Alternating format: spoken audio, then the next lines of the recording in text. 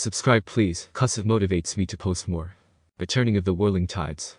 By Havoc Tear. The clan long thought extinct has finally found its heir, rescued by his thought deceased mother, whom returned to their ancestral home to assume their duties.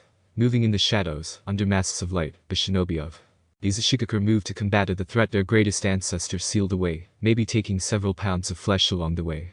They are experiencing Escorting. Atop a cleft face of an island long thought abandoned, ruined by time, stood a man of 16 years, staring out at the distant whirlpools that have, for time immortal, protected his home. Clipping his full face mask onto his belt, this teen stands in his full shinobi attire of black leather boots, loose black cargo trousers wrapped at the 3 points, around each armored shin plate to keep them clear, and halfway up his right calf, where a pouch full of kunai.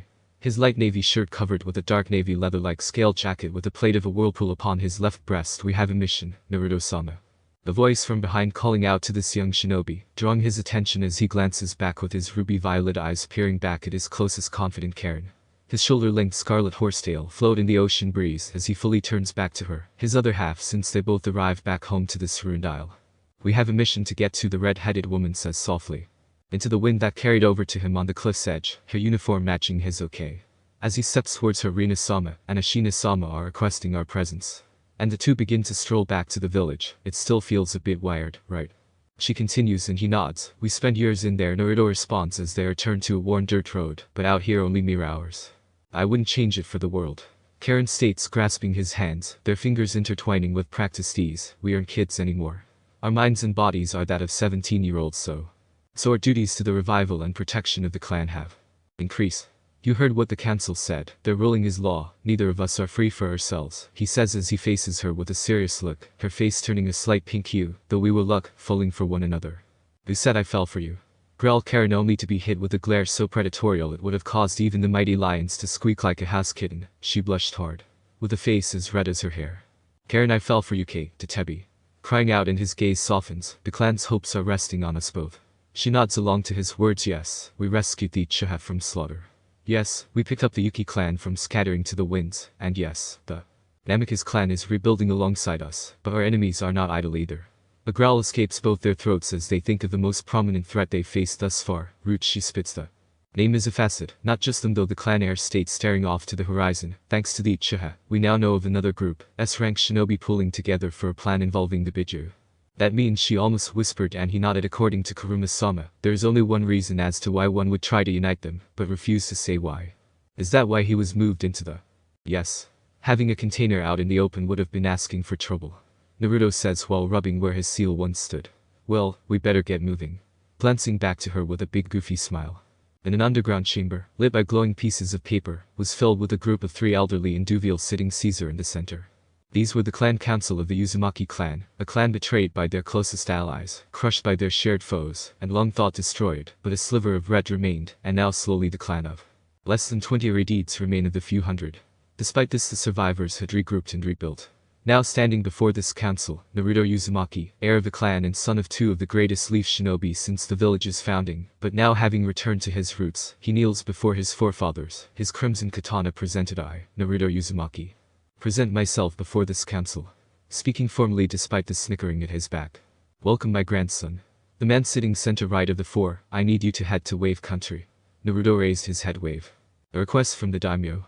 A suitable question, as the Uzumaki clan's home lays off the shore with Wave, a protectorate from before the genocide. The old man shakes his head before removing his hands from his robe sleeves, revealing a scroll with the hidden mist insignia present. Take this and deliver it to Uzumaki. Our sources have spotted him heading to Wave with one other. Your orders are to find him, deliver the scroll, and await his reply. Naruto retrieved the scroll and scanned the contents, a search and retrieval mission. They nod, the final battle is upon the resistance. We shall deploy both squads to assist them. Momochi will be a welcome blade to assist in this. The female elder states, what if he refuses? Naruto asks, but no one offers a response, which was his answer. I see. Then besides Karin, who else will be? Uzumaki Hinoka and Yuki Sina will be your backup. Naruto's grandfather explains, and the teen nods. So, the new arrivals are already integrated. Indeed. We also have a secondary objective for your team.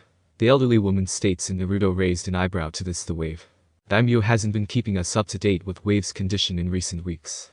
Find out why and correct it. I'll check in with him after the mission. Naruto tucks the scroll into a back pouch upon his lower back. You leave immediately.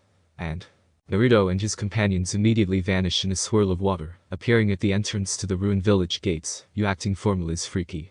Karin states with a small shudder he did admirably. Hinoka responds stepping beside the duo, I concur. Sina adds regardless Naruto, ignoring Karin's mischievous smirk waves only a few hours away at full speed. We'll aim for midday arrival, so we'll travel in full disguise. He was cut off by a passionate kiss from Karin instead. We'll put them on when we get close, right? The day's team leader simply nods, and she smirks. With a nod good. And he's meant to be the clan head. Sina comments, it's an Uzumaki thing. The only thing that can stop a stubborn Uzumaki man is an even more stubborn Uzumaki woman. So, you could handle him? Sina asks, causing the three redheads to all turn to the lone brunette, then to the short-haired skeptical woman who sighs hard. Not a chance. Land of Wave, incomplete bridge.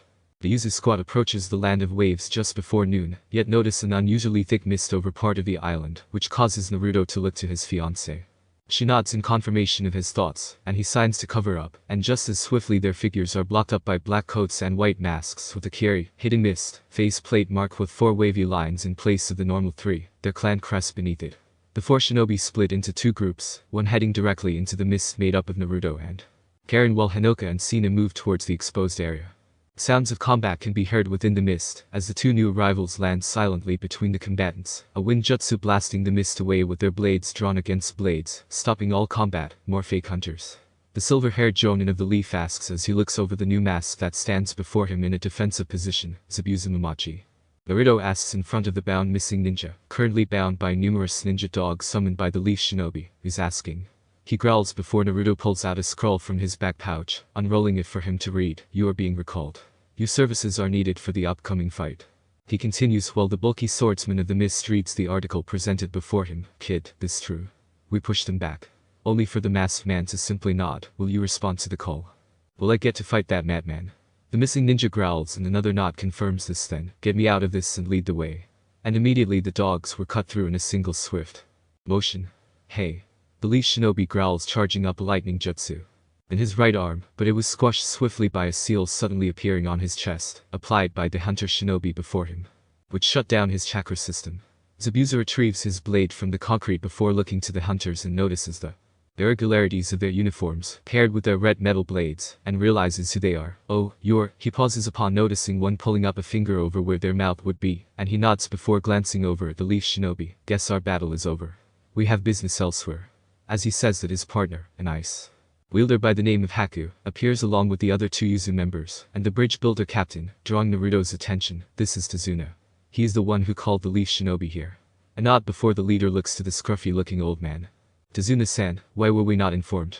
Surely you are aware of our previous agreement. The civilian nods. I'm sorry, as he pauses upon seeing the finger come up, following the gaze to the struggling Leaf shinobi. Ahem, but our daimyo's palace has been turned into a fortress. We do not even know if he's alive still. The 4 Uzu shinobi nod. In that case, they all turn to the mist swordsman. Our other objective is to regain contact with him. Clear any problem that they all free, sensing a large group approaching, and the Uzu ninja all step past the gathered group, all drawing their scarlet-colored blades standing in a line, as bandits begin to file in, along with a midget dressed up in a tux and suit. State your business. Naruto speaking monotone at the approaching force. Well, it seems you failed, Zabuza.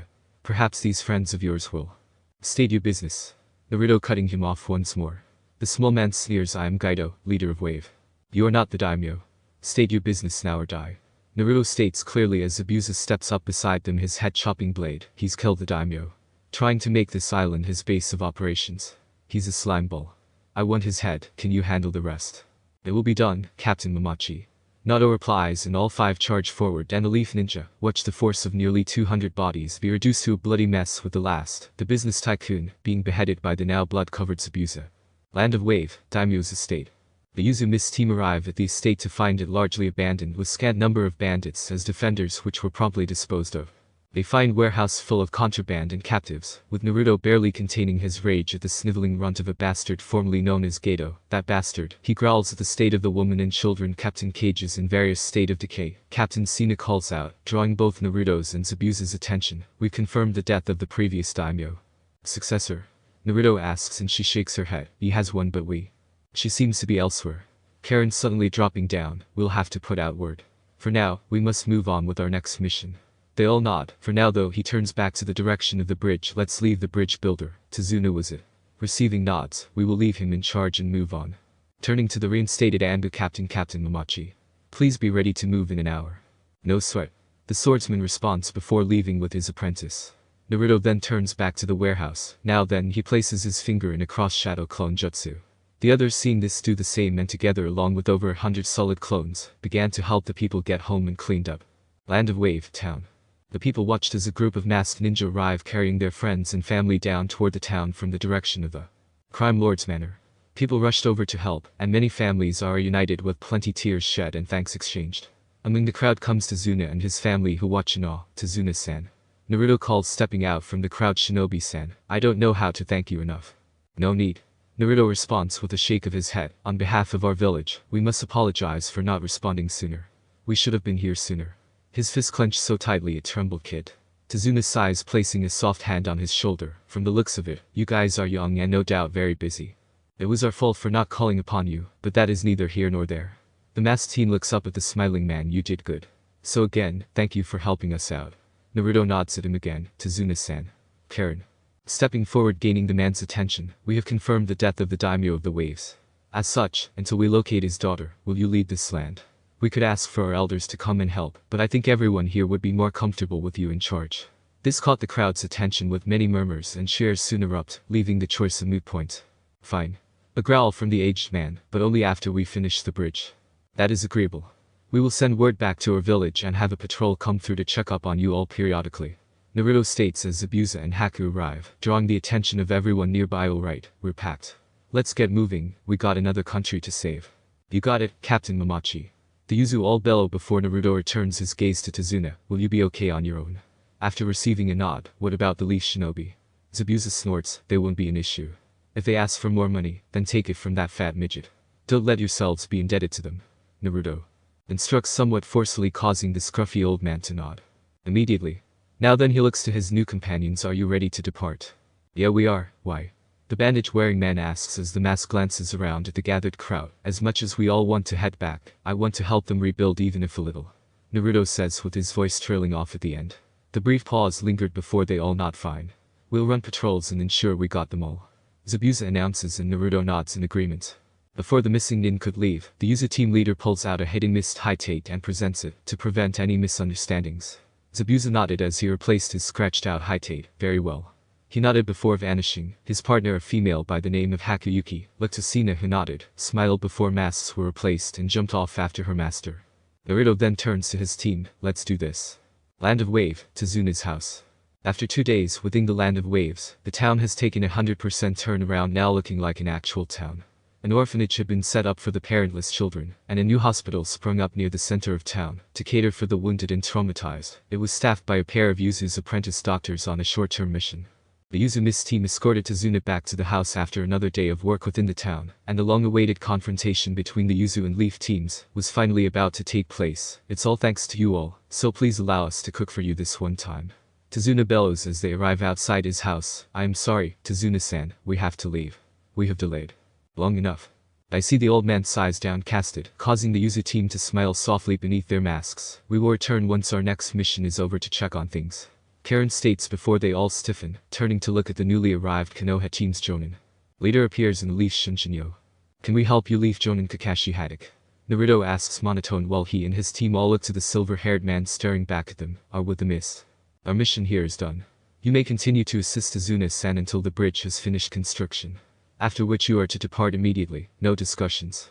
Naruto states and raises his hand when the Leaf Ninja attempts to cut in at the end. Are you sure? We could just do it ourselves.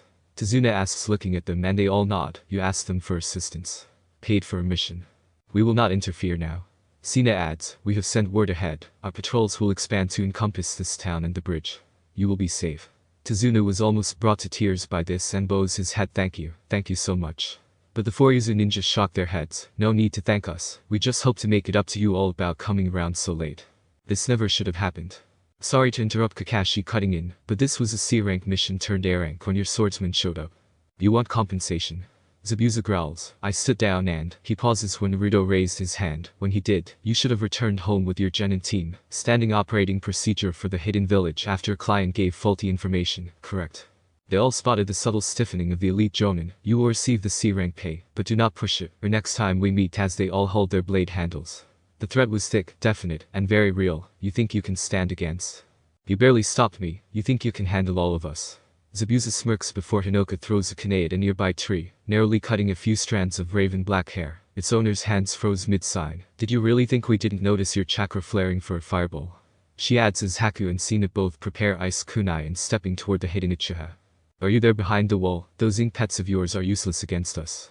Naruto adds casually, to think a member of Root would be here. We have standing orders to kill any we come across.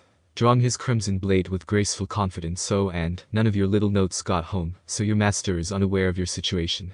The pale teen was both surprised and disturbed that these people not only detected him, lessened his techniques, blocked his communication, and directly threatened him. The cold sweat ran down the leaf nins who were clearly at a disadvantage, but Naruto turns to Tazuna. We will be leaving now.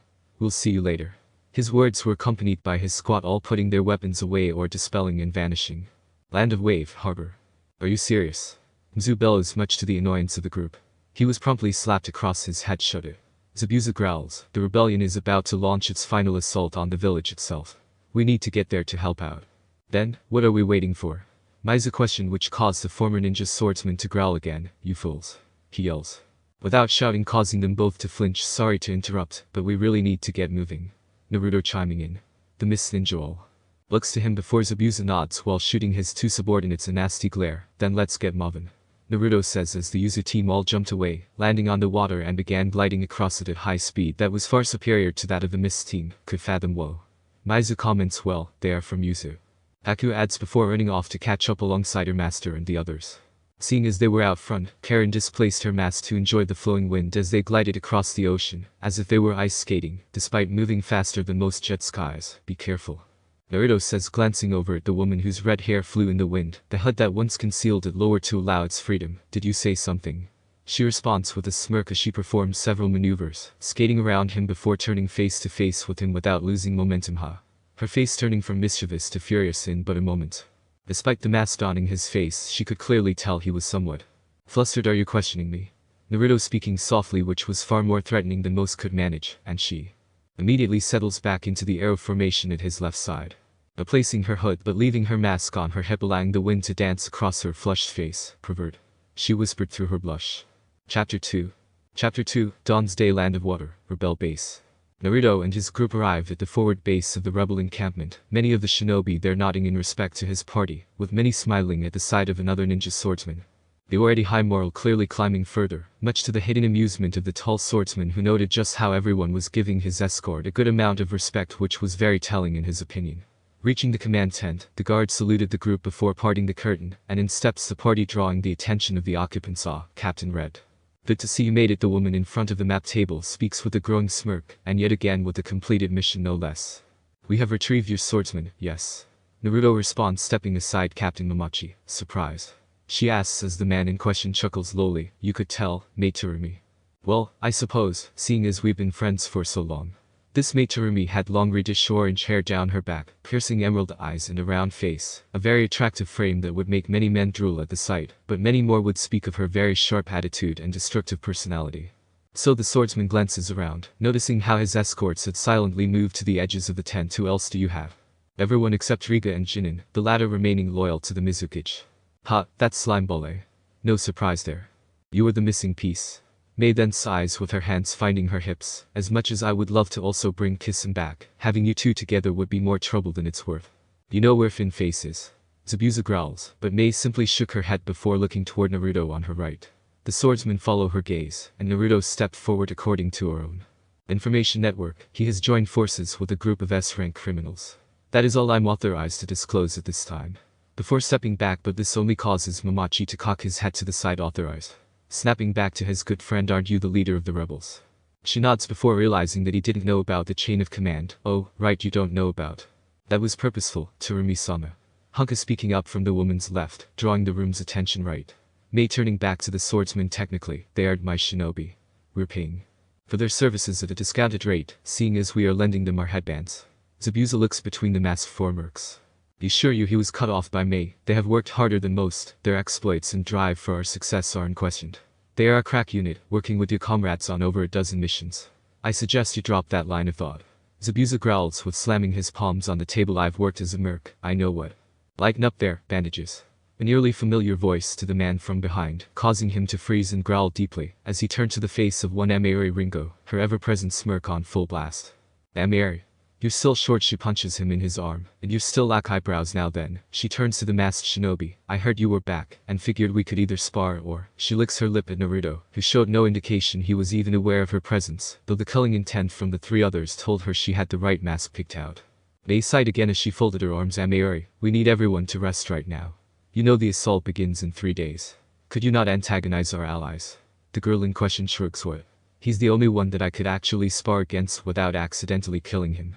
She pauses for a moment before looking back from Naruto then to Momochi, then growing a face-splitting grin. Perhaps I could make sure you haven't lost your edge, Hazabusa. Unbeknownst to the bickering duo, Naruto let out a sigh of relief, no longer at the center of Amayuri's attention, but it was short-lived as the two swordsmen. The woman turns back to Naruto, who had remained emotionless like a statue. Oh, Red, we'll have that date later, K. With a lecherous grin that sent a shudder down his spine, not that he showed it. That night, in an undescript tent among the group of tents, the 4 Uzu shinobi set up their seals upon the cloth, locking it shut and protected from outside influences, allowing them to remove their masks and armors, without their identities being leaked, and 3 sets of red hair down, with Naruto's messy ponytail that reached his shoulders. Karin straight down halfway to her hips, and Hinoka short but sleek, barely reaching her neck. What a long day, he sighs, plumping down upon his futon, as you say. Sina responds, causing a chuckle from the group. That reminds me. Naruto looking to the only non-blood Uzumaki there, that Haku. She's a lost clansman of yours, right? And Sina nods. She's my 3rd cousin from what she told me, on her mother's side. Will she be staying here, or… He let the question hang a bit, but his ice-wielding friend just shrugged. I offered her a place within the clan, but ultimately it's her choice. I told her she had until our mission is complete to decide. You do remember the creed, right? Karin narrowing her eyes at the Yuki clansman, who nods slowly with a heavy heart. If you can't, then we will. Naruto adds, supporting his clansman, that was sitting beside him, head resting on his shoulder. We are all Uzumaki here, Hinoka cutting in. You don't have to do this alone. Sina manages a weak smile, but a smile nonetheless. During the 3 days of rest, the Uzumaki shinobi were scarce and very hard to notice around, but they were very much present. Haku, who had only recently rediscovered her clansmen were still around, was one of the few who tried to pin them down, in order to discuss her decision on whether or not to rejoin her clansmen or not, but fell short in locating them. Zabuza and Amayuri both wanted to spar with them, with the former wanting to confirm what he had heard of them, with the latter more interesting in having a meal with the only man in camp capable of pushing her back in a spar. Through all this, only Mate Terumi and Aoi, her hunter-nin commander, could confirm that they were there, but refused to reveal their location. Land of water, village hidden in the mist. Stepping beside Mei, who was overlooking the village in the near distance, the air was still, the fog was thick, but flowing. To think, this day we will be free. Freedom has a price. Naruto cuts in as they stare at the village in the distance. Be sure you are ready to pay it. His parting words. What of about you and your people? She asks, causing him to pause mid-stride. Would you pay? To keep the freedoms you hold so dear. We paid that price once. He glances back at her. Only the dead can ask if it was worth it. Before setting off and leaving her to ponder. Naruto reaches his squad, leaning against a tree at the front of the tree line that was covered with rebel shinobi of the mist, all prepared and ready to go. The field of battle was set, and the Mizukage's forces were still licking their wounds from numerous skirmishes up and down their territory, without rest. But the plan has worked thus far, leading many to be of high hopes, but the Uzu team seem to be the only ones on edge. I don't like this. Hinoka mumbles with her arms crossed while leaning sideways on. I agree with her. Sina adds, if it seems too good to be true, it probably is. Naruto nods with this before looking to Karin, who shakes her head. Kagura's signature is blocking out the whole area. I could try and isolate it, but we don't have time for that. Have you all placed your markers? Naruto asks in a whisper after he activates a privacy seal on his wrist. They mimic his actions too. Isolate their voices from the outside world, but not along with his question. When the tables are turned against us, jump back here, and we will reevaluate our situation. Our primary objective is to rescue Sobu from his container, confirm his condition, then leave. And our secondary objectives are to assist the rebels rebuild. Contract time is 13 days. Hinoka adds on, what if they ask for an extension to our term? Sina asks, looking to the squad captain, who shakes his head. Our next assignment has already been selected. We are unavailable beyond our contracted time. Oh boy, where's our next assignment? Karin growls, gaining her promised one's attention again. Bodyguard duty for the priestess of Demon Country. Apparently, they suspect trouble heading their way. Naruto confirms, but that confuses Hinoka. Wait, that isn't for a few months. I thought it was guard duty for that actress. Naruto chuckles as he folds his arms with a slow shake. The elders firebolted. Apparently, the client also contacted Konoha. Wanted us as reassurance. They denied the request. Why are all these requests from women? Karin grumbles with a tone filled with both venom and loathing, arms crossed. Naruto could clearly hear the scowl in her voice, and could easily picture her scowling face she was pulling. Without warning, Naruto's communication seal lights up, signaling the other user's squad was nearby and calling out to him, "Kazer, why is your squad here? What happened to the meeting with the fire daimyo?" Talking into his right arm bracer, or at least that's what it looked like, as no noise was being transmitted through the mask, but his squad all knew what that stance meant. Went smoothly. Too smoothly for my liking. Right, so are you to back us up? Yeah. The old goats want us to make a big impression. Leave our mark. I see. Naruto glances around at his squad. Are you aware of the plan? Smash through the walls, fight the Jinchuriki, catch the beast, head home. Kazer chuckles and Naruto face palms. Even I'm not that reckless. Though, with the extra numbers, he chuckles and the hairs on Karin's neck lift, telling her that he was about to do something really stupid. She was about to move to slap him until she sensed the approach of another user's squad, Team Maelstrom, which causes her to narrow her eyes at her man. How long till you're here? Naruto asks. Your lady should be detecting us by now. The man responds, causing Naruto to glance at Karin, and despite the mask he could tell she wasn't too pleased right now. Yeah, she's releasing a fair amount of killing intent at me right now. A soft chuckle escapes his lips as he turns round. I'll inform the client of the change. See you when you get here. Lowering his hand, he returns to the front where Mei Terumi was standing with 4 of the 7 swordsmen. Terumi-sama. Naruto calls, approaching her group. Oh, Captain Red, why so formal? She questioned but got no response as he simply looked at the other swordsman beside her for a moment, then back to her. I have a small request. He asks flatly. Request. The confusion on her face was clear. I have received word that a second user team has been directed our way from a previous assignment. My request is to allow them to join the formation. Another team? I thought, but she stopped when he simply shakes his head. After a moment of thought she nods. Okay. What are they capable of? Unlike us, this new team is an area bombardment and denial team. Naruto states calmly, which caused a short pause as they all tried to figure out what that meant exactly. It was Io who summed it in a way all could understand. Injutsu specialists. Naruto cocks his head to the side. Yes and no. Not solving the confusion any further. Specialists no. Ninjutsu users yes. Just on a larger scale. How large exactly? Mei was almost afraid to ask, but got no answer as he simply looked at the town, but that sent shivers down their spines. How do they compare against you, Red? And Mayuri questions. My squad is a tactical level squad. They are a strategic level unit. Normally only hired by daimyos for large-scale decimation of occupied landmasses. Supposedly. Naruto responds with a light chuckle as the 4 new Uzunin land at his back, and immediately take a knee before him. Sir, we have arrived as ordered. Under this contract I am known as Captain Red. Prepare for orders. Naruto says before turning back to Mei. Allow us to open a path for the freedom you wish to acquire. All eyes look to the woman in the deep blue dress, a pale blue jonin jacket atop it. What do you propose? Unbeknownst to the Mist Ninja, both Naruto and Kaza were grinning like madmen on a mission. Land of water, hidden mist village. Yuzu style, tsunami's wave. Yuzu style, lightning roar. Yuzu style, roaring sky. Naruto and Kaza stayed together, and the 4-way collaboration attack flattened half of the village. The bulk of the defenders were displaced and thrown about by the time the group technique died down. Naruto turned back to Mei. He simply stares back and for a few moments at him. Clearing his throat jolts her back to reality. Begin the assault. The rebel shinobi charged through the rubble of the outer wall. The Yuzu shinobi dispersed shadow clones around to slap restraints on the downed enemies, to prevent them from striking from the rear or causing any problems. Many could clearly see the Yuzu presence far and wide, but when the Mizukage himself showed up things went from good to terrible. In his partially transformed state, Kagura tore through the village, friend and foe alike, roaring menacingly as his Anbu guard struck from the sides, cutting off the cold retreat. Mei took to the field, Io taking on the Rouge Anbu guard alongside his own, but just as she arrives, a flare of demonic chakra draws the enraged demon container's attention like a beacon. He immediately rushes forth, charging through towards the destroyed parts of town, and out toward the open areas on the village outskirts. Mei gives chase with the swordsmen all following after. Igor arrives to find a single person, emitting the aura of his kin. So, you're responsible for this, miss, you sly fox. On the contrary. This is your own doing, turtle. Ha ha ha ha, I don't see how. Those bloodline users are a threat to this world. What's wrong with you? Did you forget his teachings? A long pause with Igor suddenly looking confused. Teachings? I don't. Who are you really? His confusion abruptly fades to hell with you. You stands against me shall die. But before he could move, golden chains erupt from the ground, and each cardinal direction, and Igor briefly struggles before the demonic energy dissipates slowly, then completely as they continue to constrict.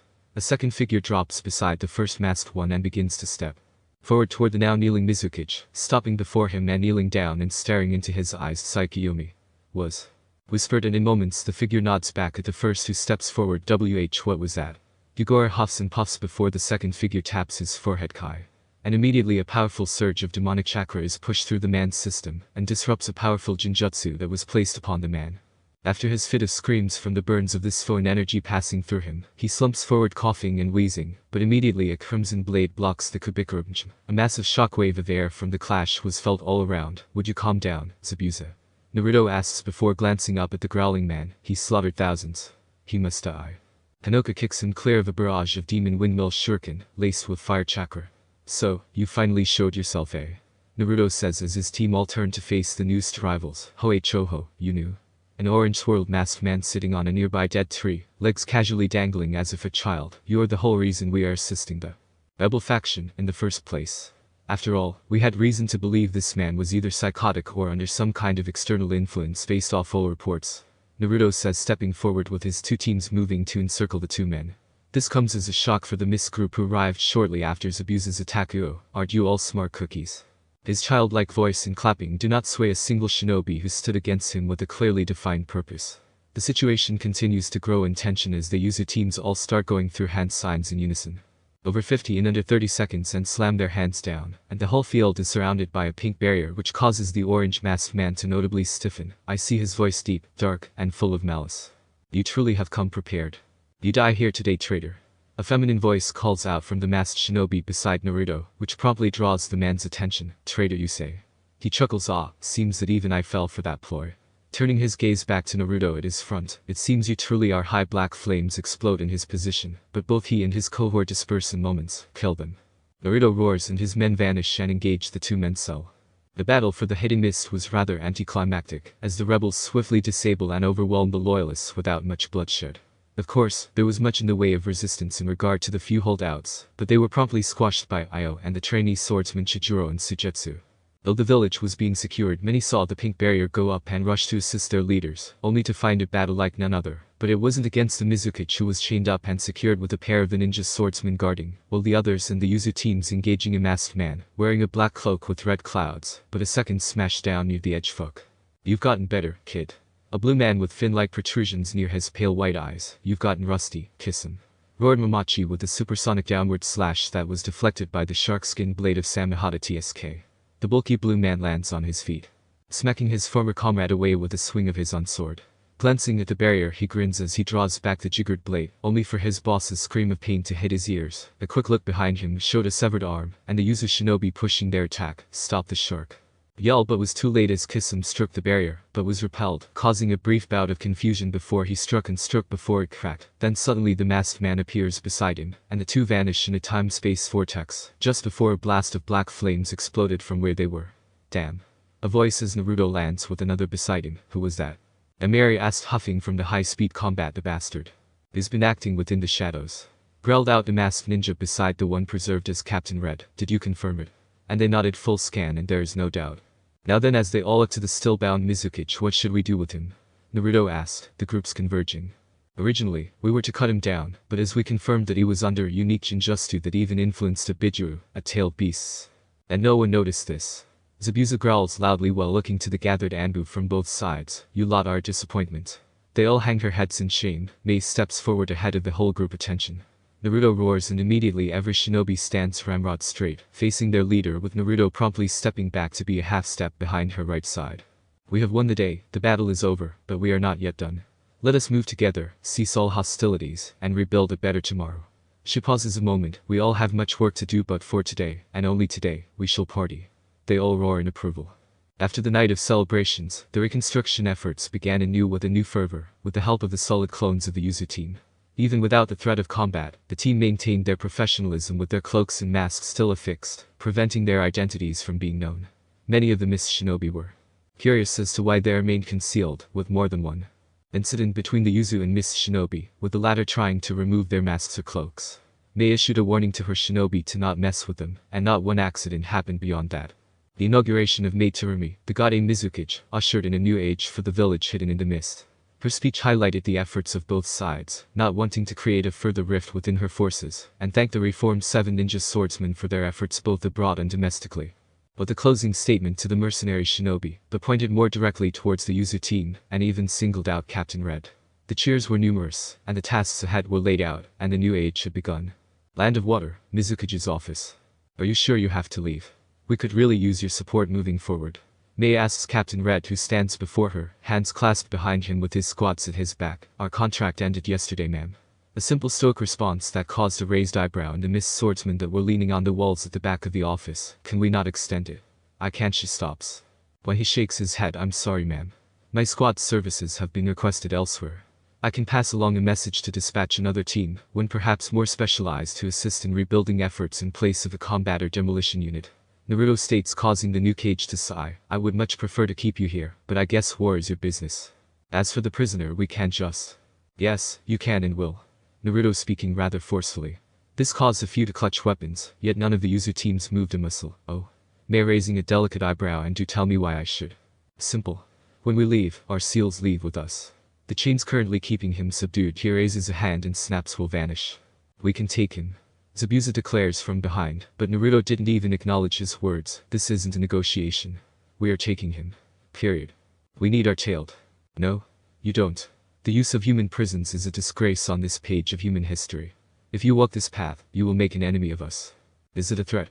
Mei said coldly with a large amount of killing intent that made all her shinobi take a step or two back, yet the user team didn't even flinch. No. A promise. We take him and you'll be free to summon us when needed. You keep him. He leans forward, and we will visit, letting the threat hand in the air as it didn't need to be said. The long prominent silence hang in the air with the two staring into each other's eyes with glares, not that anyone could tell with Naruto's mask on very well. Mei concedes, much to the shock and horror of the ninja swordsman. You can be serious, Mei. Zabuza roars, he's a fucking traitor. I want his head. And Mei yells, he's killed. Enough. Mei roars, unleashing her killing intent upon them that caused them to freeze, while Red sent a few hand signs to lock down the package, prepared to leave. And the four specialists vanish without even a puff of smoke nor sound. It's been a pleasure. Naruto states, and Mei stands, offering a hand, to which she shook. Thank you for your assistance. We will call upon you should the need arise. Land of Water, hidden Mist Village gates. Karin hands Naruto a specialized prisoner scrolls to which he attaches to the base of his back, followed a nod, and the two turn. Back to the gate where Sina was talking to Haku, who has decided to rejoin her clansmen, and is traveling with the user group. Zabuza was glaring at who he thought was the leader. He was off by one as he was looking at Karin, who was standing beside Naruto. Handing the hunter nin mask back to her adoptive father, who took it softly and nodded at her. Good luck, kid. He growls out, in order to hide the tremor in his voice. Thank you, Zabuza-sama. With a bow, that lingered a lot longer than normal, raising up with tears in her eyes. In her brief lack of protocol, she hugged him tightly, and to her surprise, he hugged her back tightly. Goodbye. Haku calls out with another bow before she runs and catches up to the group of user members. They unseal a new set of masks and robes. After a quick dressing, she fades into the group, and they all take off, vanishing from view. Much to the surprise of the gathered shinobi, shush, they can move. Ameri states, I wanted to spar, but they're also hard to find. They better take good care of her, or I'll make them pay. Zabuza with a deep growl that sounded like a tiger protecting its litter. Chapter 3. Chapter 3, Uzumaki 3, Land of Eddies, Whirling Ocean. Getting across the ocean were the Uzu mercenary shinobi. Haku was being carried by Sina, as she lacked the control and speed to keep up with them. They took their normal security measures to ensure that any tails were lost, skying towards the island ahead. Finally. We're home. Hinoka cries out, damn straight. Kaza roars with a loud laughter, can't wait to get a bowl of ramen when we get back. Misaka Uzumaki says, stretching up, you guys eat so much of that stuff. Shia informs, it's the food of the gods. Every Uzumaki in attendance declares, the others just sweat drops at the predictable response. Kazu slides up to Naruto's side. So. Another perfect mission and recovering a Biju to boot. You trying to impress someone? You know you talk too much. Naruto responds with narrowing eyes, sorry bro, I know it's gotta be tough with all those expectations on you. Naruto grunts at Kazu's words before glancing at him. We both have expectations on us, Commander.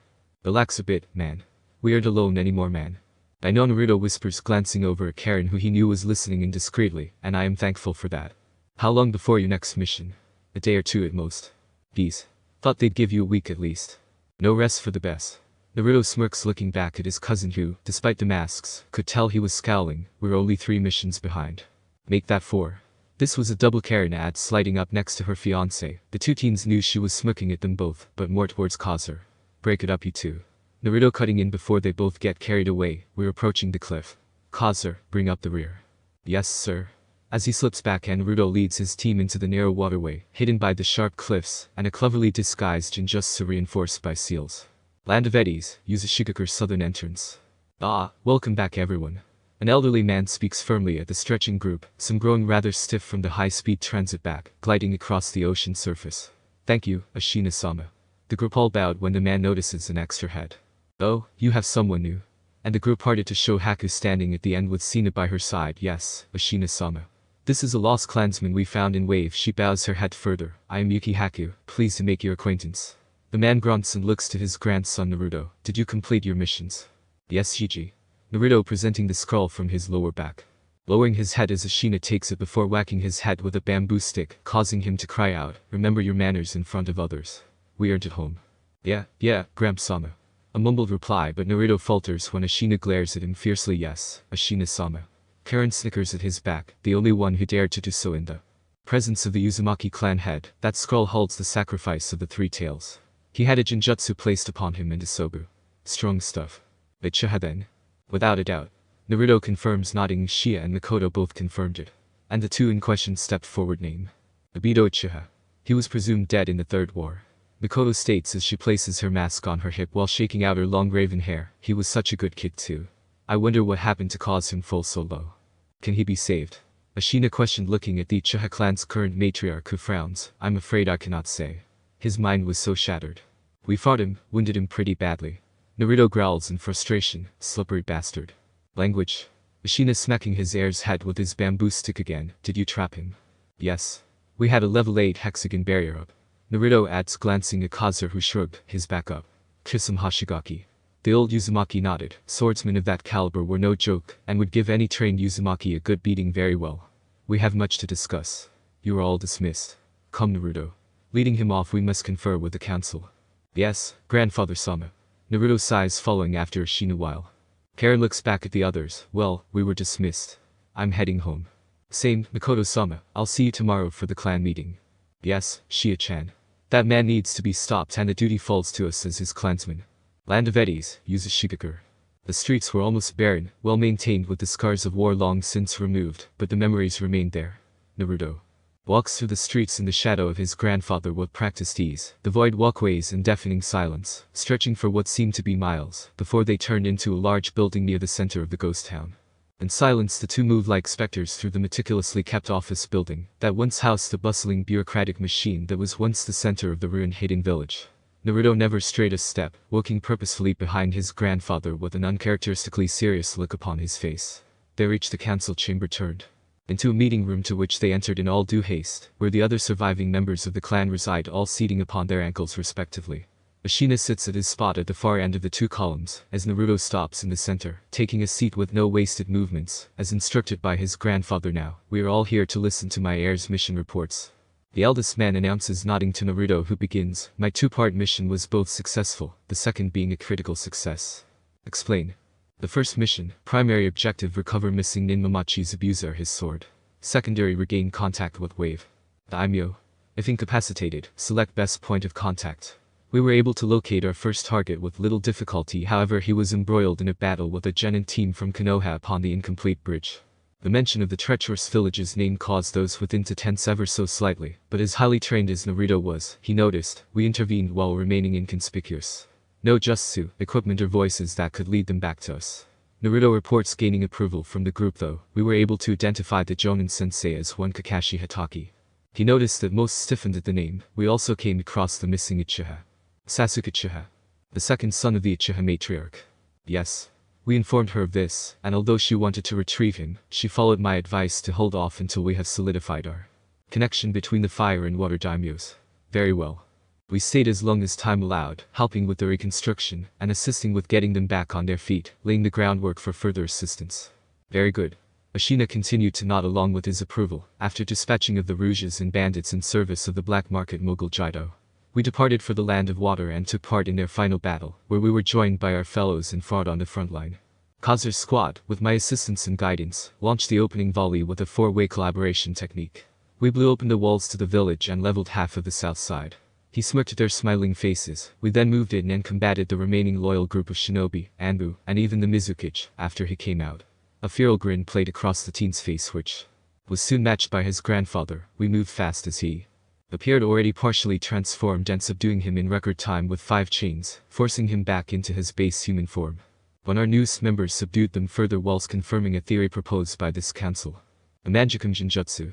Ashina whispers as the others begin to murmur with Naruto nodding softly. Even Isoba was affected. The masked man, from what we have observed, has grafted Senju cells upon his own body. This report causes them all to murmur loudly, and Ashina lifts his finger to his chin, deep in thought, whilst allowing his council to confer with one another. Seeing this lull, Naruto takes this chance to unclip a second scroll from his belt and lay it out before them all, and unseals its contents with a puff of smoke, drawing the room's attention to the lone arm, with a clean slice at the shoulder. Asks followed as even the leader of the clan staring wide-eyed at the article during the fight. We secured this from the man in the mask whom we were able to identify, thanks again to our new branch family. His true name is Obito Uchiha. According to our Essel clansman, he was presumed dead at the Battle of Kanabi Bridge, though his body was never recovered. I presume this, but Naruto's not cut that question short, so we have a name for this madman. Yes, Great Elder. The young clan heir responds. He relies on his eyes to remain elusive, and seems to be a master of a space-time. That's known to the Uchiha as Kamui. I advise all teams to be outfitted as standard with seals to counteract them, tier 6 minimum.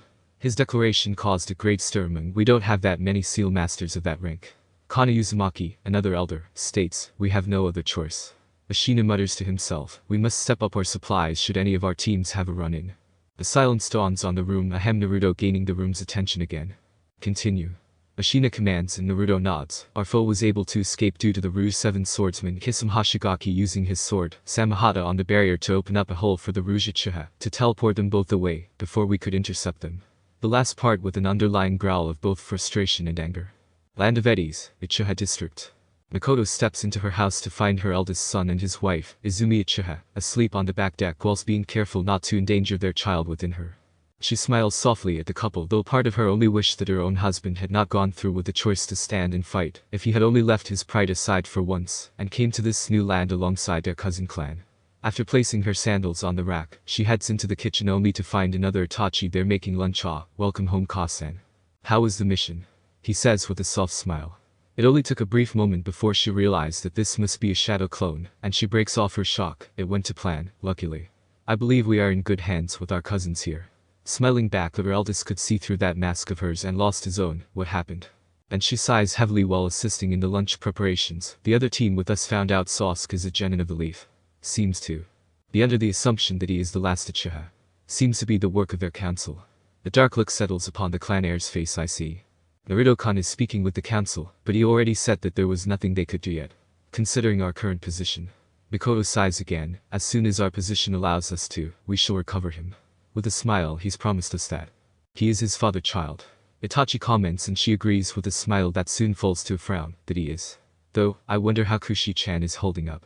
Land of Eddies, Yuki District. Hinoka and Sina lead Haku into the Yuki District, marked by a beautiful crystal arch that shimmered under the afternoon sun. Many clansmen were happily going about their day, with even the children simply just enjoying their childhood. Haku was amazed at this as a few eyes land on her, with a few older ones, seemingly recognizing her likeness at the very least. Oh my, you are Lu's child, an elder call out, causing Haku to spin to the old man in surprise. You knew my mother. That caused gasps from all over. Welcome home, Haku. I'm your grandfather. Tears flowed as she hugged the man. I thought I lost you both. I'm so glad you're safe. Let me get a good look at you. He pulls back and a smile slowly forms upon his face. My, you look so much like her. You are going to be such a beautiful flower. Behind this, Sina smiles whilst Hinoka leans against her. Seems like she'll fit right in, huh? The redhead states, to whom her partner simply nods in agreement. It's always nice to have family, right? Sina finds her hand being held firmly by Hinoka. You have me, okay. Naruto. You aren't alone anymore. We may not be Yukis, but to us, you're just like any other Uzumaki. Perhaps a name someday too. With a blush. Sina snorts at that, to think the tomboy Hono could actually blush. A small elbow to the gut was the only response to that. Land of Eddies, Uzumaki clan hall. With evening behind them and night falling upon the hidden whirlpool village, Ashina walks with Naruto at his right and the elders at their backs. The large hall was lined with long tables loaded with food, and the entire island personnel in attendance, Uzumaki, Uchiha, and Yuki alike, all under a new combined crest with the shared Uzumaki name. One clan, one family. As usual, they all sat now that we are all together again. Without any missions underway, the entire clan had gathered and enjoyed the dinner as a family. This was a unique moment for several new additions, but the air was thick with familiar warmth that could melt ice caps. The bond between the clan was solidified in these nights despite them originally hailing from different bloods. These get-togethers were what made those like Mikoto and Sina both glad they made the choice to bring their families to this new life. It was common knowledge that for such a jolly atmosphere filled with merry cheers and gentle laughter, the main house was eating with a stoic expression. They ignored the single empty cushion directly across the table from the heir apparent, but they all pretended to not see it. No one knows why, but Naruto Uzumaki, the heir apparent, and his mother, the former heiress Kushina Uzumaki, were never in the same room for long, and even when they were, it was as if the two were unable to see or even feel the other's presence. It was confusing at first as the two were inseparable when they first arrived, and for the first 3 years one was always with the other. Then one day it was like a switch was flipped. Some thought it was due to the succession was passed to him, but that happened long before that. Even after the Karin clan had put him through the purification ceremony, their relationship was solid, and then it just vanished. Land of Eddies, Uzumaki Council Hall. The council hall was a large room with 7 slightly elevated seating platforms, with a set of pillows in sets of 3 around the edges.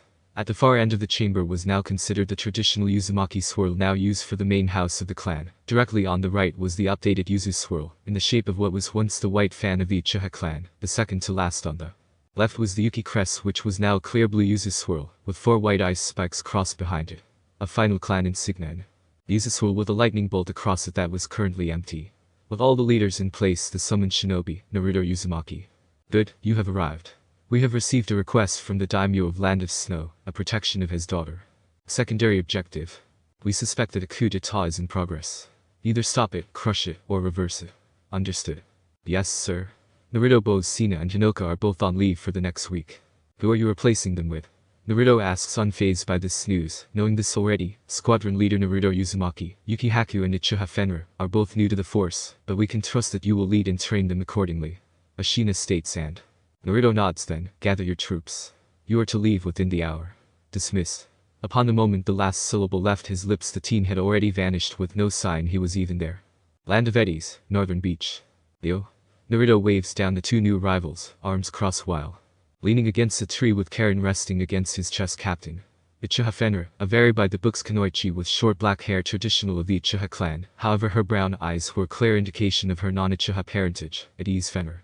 He responds and her tense shoulders relax as Naruto turns his attention. Good to see you again, Haku-san. No need to be so formal, Uzumaki-sama. The girl bowing profoundly. Thanks to you both, I have found family. I will be ever thankful to you and your clan. Both Naruto and Karin wave it off. Cut the formality. Speaking in unison, we both know what it's like to be broken away from our families. Karin says solemnly as her hands are slowly, softly, and with great care, taken by Naruto's with fingers intertwined. We are just happy to help. A throat clearing brings their attention back to Fenrir. Captain, should we not get going? Yes, you're right, however I must ask, getting into commander mode, how far are you both in the chakra surfing? And they both look to one another before returning to their leader. I understand the concept, but Naruto nodded at Fenrir's answer, before looking to Haku. Just observations of you all on our way back. From what I understand, it is a chakra control exercise. Karin nods yes. It's considered a basic among the Yuzu forces, but by the standard of the large nations, it would be at minimum a high jonin to elite jonin if at all. Leaving the 2 new members shocked. Think about it. Karin continues, shuffling slightly to get even more melted into Naruto at her back. Our clan has always had abnormally high chakra reserves. I, myself, had jonin level reserves when I was 6. Narukoi had the same at the age of 5. I see. So, chakra control exercises are really advanced here. Haku mentions, to which the 2 redhead nod. Most jutsu, below C rank, require us to work almost twice as hard as others to get the same results. Those below D rank are not even worth trying. Why? Haku questions. We overload him. Naruto's flat reply, even with all those control exercises under our belt. A growl in the depth of his throat which causes Karin to blush to rise upon her face. I see. So, what should we do, Captain? Fenrir questions. I want you both to surf out past that reek, pointing to a mostly sunken mist warship, rotten, algae-covered wood sticking just over the waves, and back as steadily as you can manage. Speed is secondary. I'm looking for consistency. Yes, Captain. The 2 non-redeeds speak in unison. It took some time for the 2 new members of the team to understand the theory behind the exercise, but in practice was completely different story. Haku picked it up first, but struggled to maintain it for any usable amount of time. Fenrir took a little longer to put the numbers together, but ultimately got the hang of it, yet could only go so fast. After many attempts, soaked clothes, and loud exclamations from the 2 redeeds, Naruto makes the decision to continue this training, once they get back, as it was now time to leave. Stepping forward. Okay, that's enough calling out, and the 2 out on the waves. We have to get to the mission site. announcing before landing a peck on Karin's lips as he embraces her from behind. But Captain, how can we get to? Karin raises her hand to stop Fenrir's rant, breaking from her man's embrace, whilst going through hand signs, spreads blood on her palms before slamming it into the water summoning. And a large leviathan appears from the ocean. Karin saw the teal-scaled, 30-meter-long aquatic reptile bows before looking to Naruto. Naruto Dono, how may I be of assistance? Kai, we have a few new guys with us this time round. They haven't learned how to ski yet, so can you carry them behind us? Karin questioned, to which the giant armored sea serpent looks to the shocked duo and nods. By your word, Lady Karin. Captain. A new voice calls, drawing Naruto's attention to his back. Two new arrivals show up. Jux, Raya. What are you two doing here? Mission update just came through. Jux, a shinobi formerly of Mist and formerly of Yuzu's intelligence division, a 6-foot-tall dark-haired bulk of a man. We have to meet up with the client at a new location. Where? Naruto asks, perplexed. A port on the northern edge of the Land of Fire. They'll have a ship there for us to escort. Jux explains, but isn't the client the daimyo of the Land of Snow? What are they doing within fire territory? Naruto questioned, growing ever more confused. Seems the client is the captain of the royal guard. With the permission of wait. Then the coup. Possibly underway as we speak. Then Naruto leads off and Jux nods. We are to ensure the line of succession. We? The Uzumaki questioned and Raya smiles. We will be joining you this time, Uzumaki Dono. Bowing her head, married couples are not allowed on the same team. Yet you and Lady Karin. We aren't married. Naruto cutting off Jack's technicalities. Fine. Naruto growls, beginning to turn back only for Jux to put his arm out, gaining his attention again. We suspect the land's ninja may become hostile. We are to avoid engagement, however. Grapple and detain. No maiming. Naruto responds and they nod. Then, let's get underway. We are already pushing it time-wise. He pauses mid-step, glancing back. You guys got your external uniforms? They nod again, unsealing their cloaks and masks. He smirks. You got the 8-2s. They both chuckle as he nods in approval. Before turning back to his other team members, we're going with the 8-2 uniforms. No need to pretend to be part of the mist this time. And they all nod, unsealing their respective cloaks and masks. Masks with the Uzu swirled dead center. All right, let's move out. Naruto orders as his mask reaches his face. Chapter 4. Chapter 4, Snowflakes. Just for clarification, Naruto is known as Red, and is referred to as such when his mask is on and eyes when on camera. Land of Fire, Northern Port. Skimming across the flowing waves, the 6 Uzu shinobi arrive outside the port, with the 4 veterans in a box formation around the summons carrying the 2 rookies. I don't see the boat. Karin asks over their short-range radios built into the masks. It's still in port. Red responds as he stares at a certain ship, the crest of the snow samurai on the armor of one aboard. I see a few samurai with the royal crest aborted. I see leaf shinobi. Raya adds from the position at the rear of the formation, behind Red that wasn't in the brief. Red states with a throaty growl, they were only to guard them to the border for a handover with us. Jux confirms, which causes Red to nod, glad to not being forced to work with a neutral party. We'll wait out here. Don't want to cause any issues with jurisdiction and diplomacy. Red orders and the team continue to maintain its distance from the shoreline, but close enough for them to keep an eye on the vessel. An hour of waiting with no change causes both Red and Karin to grow agitated, which causes Red to lose his cool first. I'll go and find out what's going on. I'll come with. Karin growls as the two break off and head into the port. Guess we wait here. The 2 Uzu shinobi reach the port, moving from their traditional skiing to the more common water running, as to not reveal too much about their capability. Jumping up the land before the vessel ramp. Startling the guards for a moment. Apologies for our sudden arrival, Land of Snow Samurai. We have been tasked with the protection of your charge. Red explains while producing the mission scroll, which he hands to the guard that had approached him. They took the item, unrolling and inspecting. They nod. Where is our charge? Red questioned. I believe they are still at the inn. We shall lead you there. One guard says, leading the 2 masked shinobi quietly moving after him. At the inn, the 3 arrive to find 2 teams of 3 genin, and move past them without any noticing their presence. The samurai arrives at a door and knocks. Come in. Is heard and the man steps inside, with a quick bow of his head to the occupants. Sirs, madam. The second escort has arrived. Second escort. One of the least Jonin questions, confused, and the producer steps forward. Well, when we were told that we would get 2 genin teams, we thought it'd be prudent to ensure we had a backup option. Gaining frowns from the 2 leaf Jonin, that wasn't part of the agreement. The new voice questioned, causing both leaf shinobi present to startle, while looking around to see nor sense anything. A tense moment of silence as the 2 Jonin back-to-back, still unable to detect the voice. Ah, you're the famous Red team. The producer questioned, drawing the 2 agitated shinobi's attention toward the man who was face-to-face with the masked ninja. The agreement we signed clearly said that the leaf nin were only to escort you here, where we would take over. The last thing we need is a diplomatic incident on our hands. The mysterious shinobi states, with his arms crossed, clearly annoyed at the prospect of working with outsiders. Please calm down, Shinobi-sama. The man says in a sorrowful sound, "You hired these mercenaries." One leaf shinobi questioned, a cigarette propped between his lips, his eyes locked on the clocked individual who had suddenly appeared in the room. "Our contract with the land of Snow Daimyo is to defend his daughter against all threats. It does not mention cooperation with any third parties. Now we wrote that contract before the hokage present us with 2 teams in place of 1. This created an issue with us, so this was not what we agreed to." Red sighs softly as to not be overheard. "Just take it." Karin's voice over the radio, "We'll handle the mission regardless.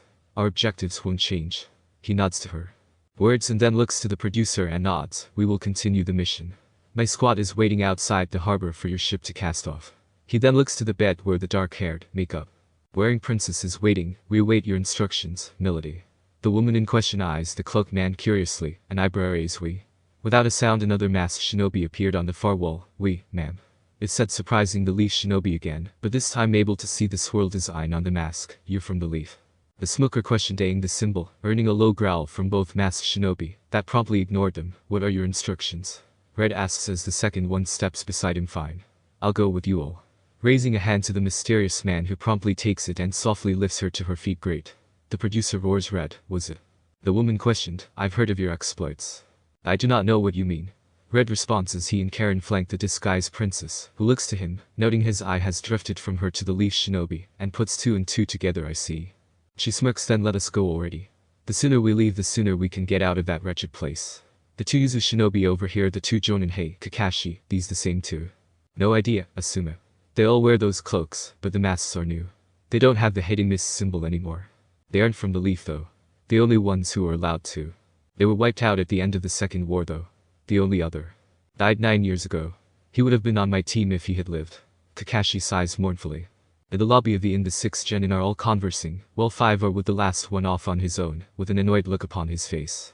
This is what the princess walks down into with the 2 Yuzu shinobi flanking her. "How should we address you, Lady Kazuhana?"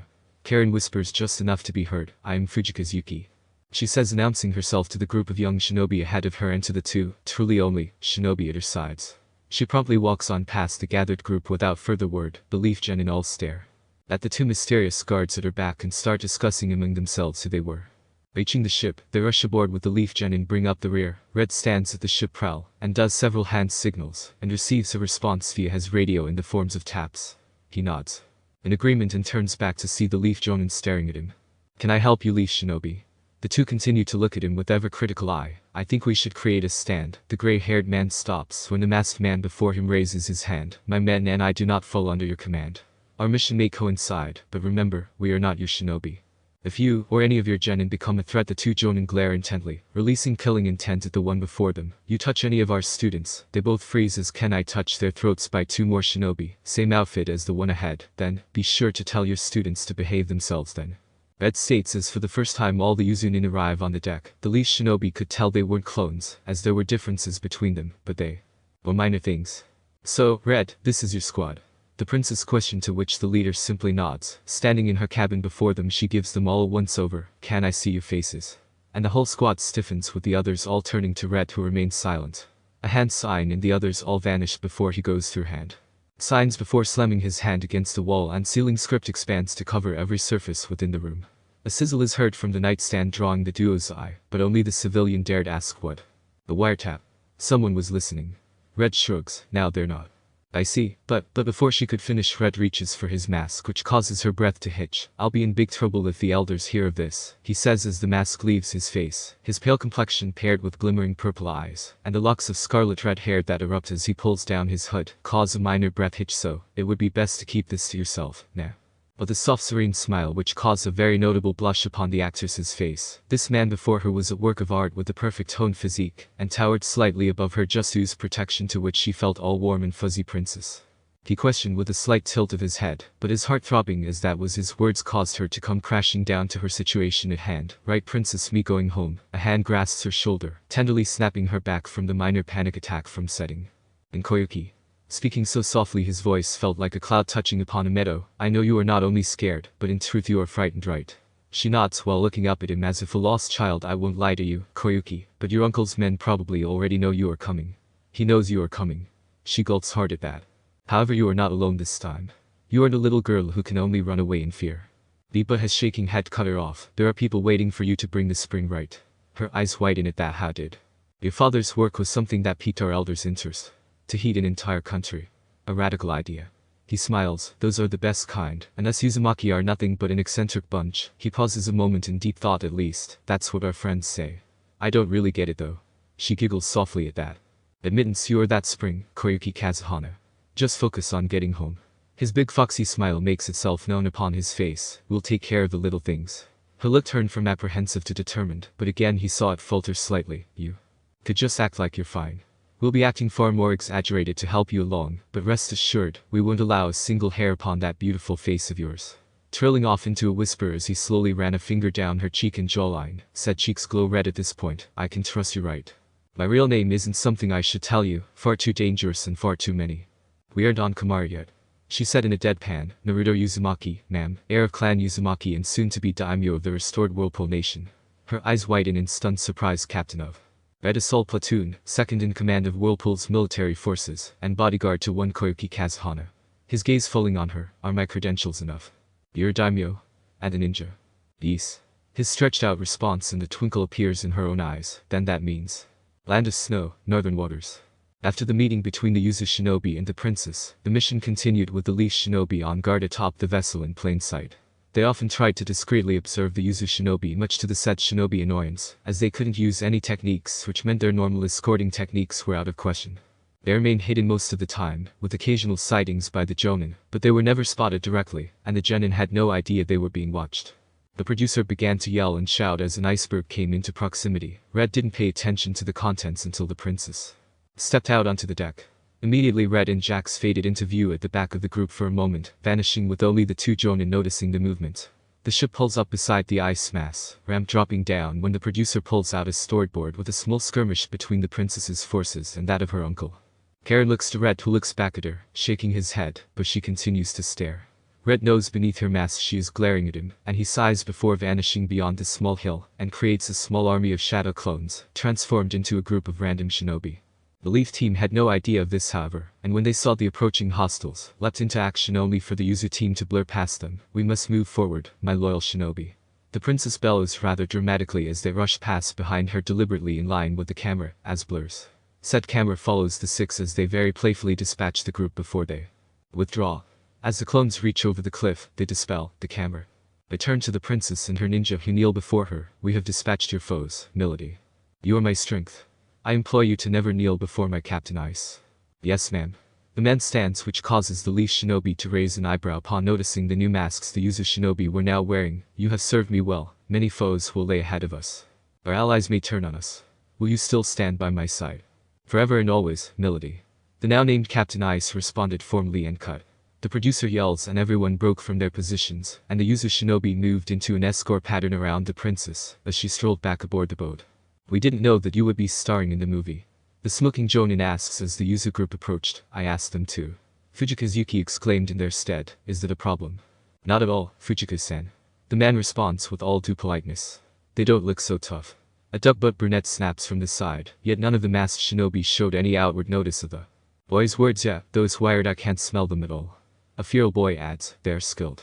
A pale-skinned boy almost whispered as his gaze scans over the group. Another drone.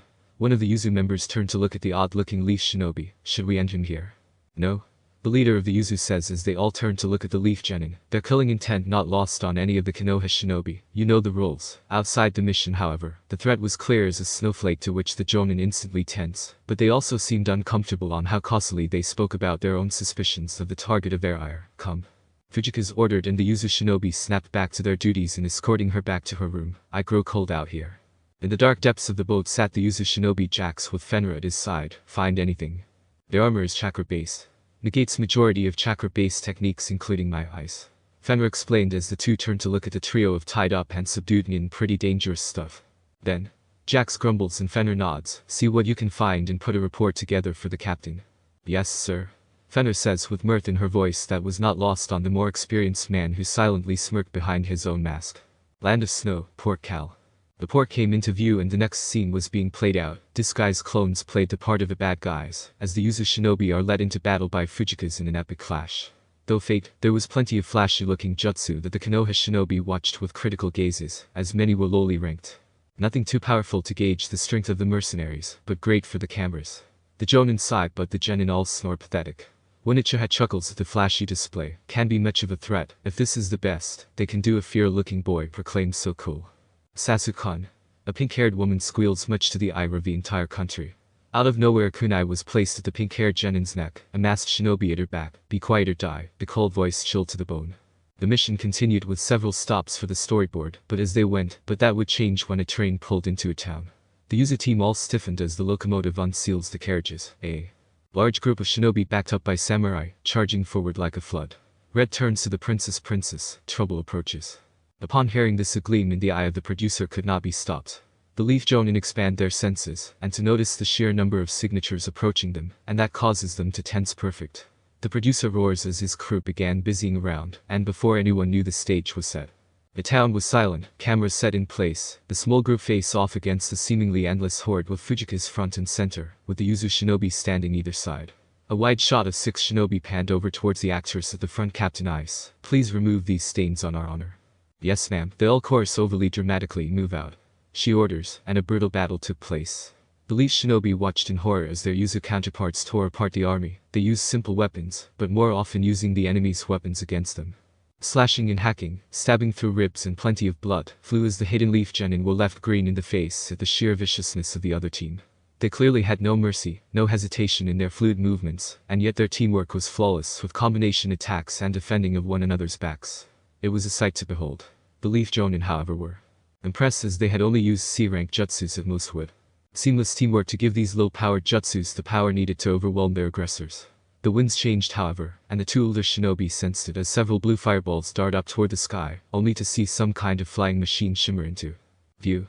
A second barrage of fireballs impacted what appeared to be a blue barrier flickers into view, before impacting the contraption's hull. The Leaf jonin's eyes are caught by a flicker, and they spot one of the Yuzu shinobi looking at them, and signs in hidden Leaf Anbu code protect the target, second unknown above. After a second of shock that their own code was being used by a non-Leaf shinobi, but it subsided upon recognizing the situation. Eyes and head snapped up, and the red eye was spinning, noticing the second craft swooping in toward the target of their protection. Fujika's watched in a mix of horror and awe as, on her command, but as she looked closer, there was not as many dead as it appeared. Many were still breathing, at least those around her, but even still the sheer ease of which her escorts were dispatching the threats to her life. For that moment she was distracted. A figure drops down behind and grabs her in one swoop, and a gag appearing in her mouth, much to the dismay of the arriving Leaf jonin. Damn it. The formerly smoking ninja growls. A massive boom draws their attention, blue flames bellowing out from the first flying vessel and falling from the sky. Chirping bird sounds were barely audible over the crashing of the ship on the town's edge, and the gray-haired shinobi leaps up from building to building, gathering speed and strength before leaping up and darting toward the dangling ladder lightning blade, thrusting the lightning-covered hand forward, but was deflected by the same barrier as the earlier shit. The craft begins to ascend further toward the clouds, only for a foot to land on his chest, before being pushed down. That little the shinobi of the Leaf was forced back down, a stepping stone for the true star of the show, as the masked shinobi throws a set of 3 kunai. The first cuts the gag. Second cuts the rope, and the last the assailant's shoulder, causing him to let go of the princess, who falls into the waiting arms of her protector. Sorry it took so long, princess. As the weightlessness ends and they tumble down gracefully before a burst of wind slows their descent and allows them a soft landing. Land of Snow, Laznarin. All the shinobi had gathered in a room to listen to the next part of the grand plan. Much to the Yuzu shinobi's dismay, the Leaf shinobi are now being brought into the fold. So, let me get this straight. The silver-haired jonin speaks as he stares at the princess, producer, and the Yuzu shinobi. There has been a plan in place this entire time, and we have been left out of it. Yes. Red states plainly why. Simple. Another masked shinobi states, we don't trust you or your village. And the fact that we took this mission means nothing. Red states with his arms crossed, the hidden Leaf is the strongest of. If you actually believe that, then the Leaf is more delusional than we thought, Captain. Another of the masks says, looking to Red, so it would seem. You want us to help, fine, but insulting us isn't helping your case. The smoking jonin grunts with a narrow glare, even more so when you seem to know our coded hand signs.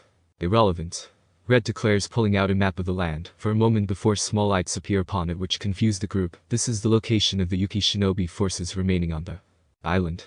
Shocking the group before the man who placed it there, we are here. Pointing to the port town. The jonin were quick on the uptake and were wide-eyed for a moment before schooling their features. The target is here. Pointing at the castle with a golden blip, we believe the main source of our trouble is the new daimyo. We must confront him directly. An epic battle scene. The producer roars, which causes all the ninja to glance to him essentially. Red states while looking at his fellows, "Are you sure that's wise?" The masked leaf shinobi questions. With still narrow eyes and, by looking at his students, an uncharacteristically serious tone. "After all, we will have to bring all our pieces together on the field." The short-bearded Jonin responds with his unlit cigarette in hand, lighting it with small flame jutsu. "Which is where your kids come into the picture." Red pointing at the genin at the side, "We will clear the front line, you two cover the flanks, and the kids move up the center." "We're ninja," the duck-bearded Uchiha growls, "not kids." The objective is simple: draw out the opposition with the side of our protection target. Glancing to Fujikaze, who nods with a resolve not seen by the leaf shinobi. Since the start of the mission, once he summons his forces to attack, he will no doubt take the field himself, believing your kids are the only protection she has. "Are you sure that will work?" "Putting our shinobi in the line of fire. They're still green. Deception is the center of the shinobi world. As long as they follow the plan, they won't be in any danger." Red continues firmly while folding his arms. "When they close in on them, fire a fireball into the air, and we will immediately close in and engage the usurper directly." Our predictions on his actions suggest that he will be wearing their latest armor, which will negate most direct chakra attacks, including Jinjutsu. The masked man looks toward the 6 youngsters. "Kids, do your best to draw him in, but avoid direct engagements. If the Uchiha deviates from the plan, feel free to utilize any method of gaining attention, be it flare tags or." He pulls out a bunch of slips of paper, handing them to the Nar clan heir. "These are only for Red to point at the map. Once you channel chakra into them, your pin will flash on here, and the closest one of us will move to assist immediately. It won't be instant, but we will come as soon as, and as fast as possible." The Nara nods, understanding the situation. That being said, Red looking to the Uchiha, "I expect you to follow the plan and keep your comrades safe. You are one of the strongest among them." "Yes." "Why would I?" "It is the duty of the strong to protect those less fortunate." "No." Chen. The Uchiha grunts, clearly annoyed at his task, but that quickly fell off into fear as the killing intent could clearly be seen rolling off the Yuzu shinobi that, despite their masks, were glaring at the boy. "Fraud." One of the other Yuzu members that wasn't Red spoke up, the first time that the leaf nins had heard what the suddenly angered raven-haired shinobi growls. "You are a fraud, claiming to be one of the noble Uchiha when you do not even follow its creed." The masked one growls out, their killing intent spiking drastically, causing the 2 Jonin to step between the two, while Red simply glances at his subordinate, who takes a step back into the shadow. "Now then, Red," regaining the room's attention, "this should be the final mission of our joint campaign. Director, you will be escorted to ensure your safety, so I suggest the overhang to the south. We will take up center stage with the princess in center." The man nods firmly. "Let us put on a show for the masses." Land of snow, Kazuhana Castle. In the plain that surrounded the main stronghold stepped the princess with Red at her side with the group surrounding her. "Are you sure I will be safe here?" Fujika's question clearly showing her nerves now out of sight of the Kamaras. "As long as we are here, no harm shall befall you." Red responds, but seeing that her nerves were clearly frayed, he stepped out of his role as mercenary for a moment and takes up her hand beneath his cloak. His free hand briefly moved his face mask so their eyes could meet, and her pale blue meeting vibrant violet, causing her breath to hitch. "You will be fine. We'll be by your side after all." Will you stay with me?" For a while, but their voices barely below a whisper, so that only the two could hear. "I am a leader myself. I can't stay forever. I can visit often, but I can't stay. My people need me too." She somewhat deflates at that though. "I could offer the daimyo an alliance contract between our two peoples." Perhaps it took but a moment to realize what that could entail, and the next second even her worry and concern for her safety was replaced with a spark of something she was unfamiliar with, but knew almost instinctively that she had to protect. "Perhaps," she responds with a firm smirk. He nods before replacing his mask, this whole interaction gone unnoticed by all but a certain Redeed who smirked behind her own mask. "Captain," the director said, "we're game." Came over the radio, causing the Yuzu shinobi to all look to the leaf shinobi. "It's time." "How?" "We're leaving our charge in your hands, leaf shinobi. Do not fail us."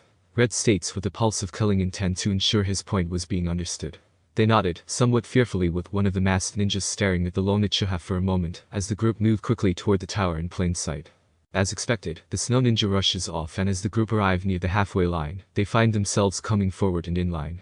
With several squadrons of snow samurai rushing forward, split up. Formation 7B. Fujika's instructs just as Red told her to do. Which was something that startled the Yuzu shinobi, who glanced at their leader, who nodded, and they all split as the princess continues rushing forward with the leaf shinobi moving up to her side. "I need you two to move to the flanks and cover our rear." Looking to the 2 elder leaf shinobi, "Nod and rush off the rest of you, Nanji formation. We're charging forward, let nothing stop us." "Hi." They all coursed just before several massive explosions of fire, water, wind, and even ice all over the clearing. A massive blast of lightning on the right flank signals one of their sensei was going somewhat wild. A boom calls their attention to the other side as smoke and flames tower higher and higher into the blue skies. Man, this is crazy. The chubby shinobi states as the whole group all nodded as they keep pace with their charge. Among a pile of armor and bodies, Red steps past them, purposely avoiding making any noise as he observes the shinobi that line declaring, attempting to hide and ambush him. Although his assault was ruthless and brutal, not one death had occurred by his hand. I suggest you stay hidden, so that you can go on in the new age that approaches. Speaking loudly but softly as the chakra he was sensing, the 24 signatures that were edging closer to him all suddenly halted, with all but 2 growing more serene as they are. Clearly standing down, but the last 2 looked on edge. Red glances at the 2 if you want to fight, then step forward, and 2 figures appear up from the snow with weapons out in chakra armor, a plate-like armor that uses its namesake to negate all attacks upon its user as an ultimate defensive equipment. Sensing its activation, Red pulls out a bright scarlet katana, which caused the Tsuyuki shinobi to take a step back as he takes up his stance, his sword raised up by his eye level, while pointing it at the enemy with both hands on the handle. It's been a while since I got to cut through my enemies. A soft but utterly dry chuckle slipped past his lips. Should be fun. Among ash and burnt metal laid at the feet of another of the Yuzu shinobi who glances around the melted snow. She glances left and right before vanishing just as a bunch of spinning shuriken land where she was originally. Out of the branches come a pair of blank masked anbu with a simple kanji for root on the front. Activating her team radio third party within the darkness. Avalanche, go assist. Fire blossom, evade and withdraw. Do not engage. Understood, Captain. Fenna responds, glancing at each masked opponent that slowly moved to cut off her escape. Smirking, she allows a pair of smoke bombs to slip from her hand that detonate immediately on contact with the ground. A black blur rushes out, and the 2 aggressors give chase without a word. After the smoke cleared and the grounds were empty again, a single shinobi steps out from behind a nearby tree, with a very amused smirk dancing across her lips so predictable. Before she too vanishes back to her mission. A flare burns brightly in the sky as Red looks up from his battle and smirks before placing his hand in a cross-hand sign and whispers, "Multi-shadow clone." And a good 50 replicas of himself fade into view around him, and promptly charge toward the enemies as he vanishes back to the target. As he arrives, he finds the Leaf Genin directly engaging the enemy, despite his instructions not to TSK. Foolish kids. Before darting in just in time as he, Karin, and Raya appear with their blades blocking their finishing blows from connecting. The Snow Shinobi quickly back off, but are cut off as the Yuzu Shinobi press their attack, disarming their specialist armor, and disabling them all in short order. The Leaf Genin were in awe in their coordination and ferocity, synchronized movements that flowed like water between offensive and defensive action, without even muttering a word. That awe turned to fear as Red approached them, his crimson sword gleaming from dripping blood, in his hand at his side. "Where's the princess?" Causing them all to widen their eyes, glancing back at where their charge was supposed to be. She was. Your mission was to protect her, not engage in meaningless combat. Red states before sighing hard, then turning to his right who signs 2 kilometers southeast. Distress. Red turns back to the 6th Genin. "We've located her. I don't know what you are capable of, but those best at support roles follow my co-worker there," pointing to Karin. "Those with ranged attacks, follow that one," pointing at Raya. "Frontliners with me."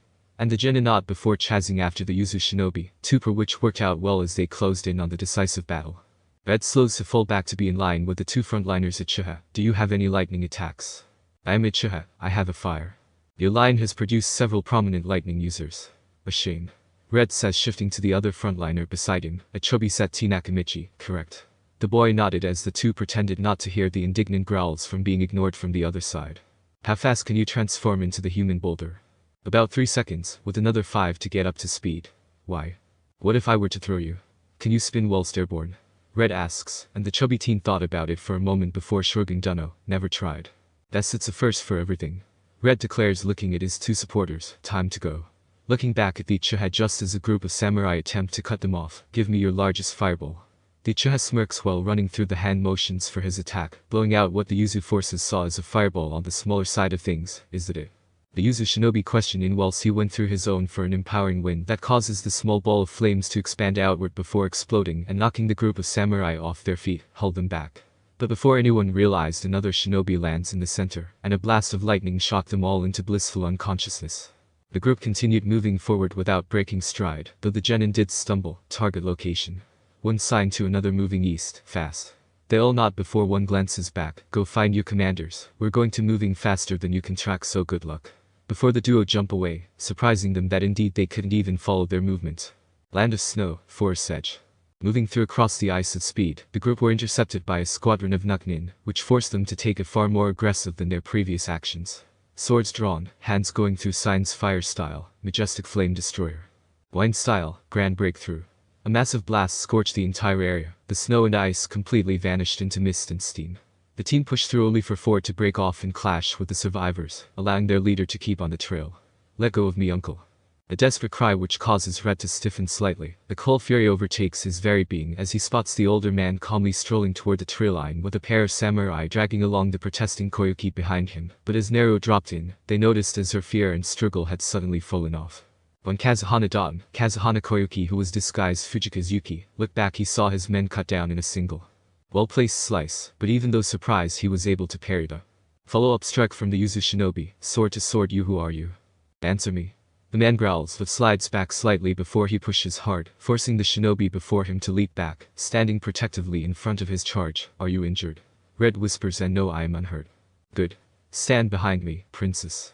Red continues to whisper as his opponent charges at him, but after a quick flash of one-handed seals, Red unleashes a torrent of high-pressure water which only pushes Dot back as his armor continues to absorb the chakra from the attack, causing the man to cackle. You cannot beat me in this prototype armor. All chakra-based attacks are pointless. Aga, without warning, Red appeared in front of him, slashes down upon him, yet the plated equipment simply repels him time and time again, forcing him back once more. Do you see now, shinobi? You cannot win. I shall unlock the treasure hidden by my useless broth. A slash of wind smacks against it, and in that brief moment, Red notices a flicker of inspiration. Guess we have no choice, huh? What are you? Dutton questioned before a ball of pure chakra spiraling in an orb in the shinobi's hand. It begins to glow brightly before darkening with a deep blue with the trailing jets of water. What the? But the man couldn't finish as the sword slashed across his chest, deflecting the defensive action of his opponent before the spiraling typhoon ball of destruction is thrusted forward into the wide open target, Yuzu style, Rasengan Typhoon. A loud crack is heard as the ball of spiraling wind and water chakra continue to clash against the chakra armor that continues to push back. Sparks and lightning spray out as the two continue to clash. You can't win. You can't boom. A massive explosion causes the battleground to fall silent as the cloud of chakra rises from the ground on the far side. All sides stand down with the Yuzu, and leaf groups converge on it. When the two groups arrive, they find a crater where Princess Fujika's can be seen helping Red step up from the 5-meter diameter hole, with their full eyes with his armor shattered and still sparking with lightning. Captain. One Yuzu shinobi stretching out their hand, which was promptly taken and pulled the pair up. It's over. Red states as he looks to his charge currently under his arm, who smiles up at him and nods. You look like shit, a whisper in his ear as he looks down, and notices his cloak had been burned and singed, revealing part of his red-clothed, brown-leathered armored arm guards. What can I say? It's been one of those days. I remembered what my father told me back then, causing everyone to look to the princess, the treasure my father wanted me to protect. She smiled whilst looking at the man beside her. Can you lend me your strength? Voice trailing to that of a whisper for a little longer. As you wish. Red states, and she smiles a true smile. Thank you, Captain. She then led them to a facility not too far ahead, buried into the mountainside. This is it. Captain, if you would be so kind. Fujika's asks, and he nods, unsealing her precious crystal necklace he took from her back on the ship, and hands it to her. But as she steps forward, she pauses before glancing back at the gathered group. Only you, Captain. He nods before turning back at his team, secure and locked down. Nothing gets in or out. He signs and they vanish immediately as he turns to the two Jonin of the Hidden Leaf. And signs, my team, parameter 2 kilometers. You, patrol and look out. In their own sign, which causes them both to growl but stiffly nods. Fine. We'll make camp here. The smoking Jonin states, clearly not too pleased taking orders from a mercenary. Thank you for your understanding. Fujika speaks with a slight bow. You are the rightful daimyo of this land. Acting your station shouldn't be too hard for you. Red chuckles, which caused the group of leaf shinobi, well most, to go wide-eyed. Stop that already. Just follow me. Land of Snow, Research Facility. Kazuhana steps into the wide open cave-like area with Red at her side, heading for the central podium, pipes, and mechanical equipment all around. Her eyes remain locked on the central pillar, where a single light shines down upon it, her father's words coming to her. Do you remember what I said back on the ship? How I wished I had died that day. The day my heart died. I do. Red replies solemnly, just barely above a whisper. I truly believe that my tears had dried up because of that incident. She turns to her savior. Yet when you spoke with that conviction, you even told me your story. The pain you hold within you. Princess, you. She raises her hand to halt his protest. Thank you, Ice. You gave me hope. Even when I gave up, you continued to push and showed me that things could get better if I believed. But the princess pulls him to the console, wrapping herself in his arms as the two place the crystal key into the slot, a perfect fit. They soon turned it, and the machine came to life, and it didn't take long before the machine woke, and the whole island was awash with the warmth of spring. The generator works. Red questioned as the pair watched the machine. As over the radio, sir, the cold has been removed. It's like a spring has come. The ice, get off the ice. Ice? Fujika's calls out to him, causing him to glance down. May I ask you? An almost whisper slipping from her lips. Princess, you've done it. Your dream of bringing the spring home seems to have borne fruit. Take your mask off, please. Another whisper. You. I know. She drops from her tiptoes, but as the Kamar pans down from their intimate position, his hand can be seen shortly after with his hand holding his mask, as the princess is held tighter upon on her tiptoe. And cut. Land of Spring, Kazuhana Castle. I must thank you, Leaf Shinobi. Kazuhana Koyuki states from the throne within the castle, her robes now reflecting her new station of daimyo of the renamed Land of Spring. Princess, the short-bearded Jonin, Jonin Saradabasume, wish to confer our desire to create an alliance with. He pauses when she raises her hand. I would love to say yes and all, however we are still busy trying to take stock on our current situation. We are in no position as of right now to sign an alliance with the Leaf. Koyuki states professionally, but the Leaf team all noticed that in place of the Yuki Shinobi that should be guarding her, there was the Yuzu Shinobi. The news just confirmed what they feared. These Yuzu Shinobi must be in more permanent talks with the princess, who seems to hold them in higher regard than themselves. I see. Do you have an estimate? I am not sure. She gave a meek smile with a shrug that causes the officials in the room to face fold with the Leaf Shinobi, chuckling at the sight. Like I said, we have a lot to do. The more we do, the more realize how much more we have left.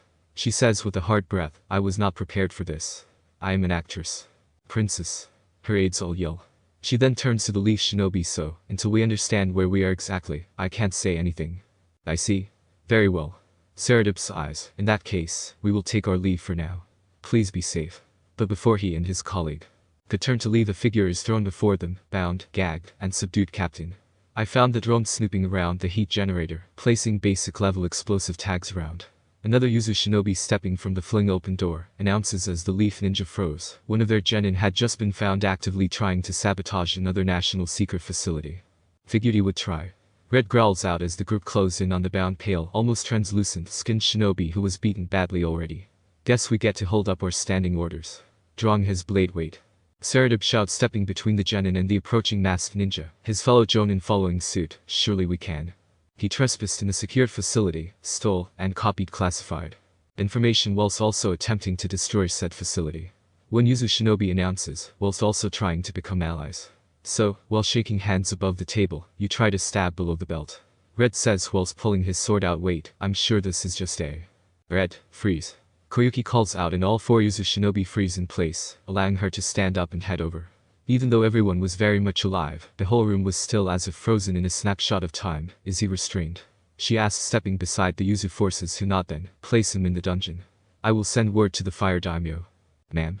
The Yuki samurai grabbing the pale rude operative, taking him to their holding cells. Now then, Koyuki turning on the Leaf Shinobi. I suggest you leave before you cause another international incident. The next morning Naruto awakens upon his monarch-sized bed with a slight groan as he stretches that alerts the bed's other occupant to his awakening. Can we sleep a little longer? No, Karin. We gotta get up. You gotta get moving for your next assignment, remember? Right. Why though? We are meant. I'm sure there's a good reason. Naruto cutting off her rant, his fingers running circles down her bare back. She sighs heavily, speaking softly. Karin continues, we haven't really spent much time together recently. Now looking up at him from her perch atop his chest, bed-head hair spread to her right. I know his simply response, equally as soft as he continues to run his hand up and down her back. But you know as much as I do. She cuts him off with a deep kiss. Let's not talk about work for now. Team 4 will be here later this evening, so we have some. She was cut off as he picks her up. She squeals the entire time as they laugh and enjoy one another for several more hours. So kid, have fun last night. Jax chuckles, stepping beside his unmasked leader, the pair standing upon a balcony high in the castle on the side that looks out over the slowly thawing plain between the fort and the town on the lake's edge. I wasn't the only one, it seems. Causing the ice user to freeze a moment. Haha, well, it's been some time since we all got any sense of privacy. That was to be expected. Yeah, though Naruto sighs as he continues to stare out across the ice. The others are heading back. I don't like not having her within my reach. You're a 16-year-old kid. The pressure on you would put even grown men on their asses.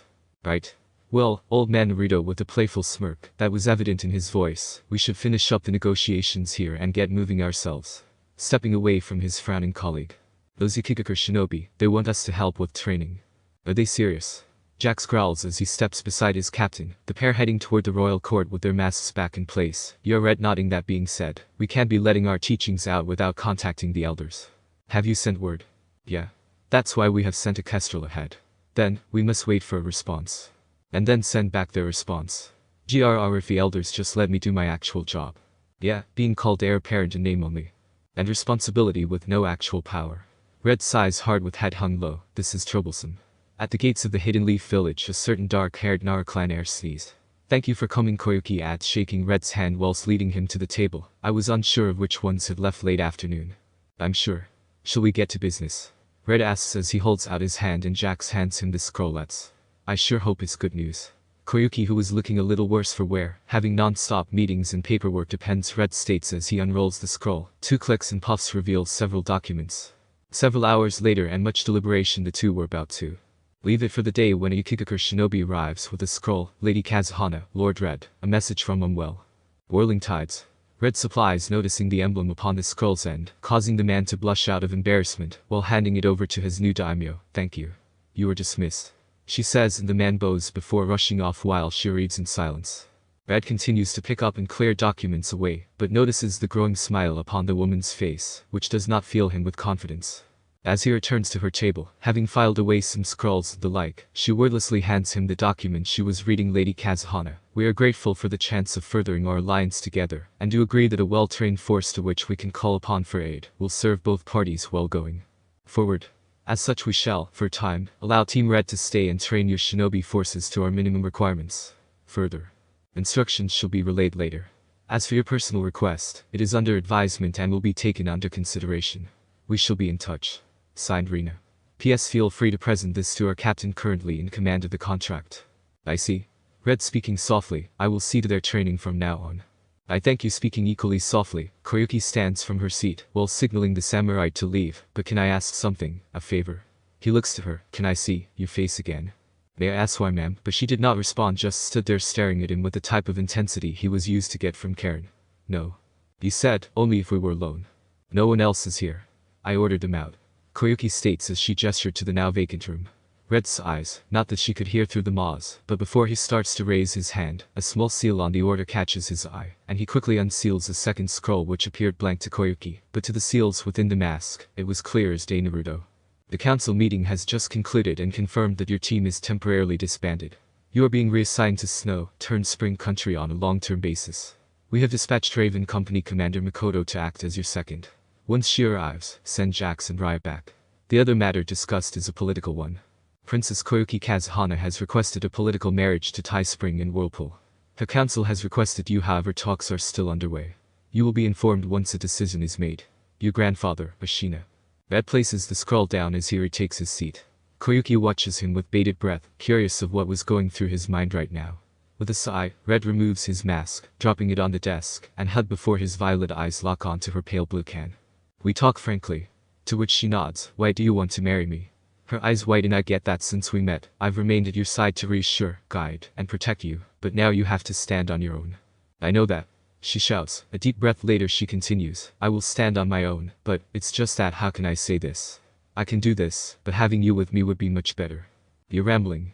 I think I'm falling for you, she shouts in irritation. His name's Sekai Izuzo. Author's note. I actually rewrote this chapter a number of times. This is as good as I think I can get it at the moment, as my work schedule unexpectedly picked up. Due to this, I have only barely gotten halfway through the next chapter when normally I am a whole chapter and a half ahead.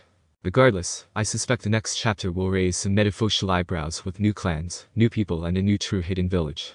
Though I'm in two minds, should it keep the hidden in snow or should it be hidden in spring? Not snow it is. Lastly, as the next arc is the somewhat predictable Chunin exams arc, or the start of it, I am not changing much nor the outcome, though I will say, not one but two invasions happen. To whom and whom, can't say here. P. Chapter 5. Chapter 5, Third Real Surprise Land of Spring, Yukigakure. A week later. Naruto is at his desk in his suite within the Kazuhana castle. His mask rests beside him as he finishes up some final finance reports for the new hidden village. Suddenly he freezes and smiles. You made good time in coming, Raven. Oh, codename still. Then why is your mask not on? Door's sealed shut. The window isn't. He explains, and the woman steps out from the shadows taking off her own mask. Nice place you have here. Mikoto announces as she pulls back her hood and shakes out her dark locks. It's temporary. As he glances to his side to see her place her own mask on the desk beside his before making her way over to the single bed. This should be fine until the morning. Sitting on said bed, Naruto puts his squall down, turning to face the former Uchiha matriarch. So, you've handed over clan leadership. She smiles and nods. We're a new clan now and it's time for new leadership. Naruto smiles alongside her. I believe that Itachi will be a great leader. All the young ones already look up to him. It's not like I won't be around to help him here and there. She yawns suddenly and Naruto stands, taking the candle lantern with him over to said bed. It is late. We should sleep. Climbing in beside her, the two embrace as he snuffs out the candle. As she lay her head on the chest of this teen, Mikoto relaxes completely in listening to his soft rhythmic heartbeat. She knows what most would think of a grown woman, such as herself seeking comfort in a man young enough to be her son is unbecoming of her station, but she doesn't care. She needs this. This being held by a strong man, even if only in private sessions. A kiss to her forehead was, in her opinion, the best way to wake up, especially when cradled in very firm muscled arms. That was until the smell of breakfast, honey pancakes with blueberry jam, hit her nose, and she sat up and immediately glared at the man beneath her. Oi, mister. We had a deal. Stop being so goddamn perfect. A deep growl at the end with Naruto smiling. I just figured that just this once, I would treat you. His smile lessened slightly. With everything back home getting so chaotic now we're stepping into the light. News of your son being conditioned to serve the leaf. You've had a lot to deal with, so he shrugged as now he was also sitting up. Consider this a thank you for your hard work. I know it isn't much, but she hugged him tightly, sniffling into his neck, her tears running down his pale skin, and he just holds her back. Land of Spring, Yukigakure Tower. Red and Raven enter the chamber to find the 6 shinobi clan heads, 2 civilian representatives, and 2 research and development representatives. After taking his seat at the table's head, the princess will not be joining us today, so we shall begin. As you may have noticed, raising his hand to gesture to Raven standing at his back, this is my second in command, Raven, sent from Whirlpool to assist us with getting everyone here up to speed with our own training regiments, and ensure that Yukigakure ninjas are respected in their craft. All those in attendance not along with this Raven will be reviewing internal security concerns and implement steel-clad ones, so that Yukigakure remains free of spies and the like. Over the following month, Red and Raven tore the village hidden in the snow apart and rebuilt it into a hidden gem built into a fort of ice. On the surface it appeared as the largest town in Spring Country, with the castle overlooking it all. Beneath it, however, the growing force of Yukigakure were training diligently, both the shinobi and samurai alike. The citizens were none the wiser, that beneath their feet. Shinobi were moving around, running missions or relaying information. Just as Red was showing the princess her new forces, Raven appears at his side with a scrawl addressed to him, to which he took, and she vanishes again. After a brief read, he looks to Koyuki. Ma'am. We have received word from Whirlpool that Yukigakure has been granted permission to enter the Chunin exams, this time held in Konoha. Oh? And what benefit will this have? She questions but suspects that any answer Red gave her would only be a half-truth. Put bluntly, it's a showcase of the upcoming genin. The better they do, the better Yukigakure looks. If they make the final, we shall go to the hidden leaf, and you can mingle among the other daimyo. Red responds promptly, the finals, huh? Do we have any genin teams available? She questions, and he nods. 4 teams, but I would only send the best, so I will probably only send 2 at most. All I need is your approval. After a long pause she nods. Okay. Get them ready enough for a win. If we are doing this, I want to take top place.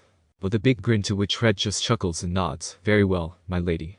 With a mock bow which causes her to chuckle. Behind his mask, Naruto smiles at Koyuki, continuing to leave the shell she built up around herself. Land of Spring, Yukigakure Tower. That night I needed that. Mikoto sighs as she dropped down beside Naruto, the pair panting and sweaty, just as he began to hug her from behind. You and me both. Naruto almost whispered into her. Raven heard the vibrations of his voice, somewhat soothing to the woman currently enclosed within her man's arms. She knows come morning, he will return to bring just her coworker, family friend, and village leader, but for right now in this moment he was all hers, and she will take full advantage of that for as long as she can. Land of Spring, Kazuhana Castle. Raven read in a raised voice the following afternoon meeting, snapping her from her daydreams, recalling the night prior. Did you say something? Looking up and down the table, and you could see Red visibly deflate, the security reports on the infiltration from a week ago. Despite the mask, Red could tell that Raven was very clearly flustered as she went through the pile of documents she had before producing said reports. 2 separate incidents occurred within hours of each other.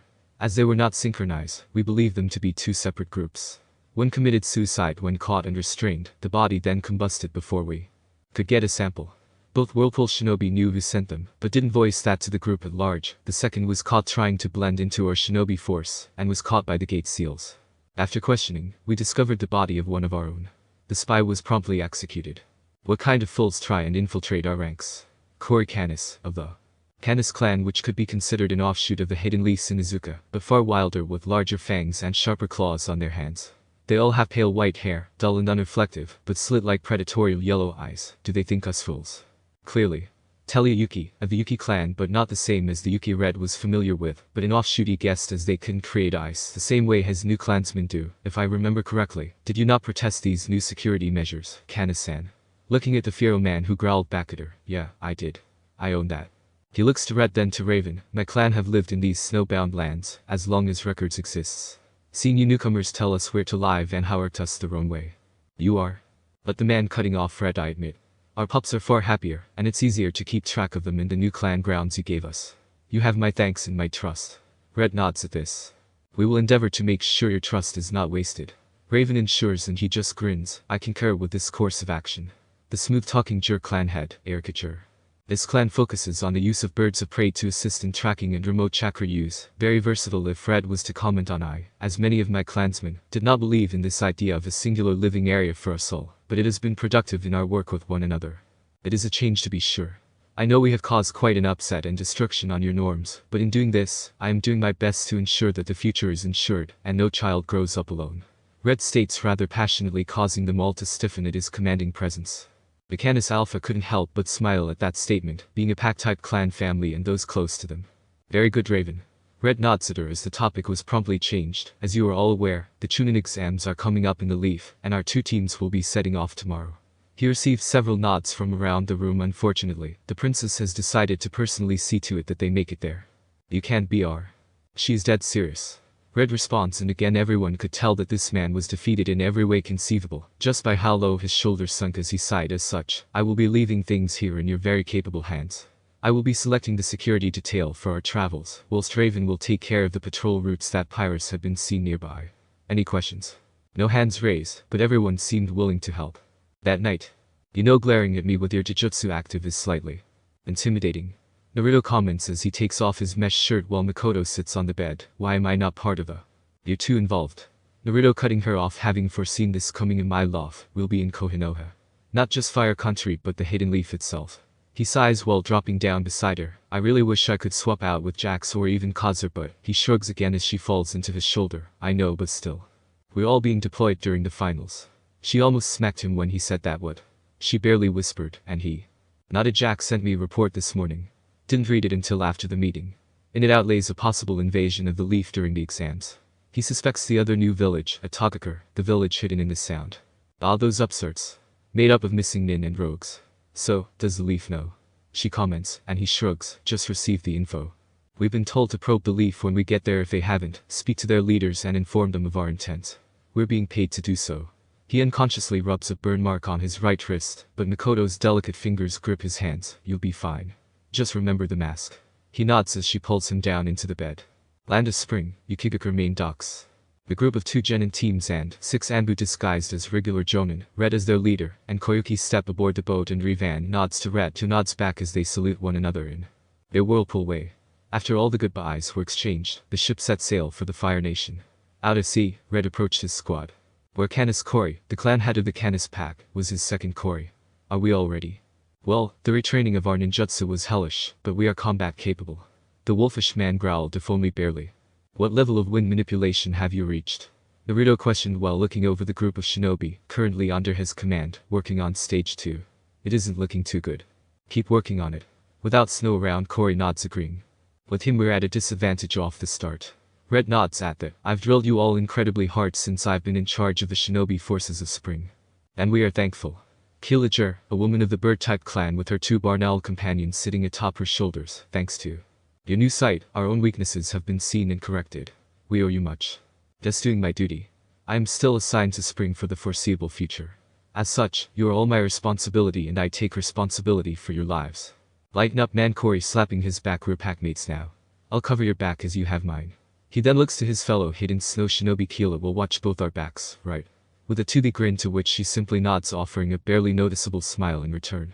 The first night of 3 Red was called into Koyuki's room, to which. Can you stay with me? Please. Red was stuck between his morals and the mission objective. Rules of the Whirlpool Shinobi forbade fraternizing whilst on duty, however, as she was asking him directly. He locked the door at his back and pulled off his mask, and unbuckled his cloak, before he took a seat at the small desk. So, what do you need? She wordlessly pulls him up from the seat and leads him to the bed and snuggle till morning. This would continue for the remainder of the trip. Land of Fire, Rendezvous Point Helix. The group of 16 hidden snow residents reach a clearing designated by Red as the point where they would meet a second group. Just prior to reaching port, a messenger Kestrel had reached him and explained that a new mission directive has been added. The Fire Daimyo has requested and paid for a direct intervention regarding the possibility of the invasion of the Hidden Leaf Village. As such, all hands are being mobilized, and a squad of genin have been dispatched and will meet at Point Helix. The same one they were now camping at. The sun was still up, about halfway down, which allowed for a cooler breeze which helped relax the Arctic. Climatized group until Canis noticed Red stiffen momentarily, causing him to stand and observe the surroundings. You can come out. You four. These are our clients. They don't bite Red, then glances at the Canis in the group mostly. Hey. The two Canis men growl where the female smirked while laying Red up and down. His aura of command was intoxicating. Should have figured you'd notice us, one Red had declares. Dropping in, you're the fabled Red, after all. The boy states, which caused Red to remain tense as the other two genin dropped in beside the first. You shouldn't talk like that to your superior. Scolded the brunette Fenrir. She had returned to Yuzu upon Raven's request, and now part of this team. She right, man. This guy will be our boss soon enough. The final member was another dark-haired young man. The two boys seemed around 10 years old, while the girl, despite being much older, only looked around 13 or so, but was almost 16 come winter. Boss, huh? Perhaps then we'd spend time together, right, Dad? This caused the whole clearing to go silent for a long moment. The new arrival's proclamation about Red being his father brought tension to new heights, no one knowing what to make of this. All eyes eventually landed on Red, who just kicked off the tree he was leaning against. Cardinal Uzumaki. Clan secrets must remain that, secrets within the clan. Red's aura turned menacing, causing all to back away from him as he continues to approach the very root. Indeed, you should be aware of some aspects that surround your birth and subsequent upbringing. I've only seen you once before you were taken from us, but know this. Red crouches down to be eye level with the brat. We can talk about everything we missed later. It may be a bit weird with us being so closely aged now, but I couldn't care less. We can be a normal family, the clan needs us, but we can be selfish sometimes, okay? The boy nods and Red stands. I would have thought you'd inform him to keep his mouth shut, Jax. Looking to his left where said man steps out from behind the tree. He's just as brash as you and she were. Don't look to me. Fine. Red almost growled before turning back to the group. We're moving out. Get pat. Land of Fire, Hidden Leaf approach. A few days and the cliffs over the Hidden Leaf can be made out in the distance, but as always, they kept their guard up, knowing they were about to head into a dragon's nest. The 6 jonin were spread out among the group, but if you look closely, they were all perfectly positioned around the princess, without making it look like they were. The 3 genin teams were out in front in an arrow-like formation, with the Yuzu team center and the 2 snow either side. Red and Jax both flanked their client. Hey Jax, what's your codename for this mission? I thought Jax was your codename. Asked Koyuki, cutting into the conversation between her 2 guards, and the dark-haired, crystal blue-eyed man shook his head with a smile. Nah, it's my name. Only our allies know of it though, so I'd appreciate it if you all kept that tightly sealed. The whole group nod anyway. I'll go by Arctic this mission. As he unseals his mask and cloak in the same vein as Red, slipping them on in a swift motion, but the red markings were bluish-white on Arctic's mask. So, everyone ready? Arctic asks as even his voice seemed disguised, and the genin all nod eagerly. Remember, stay as a group and don't wander off. Any trouble, channel chakra into the wrist mount seal and we'll come to you. Move out. Red orders. Land of Fire, Konoha, main gate. The spring group arrive at the Hidden Leaf to be greeted at the gates by the Lord Third Hokage, along with a squad of Anbu. Koyuki stepped forward with Red and Arctic on her flanks. Welcome to the Hidden Leaf Village, Lady Kazuhana. I hope your journey has been peaceful. The old man says, offering a hand, to which she took. Thank you for this warm welcome, Lord Hokage. As for our trip, we have enough security, thus we were left alone. Her soft smile was disarming. However, the Cage and the shinobi were more than wary of the masked ninjas among the group. Despite being in front of them, none could sense either of them. I see. Are these your 3 genin teams? Glancing at the 9 young shinobi with his grandfather smile on full blast, the Yuki shinobi tense, having been told of this man capable of killing battalions by himself. Ah yes. They're the best we have.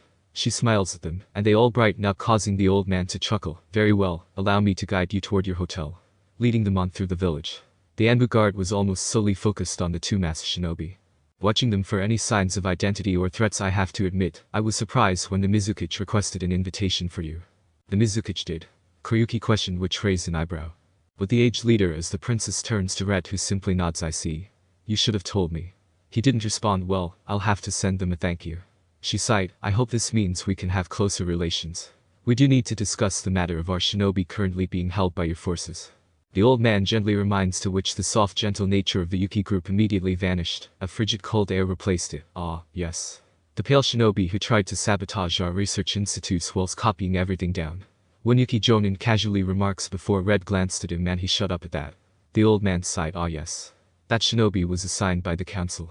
You mean Root? Ranakanis growled, causing the leaf ninja to stiffen. You may think them a secret, but we've had a few run-ins with them. He shrugs, not that we can prove it officially seeing as they incinerate themselves. They arrive at the hotel. You will be staying here. We have assigned the penthouse suite for the month. The age leader states, and the guests all now before heading in. Red could basically see what they were planning, and he would be damned if their plans interfered with his charges. Land of Fire, Golden Leaf Hotel, penthouse suite. The next morning, with everyone gathered, Rat and Arctic stood at front, going through hand signs before snapping them to the wall, and scripts appear and expand to cover the walls all over before fading. Now then, listening to my words. No one is to leave here alone.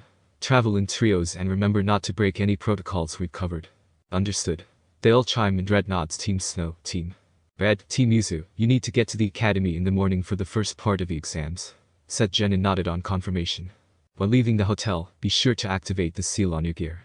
I want no slip-ups. Looking at Cardle directly. Any issues, call it in. We're nearby. Yes, sir. The children all exclaim, rushing out. Red then turns to Arctic. You proceeding as planned? Yeah. Enjoyed babysitting. Get lost. Red rebukes and the man vanish in flicker of ice shards, while Koyuki arrives back from the upper floor. So, are we heading out too? Red nods at that before turning to Kori and his team. Kori, we are going to meet with the Hokage and his Jonin commander. Now? Keep an eye on our teams in the academy and we'll join you as soon as we're done. Leave the pups to me. Oh, and stay away from the Inuzuka. Last thing I need is more paperwork on my desk. Red states with a fair amount of killing intent behind his words, causing all three packmates stiffly nod in agreement. Author's note. This chapter was 3 times as long as this. I split it up. It's troublesome, but the now chapter 1006 and part of C7 are quite action-packed, with snakes and foxes in equal measure with a side of revelations aplenty, haha. Chapter 6. Chapter 6, Third Real Surprise, Part 2. Land of Fire, Golden Leaf Hotel, Lobby. As soon as Koyuki arrived in the lobby, all hell broke loose, fans of her princess movies flooding the area only for Red to step forward and unleash a minor dose of killing intent, forcing the crowd to step back. With the route now clear, the duo leaves the lobby unhindered, as even the hidden Black Ops operatives within the crowd were left unable to act. Land of Fire, Konoha, Cage Tower.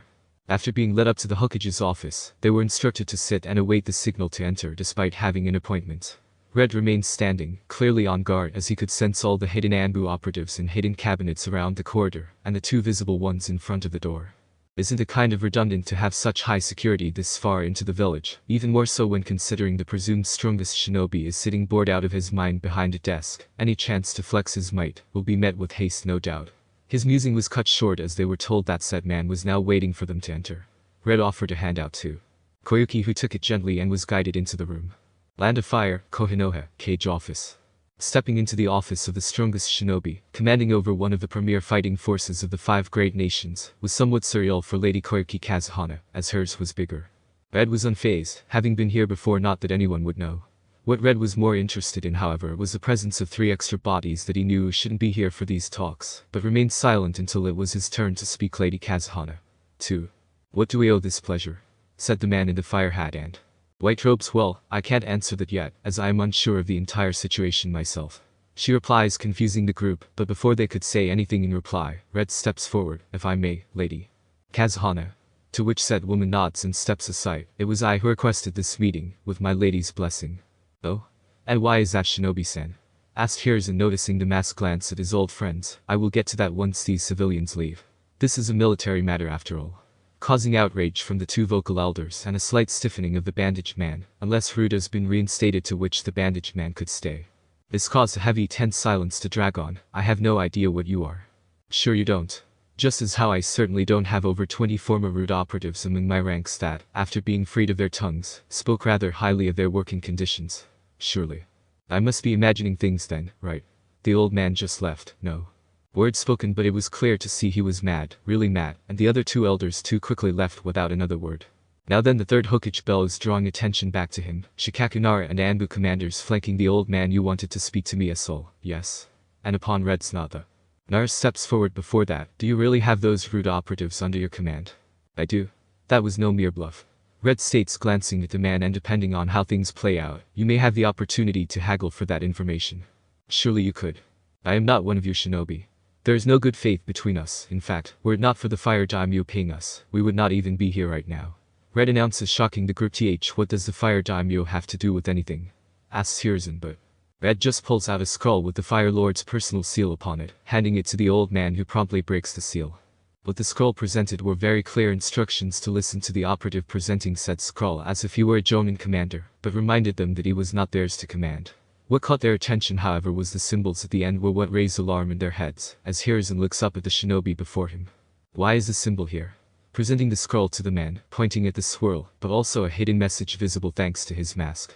The message allowed limited exposure. Belief higher-ups were clear to know, but security must be upheld. I see. It seems you have been authorized. Authorized? The Naruto questioned, but before anyone could react, Red smacked his arm through the shelf and dragged out a blank masked Anbu, and placed the seal on the back of his neck before he could react. The man dropped to the floor like a puppet without strings. Now the spy is dealt with, Red says, despite everyone still being shocked at the ease of which that the man dealt with a threat none had even detected. The privacy barrier was suddenly in place over the room, somewhat more robust than the one the leaf had on hand. As the markings fade away, the 4 Anbu in the room appeared within the room, forced out by the ceiling array. What I am about to show you is to be considered an SS-class secret. We have gone through great lengths, morally questionable methods to remain unknown to all but our trusted clients. I, personally, believe that this is a bad idea. However, the fire daimyo is paying for all this, so we will work with you until the contract is up. Do you understand? They all nod. Very well. No one outside this room will speak of this upon the threat of death. The professor states firmly to leave no room to argue.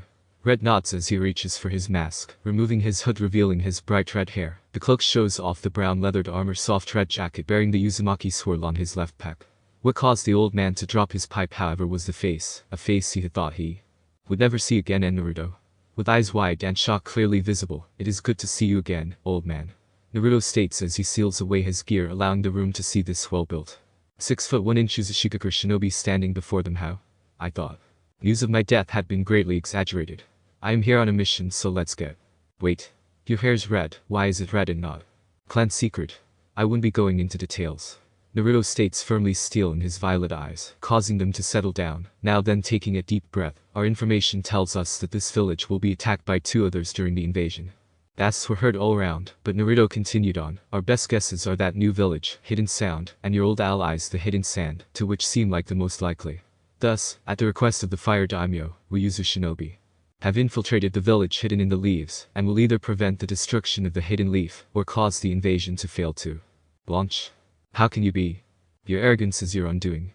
Naruto states, glaring at the Anbu commander, who began to spoke. Every time my men ran into yours on missions or just in passing, they all glowed about being the strongest of the big 5, yada, yada, yada. It's irritating, and many beyond your walls would jump at the chance to give you a blooded nose, and knock you down a few pegs. He continues, are you one of them? An Anbu asks from his back. Venom buried within his voice was not missed by the Reed, who just shrugs. What happens to this place is neither my concern nor my issue. So couldn't care less about it either way. He then turns back to the oldest man in the room. Right now, however, my clan has been tasked with saving your asses again, and as such, we will pull you out of this dumpster fire you have found yourself in. Just don't confuse this as us being friends. We aren't. This is just business. But this is your home. It is not my home, old man. The Uzumaki is my home, and when this village betrayed it, you betrayed us all. Naruto growls with so much venom, even the Hokage flinched at that before his eyes hardened. We never better. We have proof to the contrary, oh great Hokage. The betrayal was twofold. Naruto holding up 2 fingers. The first was tampering with our defensive seals. The second was not coming to our aid, despite 12 separate message requests being sent. The birds carrying them were sighted by our informants here. Some days after the battle had begun, they were found dead by the battle end. Naruto yells, hand slammed against the desk, rage in his eyes as the desk groans and cracks under the pressure of the 17-year-old's growing pressure. Several deep breaths later and the return of the cloak and mask, Red addresses the room once more. My men and I will ensure this village survives. Keep your Jonin in line. Our Genin team, however, has a secondary mission to which they are competing to ensure the protection of one Sasuke Uchiha. What do you want with the last Uchiha? Who said he was the last? Red countered, which caused them all to stiffen, but Red paid no mind as he helped Koyuki up from the sofa she was laying upon. Our forces will arrive during the last week of the month break. I will have numbers closer to the time, but they will be wearing our height, so be sure to inform your own forces not to attack them. Red states as they head toward the door. Wait. Isn't standing up is the Uzumaki clan. Yes. Our numbers are recovering slowly, and we are taking very unorthodox measures to do so, as you may have figured out. Red states, to which they all could only wonder, but the Ceratip's eyes whiting. You have a chamber too. We have 3 that work. The other 3 are unserviceable right now. Red confirms, after all we gave you yours, why wouldn't we have them too? That explains this older you. You should only be 12. According to you, yes. The fox attack was 12 years ago, however I celebrated my 17th birthday not long ago with the princess here. I see. Is there any chance? I doubt it. Red said flatly, causing them all to falter at the immediate rejection, though I think the Elder Council may make an appearance during the final. He stiffens abruptly as he looks to the window. Someone is trying to break through my barrier. He has some knowledge in Fuinjutsu, but is rather amateurish based on the feel of his barrier destruction jutsu. Red states, unsealing the room before vanishing in a torrent of water. Koyuki in arm. Land of Fire, Kohinoha, roof near Academy. Red and Koyuki arrive atop the building his team was observing the tests from. Isn't there a room set up for all the sensei to watch their teams in? There is, that's why the sensei aren't here. Cory explained, though to be honest I am concerned. About? There's a strong smell of snake coming from that classroom. Cory explains. Snake? Questioned Red as he begins to focus on the classroom currently occupied by the Chunin hopefuls. At a glance nothing seemed out of place, but one signature stood out under scrutiny. Its dark malice was almost suffocatingly smothering, with a hint of reptilian paired with the reserves comparable to the hokage, and himself he knew exactly what, or who that is. We have a problem. Red states, glaring at the man who was now glaring back, his eyes widen upon realizing that he had been discovered. Send word to the hokage that S-class missing ninja by the name of Orochimaru is currently sitting inside the exam room. Sir? One vanishes in shards of ice as Naruto continues to glare openly at the disguised missing nin, liberating his sword from its sheath as Arctic lands beside him, drawing his own blade in the process. Hey kiddo, Naruto speaking into his radio, don't react. We have a dangerous opponent sitting 4 rows behind you, S-class. Naruto notices his son tense at that. I need you to prepare a barrier and deploy it on my say-so. As he was explaining his plan, his chakra began flaring and folding in on itself, slowly getting ready to fight as if daring the man to challenge him. This caught the attention of every ninja nearby, who all rushed to investigate the 2 growing signatures, as Arctic was matching him, both staring down the snake Sanin. The group of Anbu dropped down around the 2 masked shinobi. What is the? Before they could ask the Anbu commander, and 2 additional squads arrived along with one of the snow jonin. Are you sure it's him? Positive, and he is pissed. Red states as now everyone nearby followed his gaze to a grass Kenichi staring back at them. We'll engage, and he'll try to escape. Red states, you guys give chase, and after we secure the room, we'll move to assist. Understood. Be careful, those are genin in there. The Anbu dragon reminds. I know. Thankfully 2 of my own are in position to erect a barrier. It wouldn't be able to stop him indefinitely, but for 10 or so seconds for us to strike should be fine. The Anbu all nod along to this as the 2 Yuzu shinobi crouch down, swords back now. The 2 erupt from the roof, aimed directly at the classroom with Arctic slashing first. A blade of frost freezes the wall with Red's water slash shatters it. The rubble and attacks reflect off the barrier erected by the Yuzu genin. A second explosion is heard, and the dust is blown away, leaving Red and Arctic glaring up at the hole in the roof with their blades covered in blood. He really is slippery, sir. Arctic states as he slashes his sword down, flicking the frozen blood upon it. What the hell are you doing?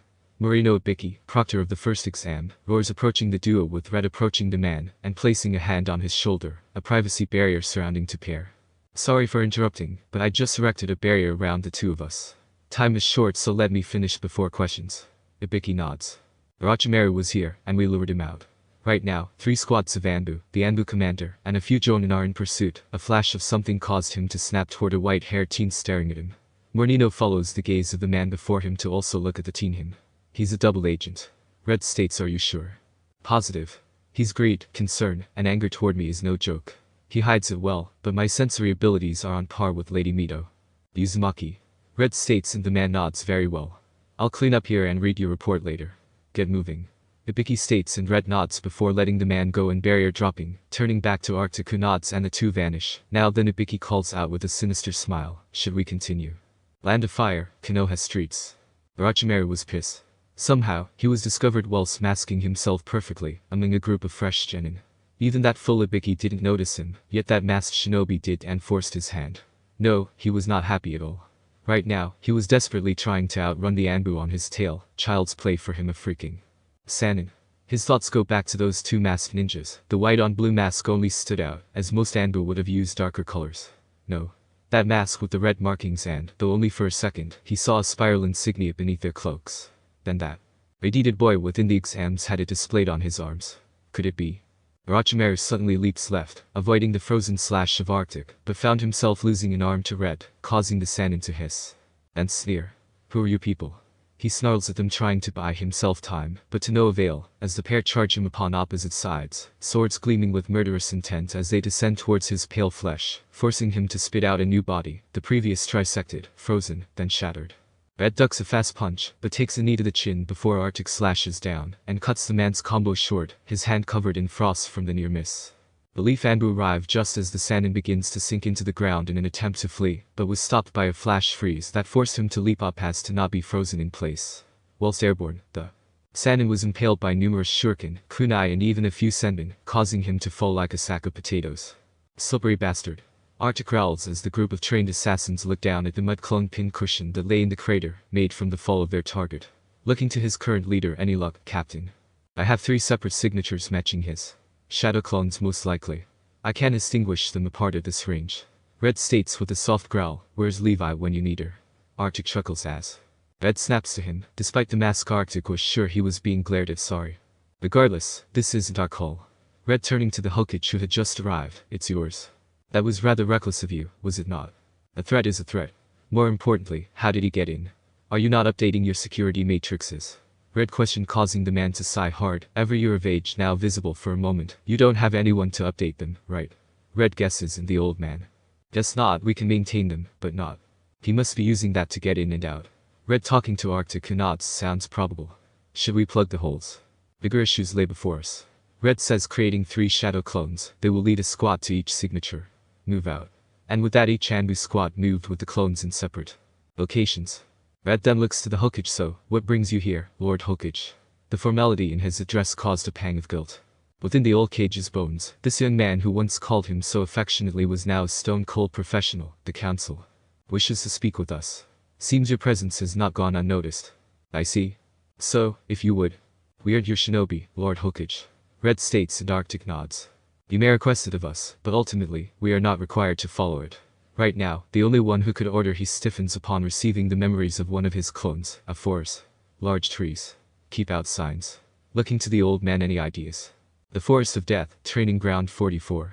The Hokage states without a moment of thought, that's where my clone sensed him. The squad with him are awaiting your orders. Red responds as the man flares his chakra in a pattern that causes the Anbu captains, not already engaged in the chase, to arrive, gather the forces. We're going snake hunting. Yes, Lord Hokage. The pale cloaked men all vanished before the old ninja turns to the 2 foreigners. Can I ask for your assistance? Causing them to look to one another, nodding before looking back at him. Very well. We will assist you.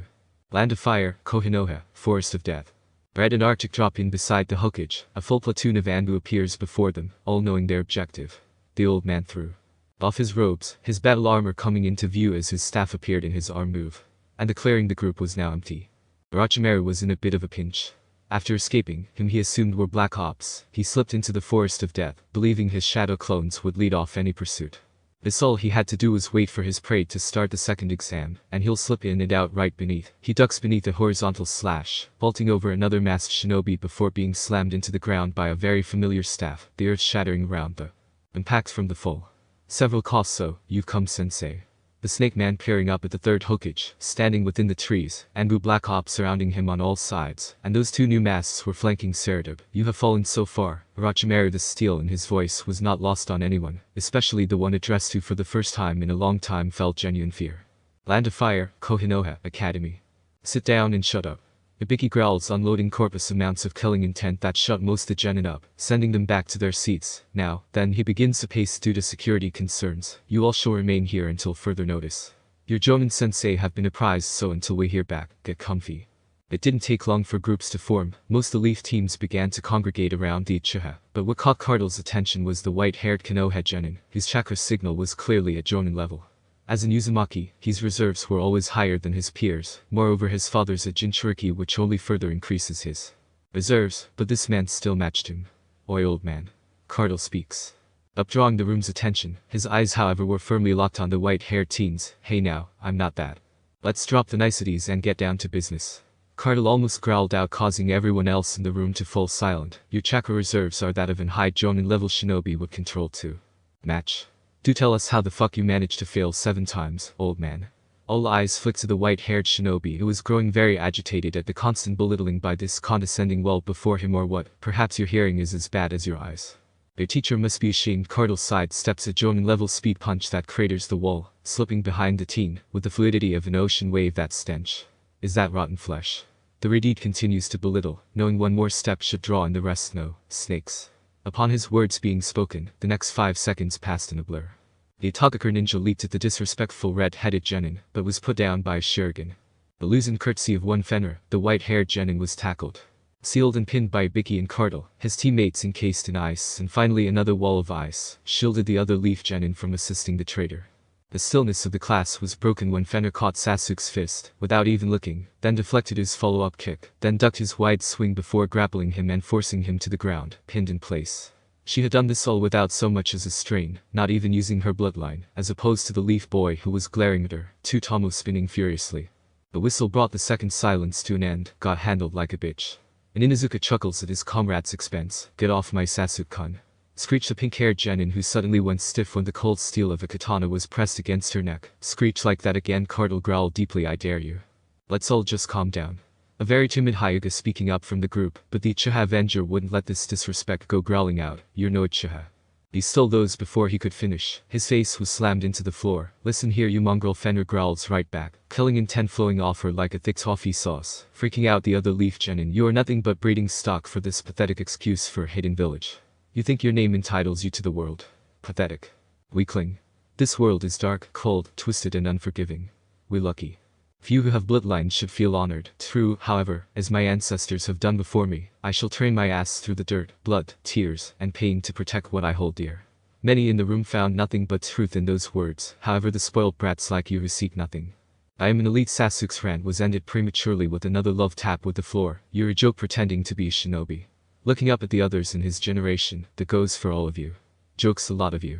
I'm sure that every non-leaf shinobi here will agree with me that you, the news crop of elemental nation's finest, are nothing but jokes and fakes.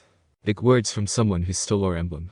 A second Hyuga stepping forward, pointing to the spiral emblem on her upper arm.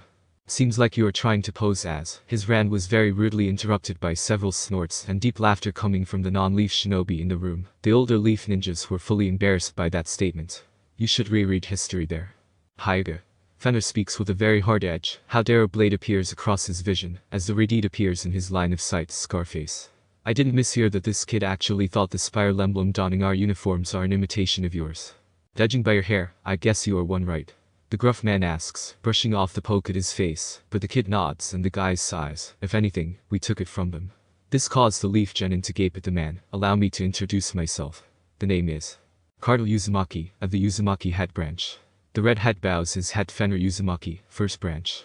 The raven-haired girl bows her head while still sitting on dark-haired boy. What the fuck they teach you in your academy, as to not know one of the found clans of your village?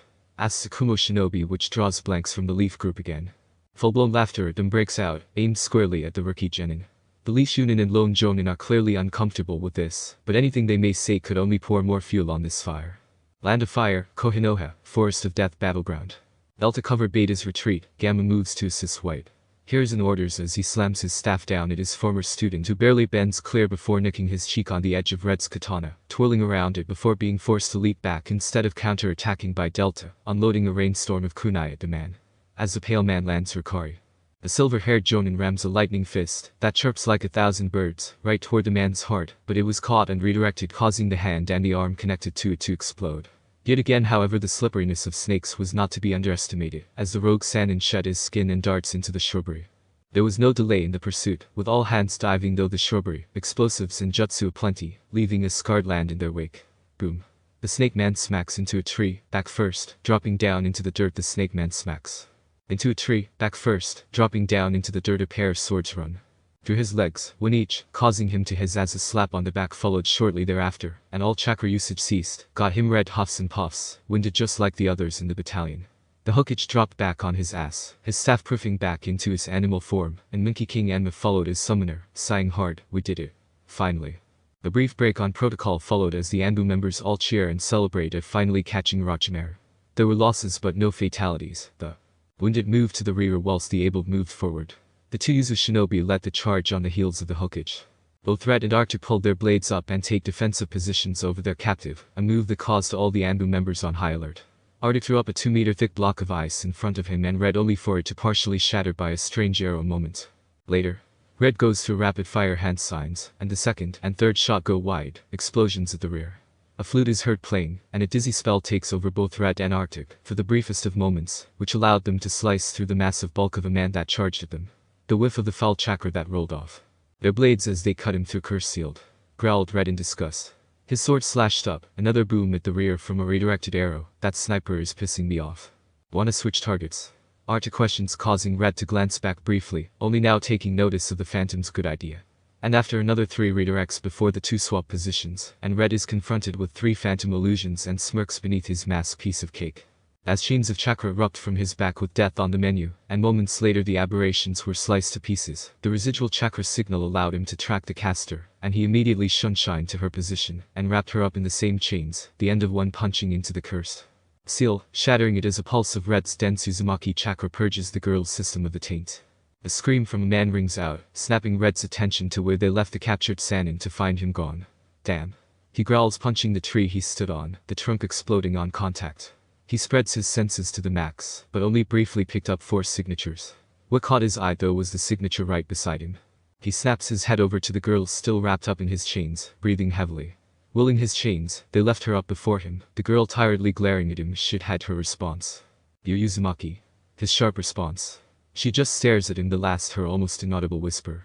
Sensing they were still alone, Red slowly removes his mask, and as his face comes to view, he feels her stiffen on his chains. Not quite. He smiles disarmingly, but he said. Naruto nods. We've been on hiding for a long time. Staying incognito while searching for our lost clansman. His smile drops a bit before he bows. I am sorry we didn't find you sooner. He lifts his head upon hearing sniffling, and sees his clansman trying and failing to stifle her tears. After allowing her to regain her composure, the adrenaline rush wearing off, she began to fall asleep still bound in the chains. Cradling her gently as he walked back to the gathering group, he senses a flare-up of chakra belonging to his genin team in size, knowing that the oncoming headache was going to be centered on a certain Redeed troublesome. Growled the masked Redeed as all over Konoha spiky, pineapple-styled haired men of all ages sneezed in unison. Land of Fire, Konoha Academy. A shudder-up Cardinal's spine caused the user trio to freeze. Oh, said Uzumaki barely above a whisper, his comrades going pale. You mean Fenrir muttered, and upon his nod, she quickly pulled the Ichiha to his feet, dusting him down before ensuring that she herself looked presentable, which caused many raised eyebrows, while the 2 boys were stiff as a board. A knock on the door caused the 2 Yuzu shinobi to shudder, sliding aside reveals the hokage flanked by Red and Dragon, who all step in. Sorry for the delay. The old man stays still in his battle uniform. The next round will now proceed as planned. As he speaks, Red steps toward the Yuzu genin, Fenrir bowing profoundly. Captain. The port. Red orders and she raises up. Cardinal begins sweating bullets. Genin Cardinal released Class 3 restricted information. For what purpose? To dispute the claim that we had stolen our emblem from the Hidden Leaf. The other 4 in genin will corroborate my story. She dutifully states, and as Red glances at the numerous guest shinobi who nod along. Red then turns to the hokage with all due respect. Lord Hokage, but I ask why we had been forgotten by your village. But the old man did not even so much as twitch, but all eyes were drawn to the last Uchiha, who shouted out, no one cares about some stupid clan. Why does she have the Shuriken? With a hard growl causing the cage to raise an eyebrow, but Red simply turns to said Uchiha, and with all his killing intent aimed at him. You. Silence. Shinobi are talking.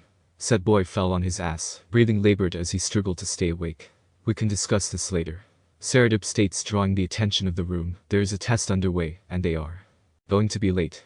Red nodded at this before grabbing Cardinal. The rest will get moving towards the 44th training ground. I will be taking my charge for a quick chat before delivering him there. Before sunshining himself and said boy away. Author's note. The final part of the Chunin exams are about to begin. Yuzu comes to the rescue, but someone has to pay the price for betrayal long since buried. To each their own perhaps, however family is family no matter what. A few have questions about Cardinal and how he could be Naruto's son. Long story short, one of my favorite what-ifs, blondes have more fun, uses a time chamber plot device. Thought I'd borrow it and explain that the Leaf has one only due to their alliance with the Uzumaki, who pioneered it using Grandmaster level seals. The clan had 6 working at one point, however they are down to 3, and utilizing them to fast-track their clan's revival.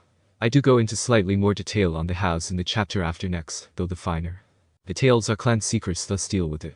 The relationship between The pair is a wired one, with most treating them more like brothers, but as the more experienced wartime shinobi, Naruto often finds himself scolding his younger counterpart, very much like a father would. Cardle is as brash as prime Naruto, however, has a temper to match, and will develop as he spends more time with his father, who learns to live outside the mask. Whether that be with Koyuki, Karin, Shion, or Fenrir. Yes, she throws her hat in this ring, I haven't decided yet. No, Mikoto isn't off the table, but isn't pursuing it much either. Chapter 7. Chapter 7, Third Real Surprise, Part 3. Land of Fire, Golden Leaf Hotel, Penthouse Suite. Oh? Cardle growls from the floor, having been thrown down. I told you, didn't I? Naruto growled, standing before him, mask on his hip. Stop yapping off your mouth. Loose lips, sink ships. But nothing. Naruto's bellow drew the attention of his charge. Koyuki, who came to investigate, you are a shinobi of Whirlpool. The mission given to you is your duty. Protecting our family, absolute. You know this, and yet you just put a massive target on both you and your family's back. The preteen looked bashful at that, causing the older Reedy to let out a sigh. Kid, son, we don't have the luxury of being careless. I wish things could have been different. I wish you could have had a normal childhood. Grown up with friends and family, not out here in the thick of a massive operation to save a nation. I am sorry I just got so. It's fine. Naruto offered a small smile after Cardle looks up at him, in response to the hand resting on his shoulder. You're passionate, just like your mother, and I keep that close, but remember to not speak it aloud. Protect our family, for we are Uzumaki. The boy gains a determination and a fire in his eyes. Yes, Dad. With a smile dawning Naruto's face, now get moving. Your cousins are waiting. Cardle shining back to his teammates. Now I know I made the right decision. Koyuki appearing from the stairs. Oh? Naruto turning to her, to which she offers a bright smile. I will marry you. Tying spring and whirlpool with Yukigakure and the Uzumaki. Ambitious much? Not at all. She offers as they embraced. You know my story, I know yours. I will always stay by your side. Naruto sighs at that. Her soft touch and light smell of the Arctic roses only found within her home nation, invaded his nostrils, offering a soft lulling of comfort that he was growing steadily fond of. Land of Fire, Konoha, Cage Office. Now that the second round is over, let us talk about the issues we are currently facing. The Fire Shadow announces as Koyuki, Red, the Yukikure Jonin, and Yuzu Genin. Where do you want to start? Red asks from his protective post at Koyuki's side. After reviewing the textbooks and the likes, we have found that our civilian council has removed all traces and references of the Uzumaki clan from the teaching material and libraries. Saradip states, causing the Uzumaki in the room to glare at the old man. What?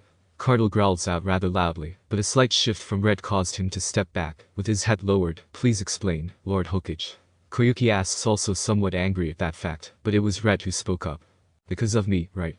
To which the man simply nods. Seems their long-term plans, as you may remember, were to push you to the brink and mold you to their will. Red growled, causing the guests all to stiffen with hardened glares. The old man sighed heavily. We suspect them too. No evidence, however, has been uncovered. Naturally. Red sighing heavily, but your supposed death in that fire caused problems and discord among them. A prominent silence stretched to the uncomfortable range, but it was then Koyuki who broke it. In that case, it is too late to change it. However, my land is a close ally to the Uzumaki, and will remain so in place of our original plans with Konoha. We have already received a treaty with the Land of Fire through them, and a connection to the daimyo with his blessings. This caused the oldest shinobi present to raise an eyebrow at that. As such, my shinobi may start operating in limited capacity within your territory, and would like you to pass such information down to your forces. Is that right? The man questioned while looking at the 6 Yuki Jonin, then to Red, who nods. Currently I personally am overseeing their retraining, as many of their capabilities are unfavorable to the large portion of the nations. Red announcing their plans with that they're here to gain experience outside their homeland. I have personally overlooked the training of these 6 specifically for the upcoming invasion. How certain of it are you? Surely you have recovered the report from your interrogators, no? Red questions, and everyone swears they could see his raised eyebrow through the mask.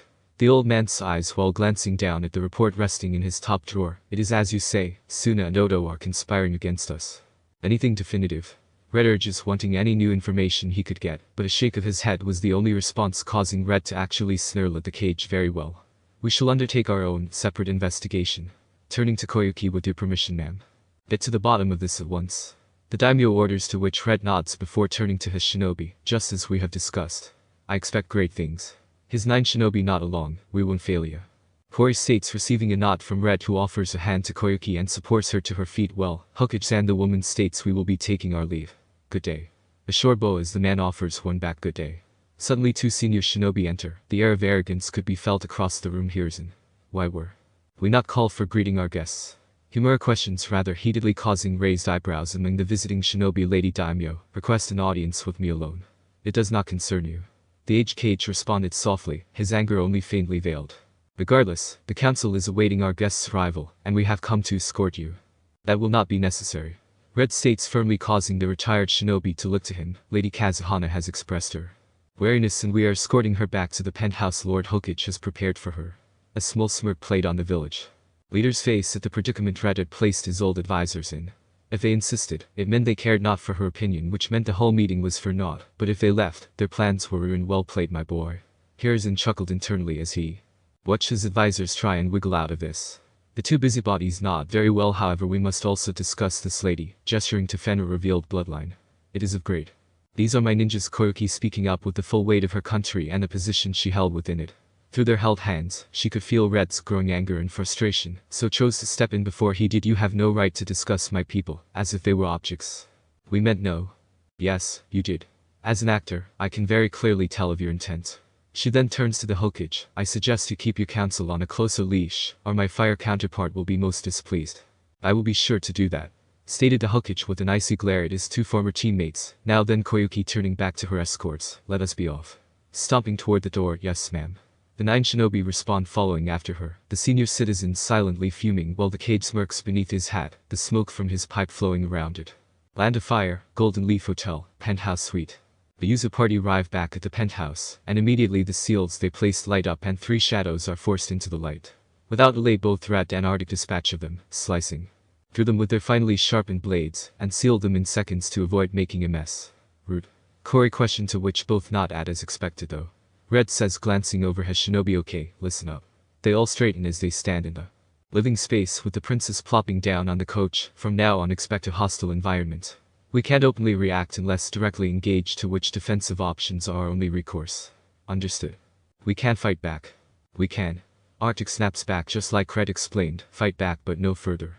Do not pursue, do not endanger the locals. This causes a mixed reactions from the group. The 3 genin were irritated whilst the jonin were all clearly on edge at the prospect of these rules of engagement. Before I forget, Red looking to Fenrir, you are not to go anywhere without either me, Arctic pointing at his white mask counterpart at his side, or 2 of the jonin with you. Understood. She sighs at that, had hung yes sir. The next morning, steaming coffee smell oozes throughout the suite as the group laughs and chuckles with light chatter. So, what's everyone's plan?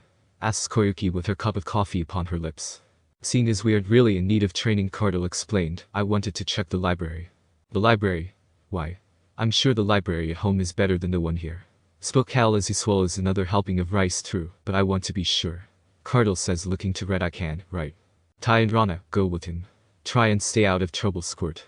Red says, and the 2 jonin named both nod as the Radid scowls at the, I'm not a squirt. I'll say in. Fenrir announces, drawing the table's attention. Besides, someone needs to keep our new guest company. Just as said guest arrives into the room, I ain't no invalid, you know. Taya growls, her bed head still on full display as she drops down into a spare seat. We never said you were.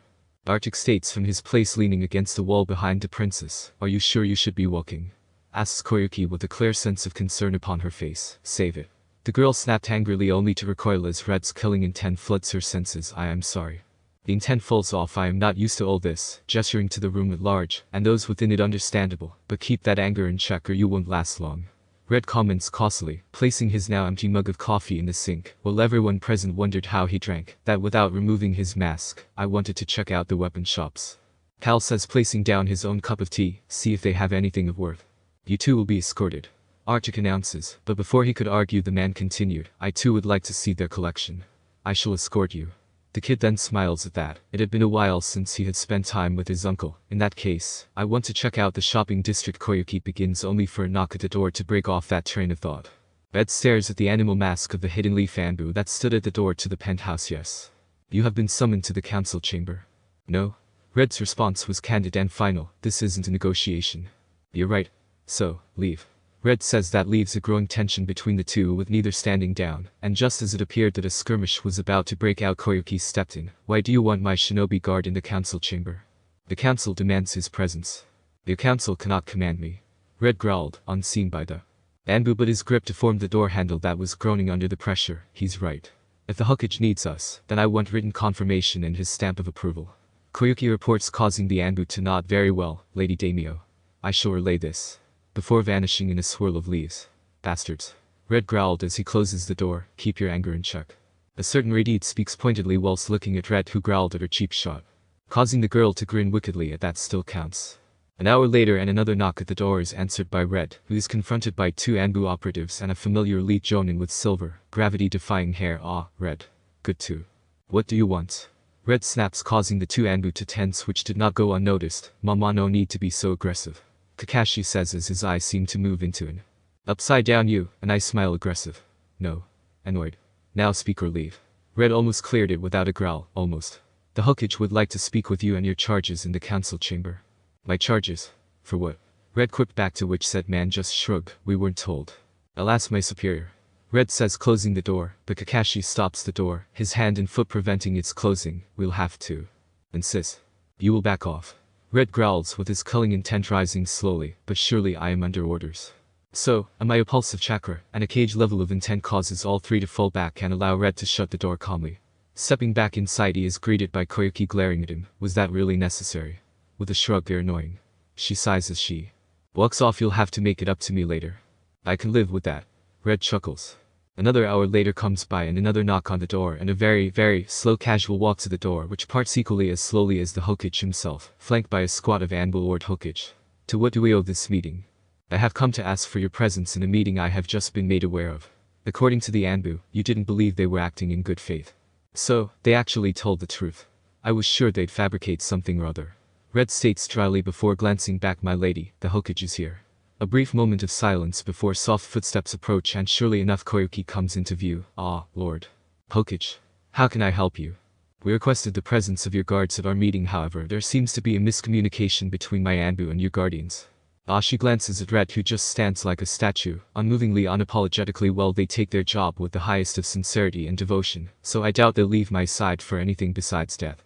Death would not stop us, ma'am.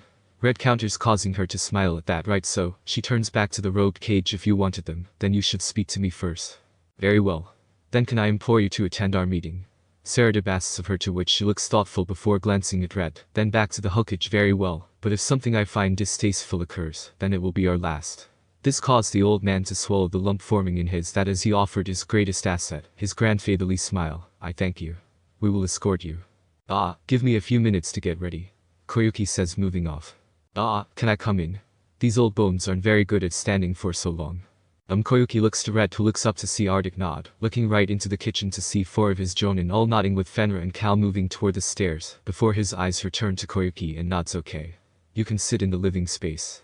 Red pulls the door apart slightly, and the Hokage steps in, feeling a barrier pass over him, and just as the Anbu move after him, they hit said barrier that prevented their entry. The Hokage has permission, you do not. Red informs them, causing them to all stiffen. Worry not. I'll be fine. Just stand guard there. The Hokage speaking up before they nod and stands sentry in the hall. As Saradib hears and sits upon the armchair, he looks round to see Red by the door, arms crossed, watching him like a hawk. On the second level, leaning on the railing, the one known as Arctic was doing very much the same, while in the open plan kitchen, several Jonin from the hidden ice village were standing on guard, not budging an inch. Taking their job so seriously, even against the cage of their hosting village, is commendable, the old man muses, but he also noticed that the genin were nowhere to be seen. A quick pulse. The chakra allows him to briefly pick up the additional signatures in the rooms on the second floor. I suggest you cut that out, old man. Red growled out, you are very protective of your own, I see. No shit. Language. Koyuki yells from her room on the second floor, causing a smirk to form upon the old man's face, as he pulls out his infamous pipe. Not in here, Lord Hokage. Red comments, causing said smirk to fall, and pipe returned to his pocket with a grumble. Koyuki returned to the living space in a formal kimono, a dazzling white with green upon the bottom like rolling hills, with a similar green obi holding it together. Red leads the boader as she smiles and offers a softer one in return. Then, let us go. Yes, ma'am. Her shinobi all chorus as Red looks to Arctic, and they nod to one another before he turns to the Jonin, to which Kori and Ren step forward. The five-man party depart with the Anbu squad, falling into step around them as they head toward the Hokage Tower. Land of Fire, Hidden Leaf, Council Chamber.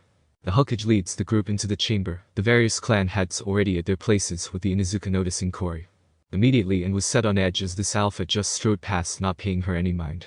The village leader makes his way to his seat, the daimyo sitting at the offered desk as Red and Kori stand either side of her and Ren at the rear. Thank you for coming here, Lady Kazuhana, however we believe we wanted your whole party to attend.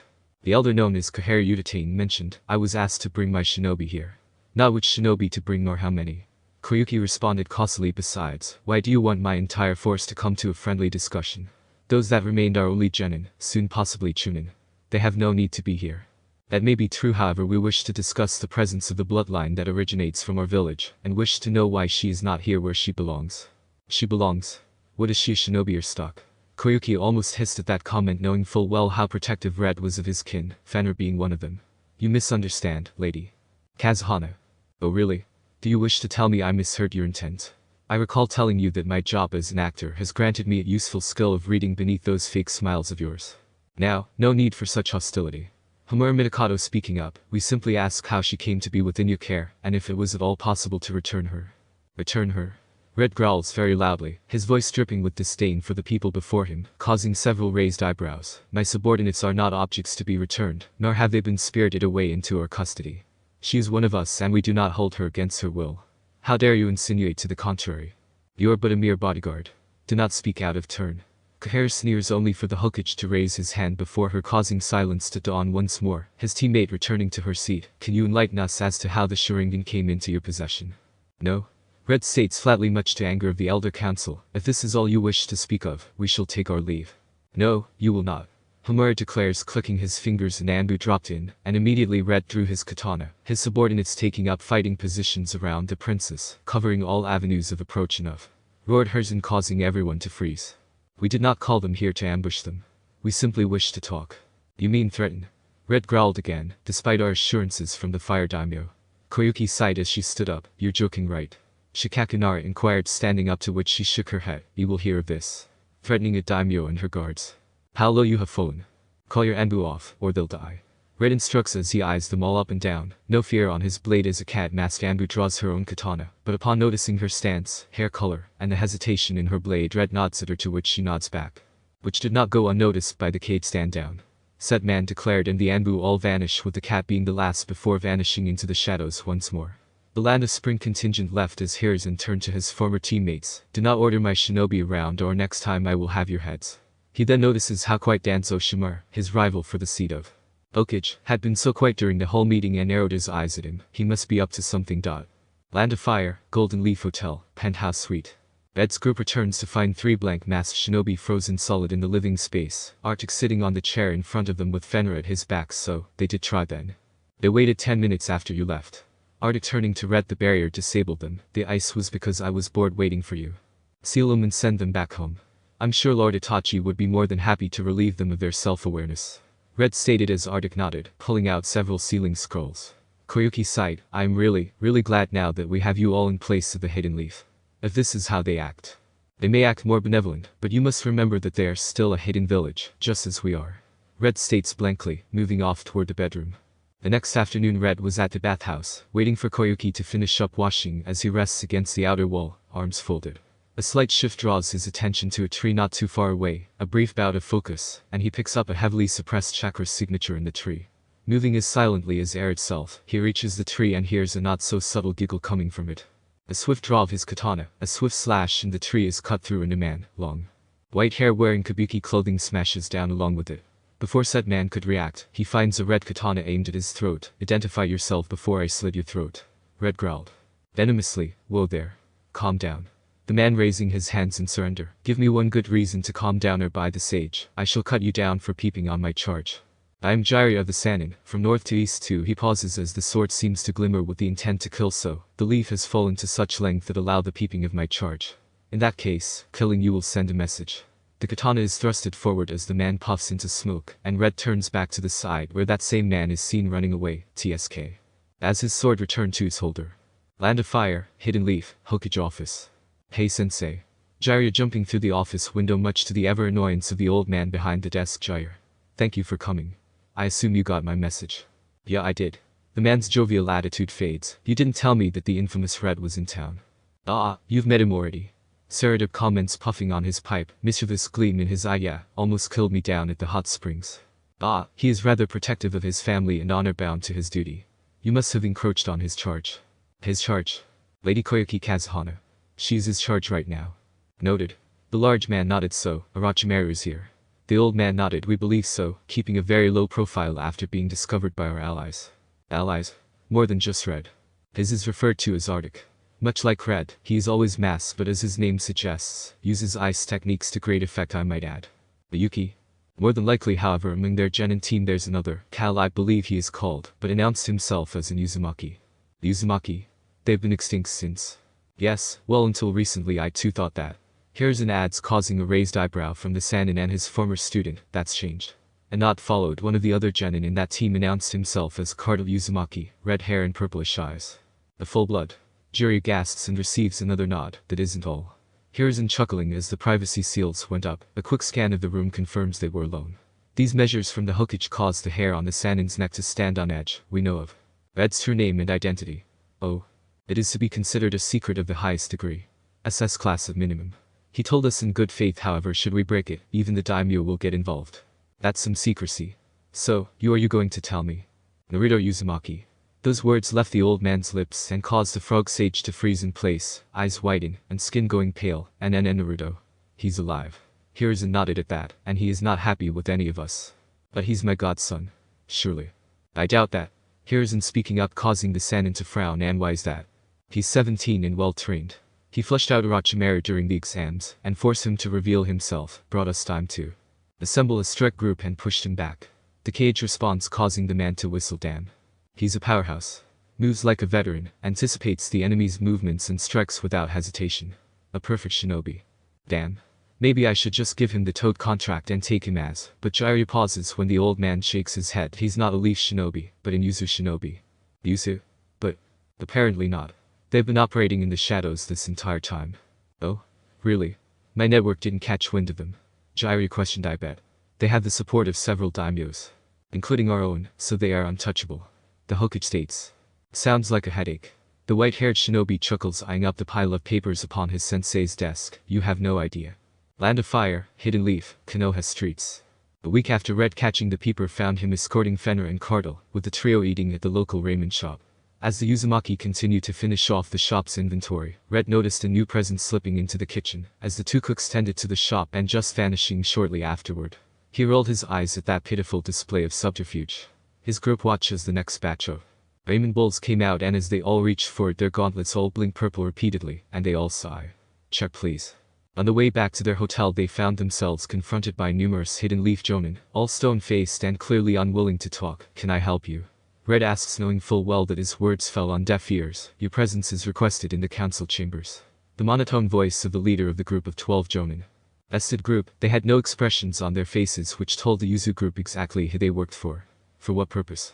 Red asks as his two charges stand at his back, looking out as they too notice the group of hidden operatives moving to enclose them. Your presence is requested, and you will comply or face consequences. They repeat, unaware of the growing viciousness behind the mask. The malice was becoming palpable. Oh? And these consequences are? Red questioned as he rests for his hands rests upon Blade's hilt. That's enough. Called a new voice as Jonin Kakashi Haddock, Jonin Asuma Saradub, and Jonin Commander Shikaku Nara arrive on the scene, the extra presences vanishing immediately. I was not told of this meeting, Jonin. Who gave the order to request their presence? The Nara with narrowed eyes at the two confrontational shinobi the council had requested. Who? Ordered the Nara, his shadow already coiling to strike like a snake. The two looked to one another before attempting to flee, but were promptly caught and held. They're rude operatives, no? Asks Red, to which the commander of Jonin's forces their mouths open, which promptly reveals a seal in place. Yes. They have a before he can finish. Red and his shadow clones had placed a pair of seals on the back of their necks which knocked them out. What the? Relax. Red responds, having caught the limp forms. I just removed every seal on their persons. They'll be out for an hour or two, possibly up to 6. Take them to your interrogation unit and they'll probably sing like love-struck doves. Author's note. Now, I know this is late, 2 weeks since the last update, but life's a B% and then you die. Barely have time to write these days, so I've been uploading what I can when I can. Now on to what I actually wanted to say. I originally saw the exams as a 3-parter, thus the name of the chapter. However, as I wrote it out, I realized just how truly huge it was. I even cut the prelims fight scenes out, and the adventures of the Yuzu genin within the Forest of Death, also cut down the classroom scene by half. GRRR. Might turn them into omics or something. 5 chapters maybe. Anyway, this chapter was just placing down foundations for the approaching battles, a 3-way slugfest, followed by a 2-on-2 cutthroat chaos with the past. finally catching up to the present actors in an explosive conflict. Can't wait. This is a wall of text, I get it. I am trying to space stuff out but... Nakran. Chapter 8. Sorry guys, I uploaded this last week, but RL got in the way so I never published it. Though over the last few days I had a chance to work on a few bits, flesh out a few auxiliary characters etc. Thankfully the Chunin exams final is upon us, and I can put an end to this major plot point. The Tsunade arc is next after all. Taiya will not be paired with Naruto, who has assumed an older brother role to which she finds comforting, much to her own dismay. Chapter 8. Fire, Ice and Sand of Sound. Land of Fire, Golden Leaf Hotel, Penthouse Suite.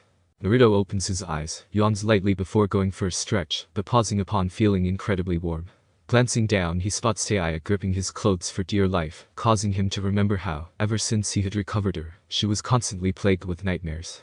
He often held Karin this way when they were kids. Doing so for Taiya caused a small smile that matched the one his new little sister seemed to have when she slept alongside him. On the other side was none other than Koyuki. Like Taiya hasn't slept without Naruto's warmth accompanying them into their dreamscapes. But practiced ease, the shadow clone shimmers in silently beyond the bed's edge, and the two switch places, and he proceeds with this morning routine. I'm so fucking bored, lock up in this fucking fancy-ass prison. Taiya whined from the coach, the coffee table littered with musical numbers and notes from her time within Orochimaru's forces. A rough gloved hand slams atop her crown, scuffing up her hair. The fuck? Language, kiddo. Red states, causing the girl to settle down slightly, cheek slightly pink-tittied. She mumbles as the offending hand removes itself from her bird's nest of a hairdo, arghh. Now I'll need to brush out my hair again. Snickering catches the girl's attention, drawing her eyes to Cardle on the table running through his calligraphy sets, as ordered by his commanding officer. Oi, shithead. What you laughing at? Oh, nothing really. Cardle still chuckling, just a big tough sailor swearing. Elite bodyguard. Each adjective was paired with quotations, further pissing off the former sound ninja, getting scolded for her foul mouth, use of expletive and unladylike conduct. Finally settling down his brush, he continues while turning back with a grin. Is rather amusing. Oh? Amusing, huh? Their attention is drawn to the speaker Ren, who is watching Cardle's calligraphy practice from across the room, just like how you keep messing up the same tail on that fire symbol. This causes the full-blood Uzumaki to glance back at his work, standing up and comparing his work to that of his father's. A blush upon his face now causes the flute user to smirk viciously with a snicker at the misfortune of her new clansman. He indeed, very amusing. Red enters the living space of the penthouse to see Taiya sprawled lazily upon the sofa, Koyuki on the adjacent one looking through the morning paper. Little sister. He calls out, drawing the girl's attention, her cheeks a blazing crimson. I ain't know. Her snap response was cut off as she caught the thrown scroll at her. Good dress. You will escort Lady Kazuhana around with me today. Lengthy silence as the Kunoichi just stared at the scroll, the daimyo glancing at the young redeed over the top of the news articles. Amar, are you sure? An untai-like whisper from said girl. Red didn't even hesitate for a moment in nodding. You are one of us. I trust you. You may not trust us fully yet. She flinched at being caught like that, but Red didn't waver. But I can wait for that. Oh. Now, go get dressed. In that scroll you will find an outfit similar to mine, mask and all, as you have been placed under my command. How unusual. Are the comments from the upper floor. She's a support type. Thought I'd get her in blue company. It's subjective to review at a later stage. For now, she's with me. Red turning back to the still stunned Taiya. Is that okay with you? The girl nodded, somewhat hesitant. Welcome aboard. Spoke their employer, all eyes turning to the small smile donning Kazuhana. I look forward to getting to know my betrothed's little sister. Betrothed? Taiya questioned, confused. Don't worry about that for now. Red cutting in. Go get ready. We're heading out in 10 minutes later. Taiya returns to the living room looking like a smaller version of Red, though the red patterns upon her mask flowed like water. A disguised musical note upon the cheek of looking close enough. Red and Arctic looked to her and nod, looking good. She looks like. I advise you not to finish that statement. Red cutting off his white mask counterpart. Let's get moving then. Koyuki standing up. Where are we going to? Asks the now masked Taiya. From now, your preliminary calcium will be Quiver. Seriously. Red could feel Quiver's glare and didn't even hide his amusement bar, or Rose. Koyuki cutting in, drawing the three masked shinobi to her. Rose is already in use. Red informs them. Miyuki. White Rose. Far better than Aniki came up with. The now named Miyuki comments cautiously, not noticing what she had said, and wouldn't until they had entered the main lobby of the hotel, Arctic staying behind. With Fenrir. Land of Fire, Hidden Leaf, Konoha streets. Red and Miyuki flank Koyuki as she strolls through the shopping district. Many of her fans could be seen admiring from a distance, knowing full well that those red-masked shinobi wouldn't hesitate to put them down. News of the second red-masked shinobi spread quickly, and it didn't take long for a certain silver-haired jonin of the Hidden Leaf to appear as the trio exited a coast store. with a two-finger salute, but got no response as the team continued to go about their business. Red. He calls out, but again, no response. Can I help you? Koyuki interjecting herself whilst trying to recall his name. Kakashi Haddock. I was. You helped me escape my homeland, yes? He nodded. Thank you for that. She bowed slightly. No need. It was a mission and... I see. Well, I need to get moving. Can I ask a question, seeing as I have your attention? Kakashi questioned, looking at the daimyo of Spring Country, though the two masked shinobi knew full well he was observing them closely. Sure. The woman responds somewhat on edge, the man looking to the shorter guard. You have a new guard. When did? None of your concern, Leaf Shinobi. Red cutting and drawing a glare from the silver-haired man. Oh, but it is. I have already informed your leader of the situation and thus, do not question it further, unless you want my katana to relieve your neck of your head. Threatening me so openly. Enough. A new voice as Asuma Seradip drops in, bows at Koyuki, who nods in appreciation before he turned to his college. Stand down, Kakashi. My old man is aware of the arrival of additional forces from Reds, and Lady Kazuhana's security forces. Why though? Do they not? This goes above the hokage. Asuma cutting him off, causing the cycloptic Jonin to whiten his lone eye. I see. Very well. Turning to the daimyo, very sorry for my attitude. Offering a curt bow, but notices the taller of the two red masks hands over a wad of ryo builds to the shorter one, who promptly counts it before it disappears beneath the veil of the cloak. Land of Fire, Hidden Leaf, Training Ground 1. Red leads Koyuki and Miyuki into the training field, the latter feeling a barrier pass over her that briefly disorientates her, causing a slight stumble. She was caught firmly by Red, who she knew was smiling at her despite their masks. Easy there. You'll have to get used to those security barriers, but for now just focus on steadying yourself. She nods as regains her footing and stands tall. Good. Red says before looking to the two Yuzu genin battling against the two Yuki genin. They have passed into the finals. A soft smile graces Red's face, not that anyone could see, though he suspects the Tei at his side could tell. Not bad guys. Calling out as Karta leaps back to create distance with his katana dripping with water from an attack he deflected. The spar ends with handshakes and good works. Red then tutors the non-Yuzu genin in wind and water techniques with a side of elemental control. Miyuki was surprised when she too was roped in to help with chakra control and jinjutsu identifications, but she was even more surprised at the satisfaction she felt at the end of the day. Land of Fire, Hidden Leaf, Outskirts. Red leads Miyuki out beyond the wall, rendezvousing with two teams of Leaf and will landing before them in a crouch. Captain Red, right. The one in the dog mask stepping out of the shadows. Yes. Is this everyone? Affirmative. The one in the dog mask confirms, to which Red nods before glancing out toward the darkness, signing to his soldiers that the Leaf Shinobi had yet to notice. Immediately 24 additional masked shinobi dropping down, causing the group of Leaf Shinobi to tense up, reaching for their blades, but relax upon Red raising his hand. Raven, Crow, glancing at the numerous masks, Mole, and Badger. I thought. There was no way I was sitting this out. Standing before her new leader, I too want my pound of flesh. A brief pause before Red nods before Crow looks to the second red mask. I thought the Crimson Company were. My little sister here has much to learn, Crow.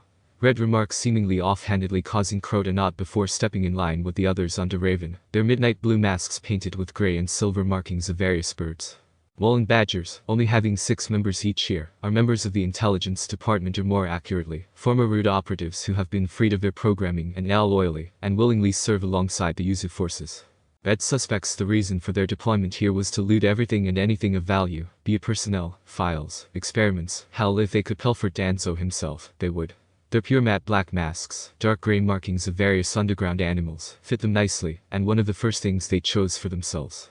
Red clears his throat to address his men. Listen up, today is a joint venture with the Leaf Anbu. We are hunting one of those responsible for the destruction of our home, the corruption of the souls we stand beside as allies and colleagues. Red draws his blade tonight. We end things at the root of everything.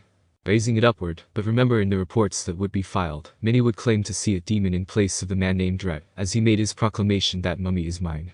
Land of Fire, Hidden Leaf, Hidden Root Base.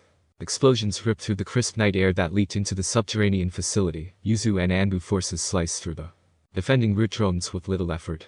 The gleam of katanas clashing against tantos that ran through, blood ran through the corridor and painted the walls. Red deflects another thrown kunai before a one-handed Tor sign before a thin jet of water slices through 3 hostiles, as Raven drops down behind him with a sword punching through the back of another. Hand signs flash through, and a hyper-condensed fire blast punches through another before exploding on a second. Bird chirping echoes through the barracks as Dog runs through 4 different blank masks, skidding to a stop before noticing the descending blade that pauses just before impact, a jinjutsu freezing the room as the Leaf Anbu cut down the lot of them with all due swiftness. Red lands beside Dog and nods at And before looking to Miyuki, who looks up, and the two both body flicker up to face the ringleader. So, you've come. Danzo Shimura, stepping out from the shadows of his office before the two red-masked shinobi, to think you were able to evade our notice. Impressive. The man continued to gloat and proclaim his plans are foolproof, their defeat is nigh, and all that jazz. Not that Red nor Miyuki cared all that much.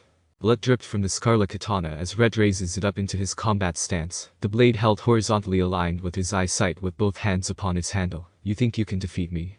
The old warhawk growled, flaring his chakra, which allowed Red to read it thoroughly and detecting 3 separate signatures, Senju, Ichiha, and his own, which forces his focus on his left arm. Red's eyes narrow at that as he glances at his side. Miyuki was fingering her flute as he nodded at her. Both masked shinobi jump away from a compressed wind blast, Red darting forward across the wall, while the elderly shinobi continues to fire wind blasts at him. He smirks as the sounds of a flute echoed off the room, and the performance of death began in that moment. Danzo continued his attack, completely unaware that his senses had been overruled, believing that his stolen Shuriken eyes would protect him.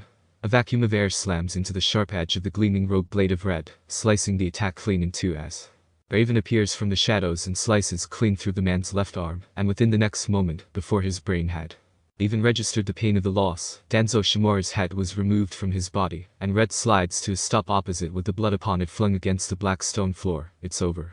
With Danzo's death, the remaining 10% of the 200-strong forces had surrendered, and the combat had ceased. The third Hokage arrived in short order, inspecting the damage to the facility of his rogue former friend turned bitter rival. Red, escorted by Miyuki, arrived in the furthest steps of the base to find 4 7-year-olds, bright red hair and unmistakable violet eyes, among the crowd of children currently undergoing training. A very deep growl escaped his lips as he gathered them up, and the Uzu forces escorted them out. This is unacceptable, Lord Third. Red growls through gritted teeth. We had no idea. Exactly. This is exactly why we do not trust you nor your forces. Red passing the old man by. We will be occupying the Senju estate for the time being. But it wasn't a request. The Uzu shinobi snarls as his team returns to the surface, leaving the Leaf forces to clean up the mess. They ignored all this time. Land of Fire, Hidden Leaf, Senju compound. The long-disused Senju compound was abuzz with life as the Uzu group, now past 30 strong, occupied it and began restorations to the structures and grounds. By afternoon, it was as grand as the day it was built, with updated ceiling matrices and top-of-the-line identification barriers. The whole Uzu force moved in with little trouble, their Yukigakure counterparts following their lead, and many within the Hidden Leaf were outraged at the perceived disrespect to the greatest clan their village has ever housed, with complaints piled upon the Hokage's desk by noon, causing the old man to grumble continuously. During a particularly nasty shouting match between Cardinal and a random Chunin at the gates of the Senju estate, said boy let slip that the Hidden Leaf had stolen their clansmen, and that they had to clean up root for them. Upon realizing what he said, he panicked and asked him not to tell anyone, but by mid-afternoon a council meeting was called on said subject as the whole damn village was talking about it. Cardinal was used as Taiya's Jinjutsu practice target for 6 whole hours. She enjoyed it immensely. Behind closed doors, the 4 rescued Uzumaki children were introduced to their clansmen, with Naruto removing his mask along with Taiya. The 6 spent hours just playing and talking to one another, the 2 older just coaxing the younger 4 out of a shell they were being forced into. During this time Taiya had mustered up the courage to ask, "Why did you tell them I was your little sister?" This caused all eyes to turn to her before looking to Naruto, who sighed. "Well, I figured that you're about Cardinal's age, perhaps a year or 2 older," he begins as the other 4 all sit around him. "So I figured, seeing how clinging you've been." Taiya growls at that, cheeks matching her hair. "I am not F. I figured little sister would be most appropriate." Looking at her with a smile that caused her to stand down with a huff. "Right. Fine. I'll be your sister for now." "Family?" The kids pointing at the 2 elders, to which Naruto offers a smile and not family. As he points back at them, the 4 nod at that, clearly trying to mimic his smile, but failing miserably. "Well, better than nothing I guess." Land of Fire, Hidden Leaf, Konoha streets. Red and Miyuki escort Fenra and Koyuki as they shop along the main street. As always, Red took notice of the number of Jonin and Anbu keeping his group in sight, which was annoying, but as a professional, he ignored it flawlessly. But the same couldn't be said for Miyuki. "They still don't trust us, huh?" "Nope." Red responds, "Don't blame them though, with a small group we were manageable. With the new forces we added in last week's raid, we are a substantial force within the heart of their stronghold. Even we aren't that forgiving, yak no." "I get that," but both Miyuki and Red froze as the smell of the heavenly broth crossed them, eyes snapping down the road to the shrine to the food of the gods. They both shuddered as a heavy sigh from Fenrir dented their psyche, but did not break their trance. "We should probably get them to that ramen shop." "I can't believe this particular rumor was true." Koyuki snickers, causing Fenrir to sigh. "True. I think they were watered down if anything." After gorging out of over 50 bowls of ramen goodness, which was made funnier when the others thought they would finally see beneath the masks only for the food to seemingly pass through the solid face covering. Though it seems that the chef's daughter, Aim, saw something she wasn't supposed to and was sworn to secrecy, though was promised a date in a desperate attempt on her part. Fenrir's Shuriken flared up at the civilian's audacity to request, though thanks to Koyuki's quick hand movement, the rest was cut off. Upon leaving the establishment, Red caught a kunai aimed right at Fenrir's head, following his flight to the last Uchiha standing on a roof across the road, glaring at the group with his bloodline active. Once their eyes lock, he smirks before leaping off, to which Fenrir sighs as if doing a public service. Guess I need to whip his ass again. Indeed. Spoke Crow, as he and Raven appear from the same shadow between the buildings behind him. You two should be. Don't be like that, Red. Raven stepping into his personal space, hands clasped behind her back, at least grabbing his arm with hers, the privacy seal between their armor activating briefly but long enough for her next words to go unheard by all but him. Not out here. Red nods fine, but no contact is still in effect. His head swivels between the two dark-masked shinobi. Am I clear? They're both not good. I'll leave Fenrir in your capable hands. Stepping aside as Fenrir jumps to the roof, the two new arrivals keeping pace effortlessly. In the training ground, reserved for Gen and Team 7 of the Hidden Leaf, Sasuke Uchiha lands in the center, before turning back to see Fenrir already standing before him. What do you want, Runt? She asks, clearly unimpressed. I am the Uchiha clan head. You will respect me. Respect is earned, not given, Runt. If that is all. You will tell me what I want to know, Sasuke ordered, causing the girl to raise an eyebrow, hands resting on hip. Oh. Will I now? As Uchiha Patriarch, I order you. A snort from her breaks his sentence, causing him to glare at her. You may be the Uchiha Patriarch, but it is clear you know nothing, Runt. Fenrir quipped with a raised hand to silence his growling retort. For example, last time I checked, the heir apparent is the eldest in a family, thus you are not even an heir at this point. That's not. Secondly, I am not your clansman. Fenrir continues by showing the Uzumaki swirl on her left shoulder, though Sasuke noticed it was in Uchiha colors this time. I am Uzumaki Fenrir. I may have a shuriken, but my dream is to become wife to the man who has my heart and become a truly respected Kanachi within our clan. Then become my clan's matriarch. And another snort, but Sasuke swore he heard a second one, and a growing sense of disappointment from the tree line. I told you no already. Fenrir sighs, folding her arms across her chest. Did I not? His shuriken bleeds to life. Then, I'll just have to show you my power and prove your place is beneath me. Sasuke growled out, and Fenrir looks out to the two hidden guards with a look of "Are you for real?" To which they both gave apologetic looks despite the masks, which Fenrir thought was impressive. Fenrir looks back to where Sasuke was, only to see his fist aimed at her jaw, to which she snaps her hand up, catching his wrist. That was close, she whispered, as her opponent looked at her with wide eyes, as she had caught his attack, without even using her shuriken.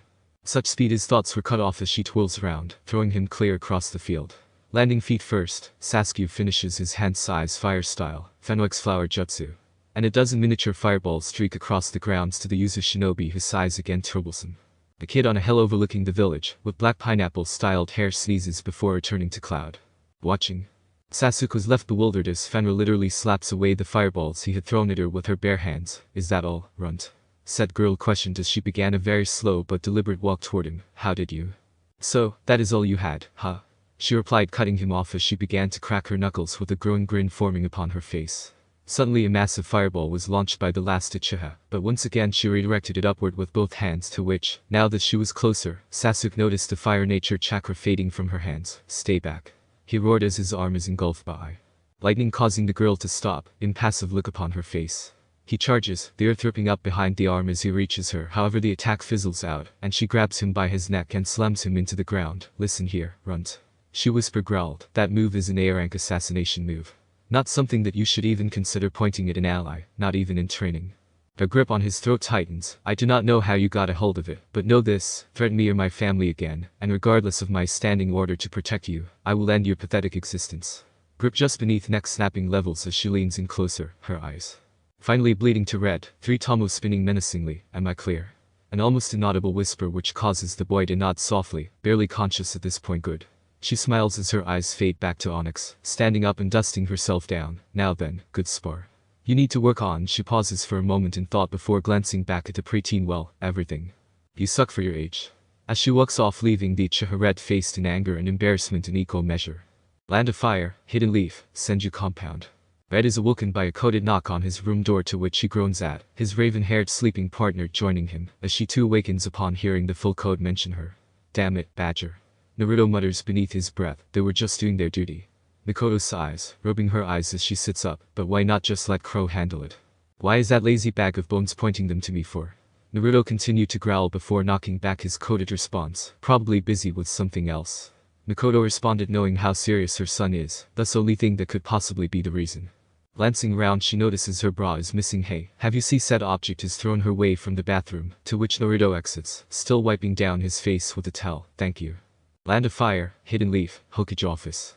Red enters the Hokage's office flanked by Raven and Miyuki. Why are my men being detained? Growled Red, making his presence known as the Toad Sage. The Hokage, and several Anbu operatives, stand around a group of 3 bound Badger operatives. Red. The Hokage began only to be silenced by a raised hand. Badger, have they harmed you? To which the 3 nodded as reported. Code 21. The killing intent from Red was suffocating to all the Leaf personnel as Red turns to the Hokage, who would never admit but was impressed by this level of Kai that made even him flinch. You bound my men, hunted down the others, for what? Information. They were sneaking around. Jiraiya began whilst panting before the intent was focused on him directly, patrolling around the Senju compound, ordered by myself and verified by your Hokage. Red led up against the man as he turned to the Hokage. Unless you tried to use this as a way to undermine us, old man. I believe this is all just a matter of misunderstanding. I see. Red states before stepping towards his 3 shinobi, pushing the Leaf ones aside. In that case, I will be taking them back. Both Raven and Miyuki noticed the silent conversation between the Hokage and the Toad Sage, as Red recovered his men. Hey, Kid. Jiraiya began only to be blasted by an unholy amount of killing intent. Move, Toad Sanin. Red all but hissed as he leads his people out of a tower. Back in the office, Saradup dropped in his seat as more Anbu arrived to help their comrades who had passed out from the level of intent released by Red. He really is something. The Toad Sage says, getting his breathing under control, that he is. Here's in response, puffing away on his pipe. Perhaps kidnapping his subordinates wasn't the best way to introduce myself. Is that what you were doing? Here's in with a raised eyebrow. I'm pretty sure they didn't get word out, so I'm not sure how they found out, and that reaction time, not even 5 minutes, is unheard of. The Toad Sage grumbles. If you want to try and meet him, why not just go there and ask for a meeting? The younger of two looks pensive before looking up at his old sensei. Land of Fire, Hidden Leaf, Senju compound. What do you want, Toad Sanin? Miyuki questioned at the gate of the Senju compound, her tone flat and giving away nothing. You are Dread. You're a bit too short. Jiraiya mumbles, but she heard him anyway. Red is busy right now. If that's all, then. Can I see him? No? Miyuki's instant response caught the Toad Sage flat-footed for a moment. If that's all. No, wait. Jiraiya calls out, blocking the gate's closure with his arm and foot. Please. I need to speak to. He froze upon realizing just how many weapons were pointed at him, both within the compound and beyond. Many masked shinobi had appeared to assist the short red masked shinobi guard now. Last warning. Leave. Miyuki orders, and the Toad Sage removes his obstruction of the gate slowly, as to not provoke any of the 20 Anbu level enemies aiming weapons at him. Inside one of the medical rooms lay a Hidden Leaf Jonin by the name Jiko Hade. Standing over him was Yuzuki Yugao, a Hidden Leaf Anbu operative and fiancé to the previously mentioned Jonin. Red steps into the room. The purple-haired Yuzuki took a knee with her head bowed. Lord Uzumaki. I am glad the Yuzuki are still around. Your sisters would be proud. Red states formally, thank you, my lord. So, have you discussed this with him? Red asks, now looking over the recovering man. No, not yet. It is. You marry as Yuzuki. Your clan has earned the right to stand with us after all. Red states, and the Kunoichi slowly raises to her feet. If you find it difficult to explain to him, then perhaps I will. Lord Uzumaki. Yuzuki interrupts, this is my duty. She was caught off guard by the gentle hand resting upon her shoulder. We are family, Yugao. Not master and servant. But you've done enough in saving his life, even healing his chronic lung disease. I couldn't possibly ask you to. It'll be fine. Just make sure your decision is made up before he awakens. Then we'll explain it all at once. Red states, stepping past her, and she bows to him as he left, leaving her to glance back at the biggest decision of her young life. Sometime later, Hade is led into a dining hall where he was met with the infamous shinobi Red, sitting on a sofa with his fiancée standing sentry at his back opposite a second red-masked shinobi. Yugi-chan. What? Jiko Hade. Red beckons, gesturing to the seat before him. Sit, we need to talk. The Jonin staring at the sitting red-masked shinobi, then back up to the impassive gaze of his girl. Sit. Red ordered, and the man promptly sat down, the shorter red mask quickly moving to join the other two, but noticed Yugao flinch at Red's tone. Now then, before we get to business, we were able to save you from the attack of the Sand Jonin, because you were a target of our interest. Interest? To you, Yuzu Shinobi? Hey, a question to which Red nodding in agreement. Well, seeing as you are engaged to one of our former vassals. Gesturing to the purple-haired woman at his back, thus, we have business to discuss. One of your... Hey glances at his wife-to-be. She isn't a spy, nor has she told us anything confidential toward your village. Red notices the leaf shinobi visibly relax before continuing. In fact, we only met when we came for the first time at the start of the Chunin exams. We had no idea that any of our Uzuki clansmen remained here. Red shrug, which caused a raised eyebrow from Haid Uzuki, was a clan. Indeed. They served as the Uzumaki royal guard since our records began, though with their numbers as they are, it has been agreed to free them from vassal status and offer them a seat at our new council. Then, is there? Before that recent decision, you would be forced back to Yuzu, alongside her, with her taking up clan head status, her station, and you as her consort. Yet none of your children will have your family name, raised as guardsmen for the main house, and you would be thrown out once child 6 came along. You? That was before this new order. Now, the choice is Yuzuki's and yours. He gestures from Yugao, then him. If you wish, Yuzu will welcome you both, yet if you want, you can stay here, and nothing changes. Silence dawns upon the group before the leaf shinobi sighed hard. I see. I'll need some time to think. You will have it. Standing up, Red looks to his younger sister. Come. They have much to discuss. Yes, sir. Miyuki moving after Red, leaving the couple to discuss their future. Author's note. I was thinking about adding a 0.5 chapter covering the fights of the preliminaries, now that I have time to myself again. Perhaps even cover a subplot of a betrayal within the leaf that will lead to a clan heir to desert the village and cause a conflict between Yuzu and Konoha, to which the sound try to fan into an all-out war. The next arc is what is typically known as the Tsunade recovery arc, with the return of a few old names, but I have already mapped out the one after, which involves the hidden stone, causing problems for Yuzu and Spring, with the mist assisting Yuzu in disrupting their plans. Chapter 9. Chapter 9, Third Real Surprise, Final Part. Land of Fire, Hidden Leaf, Colosseum. Cardinal steps into the Hidden Leaf Stadium alongside Fenrir and Cal, at his side. Whoa, this is quite extravagant, isn't it? Cardinal comments, to which his teammates nodded in agreement. Well, this is all about the money. What else do you expect? Cal states as they reach the middle with the other groups. Cardinal spotted Gary glaring at him. Ah, walking mental case is glaring at me. The other two in his group snicker at that, causing Gar-san to twirl threateningly around him. Silence. Genma orders and the finalists all follow suit, some more reluctant than others. Now then, the final round of the Chunin exams are about to commence. Roars and cheers echo from all sides, as the sight of 3 cages in their box quietens the masses. I, Mate Jeremy, as 5th Mizukage, am thankful to be allowed to come here and present our newest group of genin.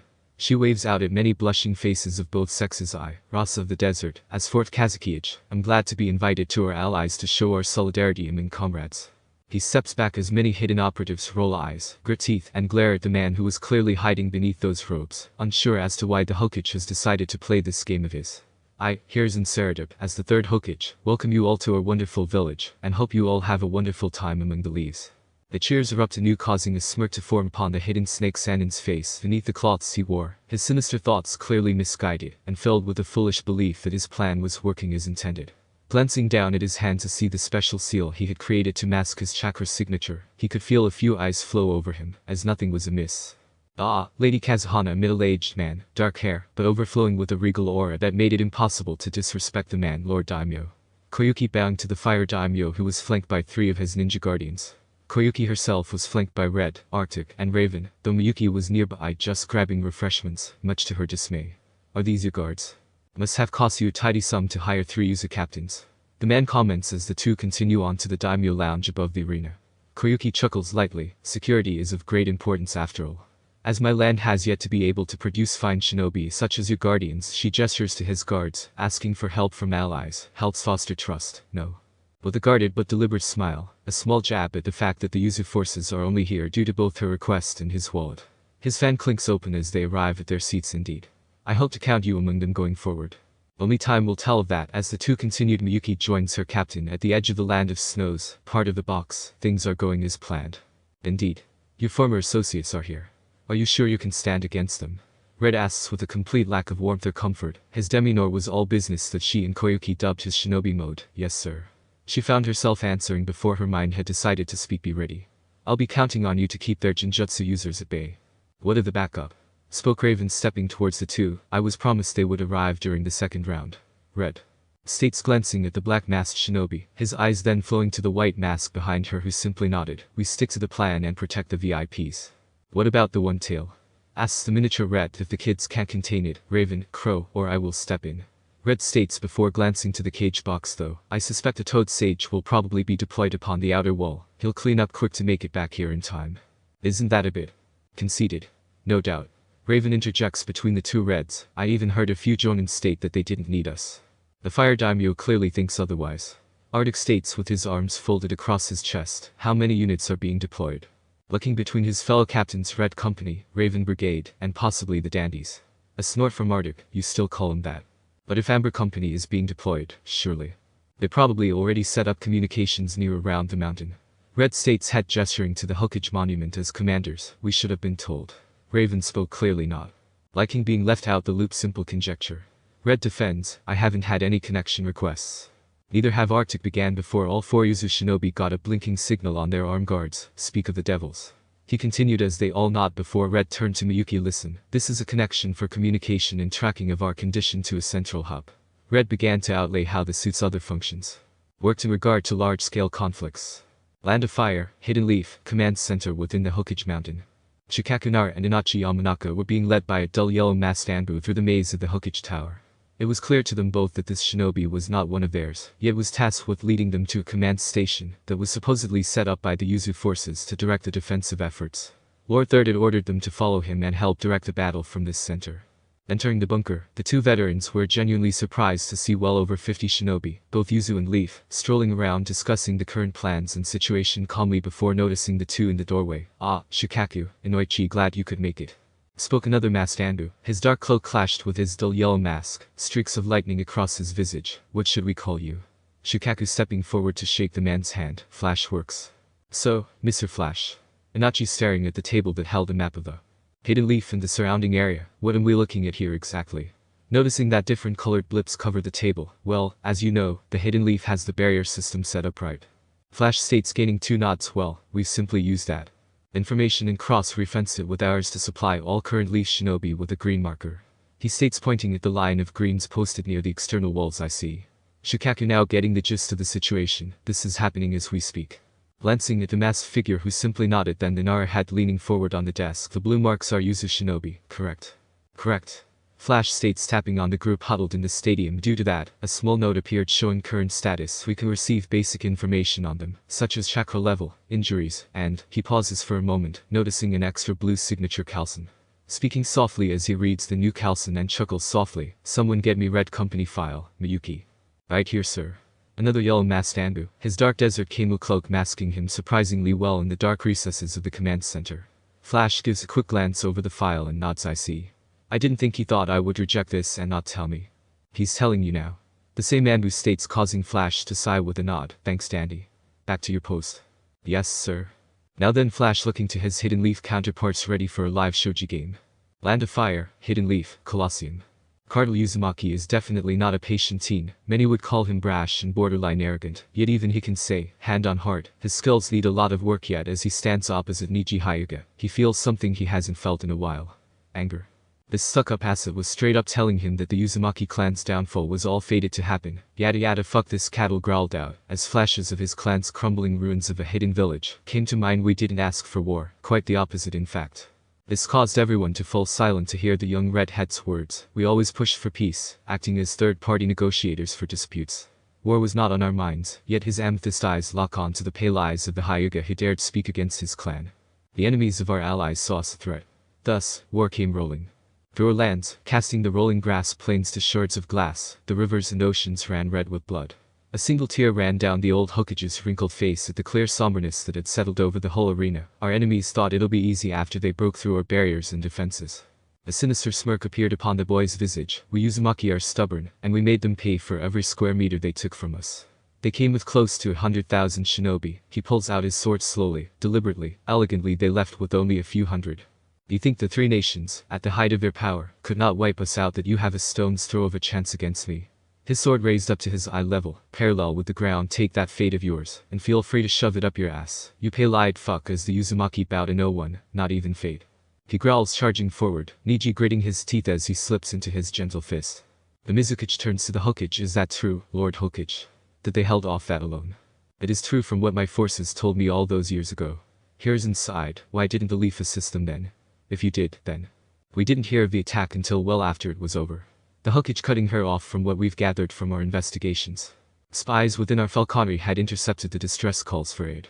He says to divert the attention that it was one of his own, Danzo, who had intercepted them and killed off the birds after the battle. According to his own files. Such tragic loss. May with a frown, were it not for their assistance, no doubt our own civil war would have dragged on far longer. I had heard that you defeated the previous Mizukage, Lady Terumi. Hiruzen stated, to which she smiled at his attempt to gain information, and with a gigolo, Lord Hokage, how forward of you. Surely that can wait until the ink dries, no? The two genin meet in the center of the arena, with Niji ducking beneath the horizontal slash, throwing out a palm strike towards a leg that was deflected by a shin strike, that was followed by a slash. That forced the Hyuga to continue to roll away, his hair however took an improv cut. Both sliding to a stop as the sword is stabbed forward, not to sight, and a finger jab is swirled around as the red katana glimmers as it comes down across the teen's outstretched arm. It would have cut straight through were it not for the quick twist from Cardle, the back of his katana, the one smacking the man's arm hard, hairline fracture. Rotation. Niji calls as he spins rapidly, the blade flung clean of Cardle's grip, forcing the Uzumaki to leap back. A distant ping from his sword hitting the far wall is heard as the Hyuga comes to a steady stop, glaring at the red hat. You are within range of my. You know, at first I was just going to beat you like any other opponent. Cardle says, slowly falling into his clan's infamous Taijutsu stance. Many within the Hyuga elders and higher-ups, all gulped at it. However, all your fate spiel and how you almost killed your clan's heirs, a member of your own family no less, is making me want to tear you apart. He finished with a growl, so, come, little Hyuga, allow me to beat you to fate's door and kick you through it. The two charged once more, palms and fingers were launched, yet Cardle effortlessly twirled and swirled around like a river flowing around outcroppings of stone and rock, before a vicious backhand breaks for Niji's defense and laid him out after bouncing twice before righting himself.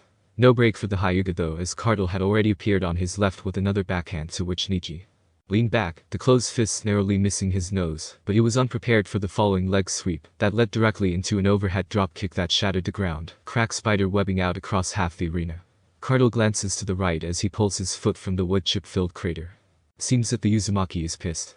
Spoke Mei as she watched the two genin go at it, the Uzumaki whirling fist. Hiruzen confirms. With a nod, probably the only style that the stern Hyuga gentle fist is almost powerless against to defend with their flowing moves and powerful strikes. Cracking of knuckles as Cardle steps towards the panting Hyuga who was clutching his side, trying to maintain distance. Oh, the great and noble Hyuga, a menace of a grin that promised pain grew upon the Redeed's face. We aren't done yet. Gotta really pound you to dust to get that stick out of your ass. The entire audience swallowed spit at those words. The Hyuga genin finally backed up to the wall, with the cold sweat running down his cheek, hoarded like a rat. Cardle chuckles were devoid of any humor, caged like a bird. Yet you do nothing to change it.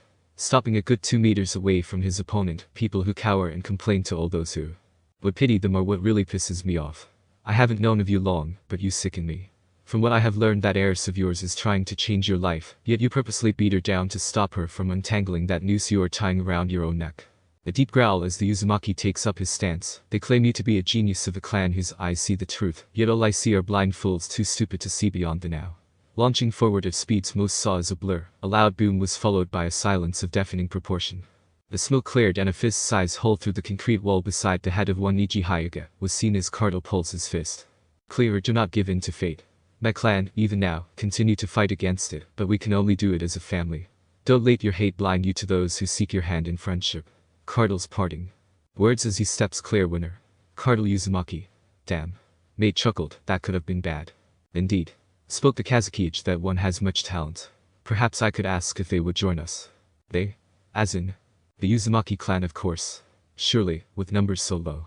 That won't be happening. Spoke Hiruzen, staring firmly at his winged counterpart. The Leaf and the Uzumaki clan are the oldest of allies. We will be welcoming them into our ranks post-exam. Oh?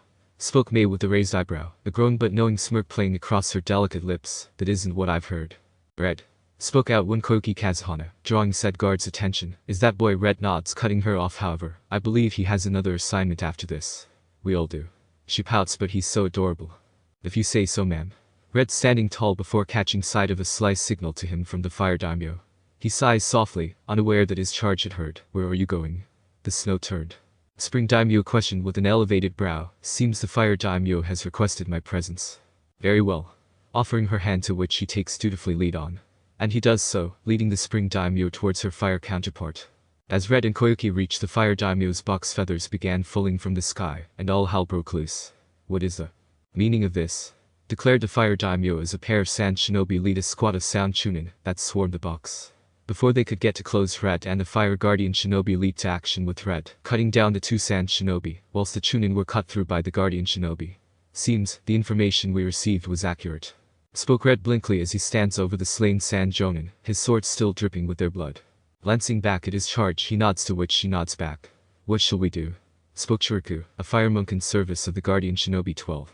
As they spoke, Red's radio springs to life. Red leader, confirmation on invading forces of sand and sound. Proceed with Plan B1. The voice of the command staff of Yellow Company understood. Red's response before turning back to his surroundings, if I may. Cutting into the discussion, silencing the room. Go ahead, Whirlpool Shinobi. Spoke the Fire Lord, and Red nodded, approaching the table and placing his palm upon it to project a crude map of the village with a seal. I'll be blunt, as time is of the essence. The invasion of the Leaf is just kicking off. Defensive forces have secured all priority targets and are fending off the bulk of the surprise attackers. A large force, however, is approaching the walls. Pointing to where the walls are, my company, Red Company, is moving towards the village from the east, with White Brigade moving in from the north, working their way around the rear of the enemy march. By the time the enemy breach the walls, he looks up dead into the Fire Lord's eyes as he says, we'll have them surrounded and will crush them without fail. What about that Sanjin Chiriki? Where does he fall into this? Another Guardian questioned, only for Red to raise his hand, the map fading away into black lines. There is a team dealing with it. For us, our objective is to secure the VIPs. Red informs, and they all nod. Let's get moving. Land of Fire, Hidden Leaf, command center within the Hokage Mountain. Sir, it's begun. Spoke Yellow Company Shinobi, to which Flash nodded. Give out primary mission directives. Inform both Red and White companies to begin operations. He glances over the table once before looking to his second-in-commando, and tell Raven and Badger to begin their hunts. Yes, sir. They all course, bringing up their radios and issuing out orders. Efficient. Spoke Shikoku as the Anbu Black Ops members disperse to their posts. We've rehearsed this, but we have never fielded this many of our forces in a single engagement. Flash states, watching the updating map table that is feeding off his chakras, sir. Red Let has confirmed his orders and reported that he has the daimyos in tow and moving towards secure point A. Land of Fire, Hidden Leaf, streets. Strolling through the streets of the hidden village, explosions and jutsus can be heard being fired off in the not-too-distant battle. Red leads the Guardians and the numerous daimyos towards the estate of the Landlord. As Red, a small contingent of shadow clones, his squad and the Guardian Shinobi 12, make their way, they also picking up several civilians along the way. Thus as they approach the fortress, masquerading as an estate, 6 Sand Shinobi and nearly 20 Sound Jonin appear, and immediately Red takes up the lead. Surrender now and we'll spare you. The Sand Jonin leader states, yet Red simply raised his hand, which halted the Guardians. Counterattack. Without warning, 12 new rivals, red masks upon black robes appear, and that's when Red signaled to attack, and within moments the fight had ended. Red slashes his sword down, blood splattering against a brick road captain. Spoke one with a nod. Good, you're here. Where are the others? Squad 1, 3, 4, and 5 are in position. One red mask responds, and Red nodded back. Sir. Is that the new guy? Pointing to the shorter red mask at his side, her codename's Miyuki. Red states, causing the others to nod. She's my little sister. Which was a code they all knew, but not the Leaf or Fire Guardians. Boom. Land of Fire, Hidden Leaf, command center within the Hokage Mountain. Sir. Report from the front, multiple summons have been sighted. Snakes, numbering 10. Multiple confirmed reverse summonings. Enemy forces have increased twice over. Calm down. Ordered Flash with an immediate effect to the instruction. Inform Red to regroup with his forces and hold the line. We will deploy once they secured the walls. Sir. They'll course. You going out there? Shikaka questioned without looking away from the map laid dead center of the room. Well, our numbers are forcing our hands. Our Anbu should be able to. True, but we can't connect to them directly like. Just let us weed out those within our village. The Jonin commander states, finally glancing up at the pale yellow masked shinobi before him. You sure? Which was met with a silent nod before glancing back at the command staff. Issue Order 5 Alpha. We are moving from defense to offensive measures. Sir. They all roar, jumping up, vanishing in swirls of yellow lightning and their sparks. Flash turned back to the shadow user. We'll be back in a flash. Causing eyes to whiten as he vanishes in a flash of yellow. Land of Fire, Hidden Leaf, outskirts. Red, Miyuki, who were joined by Arctic, landed on the last line of buildings before the village's walls, which surprises both sides of the fighting. As eyes land on the red mask, many panicked as he was.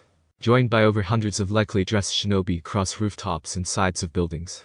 Before any could squeak out in fear, another set of white masked shinobi, similarly dressed to the red ones, land atop the buildings to their right, and black masked shinobi to their left, creating a very daunting visage. Cast them out. Roared the red masked leader as swords were drawn, kunai raised and hand signs flowing. All hell broke loose. With the arrival of the user squads, the least shinobi were left speechless, as the sand and sound forces were pushed back with alarming ease. Red himself led the charge, Miyuki at his side with a pair of tantos in hand, as he cut through the group of sound ninja. They threw themselves forward. He darted left, around a gauntlet arm with a slice up it cutting off an arm of another, whilst Miyuki effortlessly cut through the first man before backflipping over 3 more shinobi, the outer 2 gushing blood from their neck, but before the Kunoichi remaining could react a scarlet blade punched through her chest, killing her instantly. Thrown aside, Dread looks to Miyuki before nodding as the two move off. Black Company was tearing through the enemy with complete and utter ruthlessness, their liberal use of blades and pyrotechnics set aside from the other user companies. Arctic left nothing but tundra and blood-covered snow in their wake, frozen shinobi and a few pillars of ice spread out. Red Company often surprised most with water jutsu, wind-coated blades cutting through flesh, bone, and metal in a dance of crimson rain. A very loud hiss drew the attention of all 3 battle groups. 3 giant snakes bore down on them with narrowed eyes. Unbeknownst to the 3 leaders, they all snorted at the same time despite being kilometers away from one another. Shards of ice tear through the 3 near Arctic Company, whilst a torrent of flames engulfs and consume those near Black Company. Water dragons snake around the 3 reptiles before biting down on their necks before erupting, causing them all to explode in blood and gore. Puffs of smoke confirmed there were summons. Land of Fire, Hidden Leaf, Colosseum. A yellow flash interrupts the battle between Sarada Pearson and Orochimaru, just as the coffins from the impure summoning of the latter.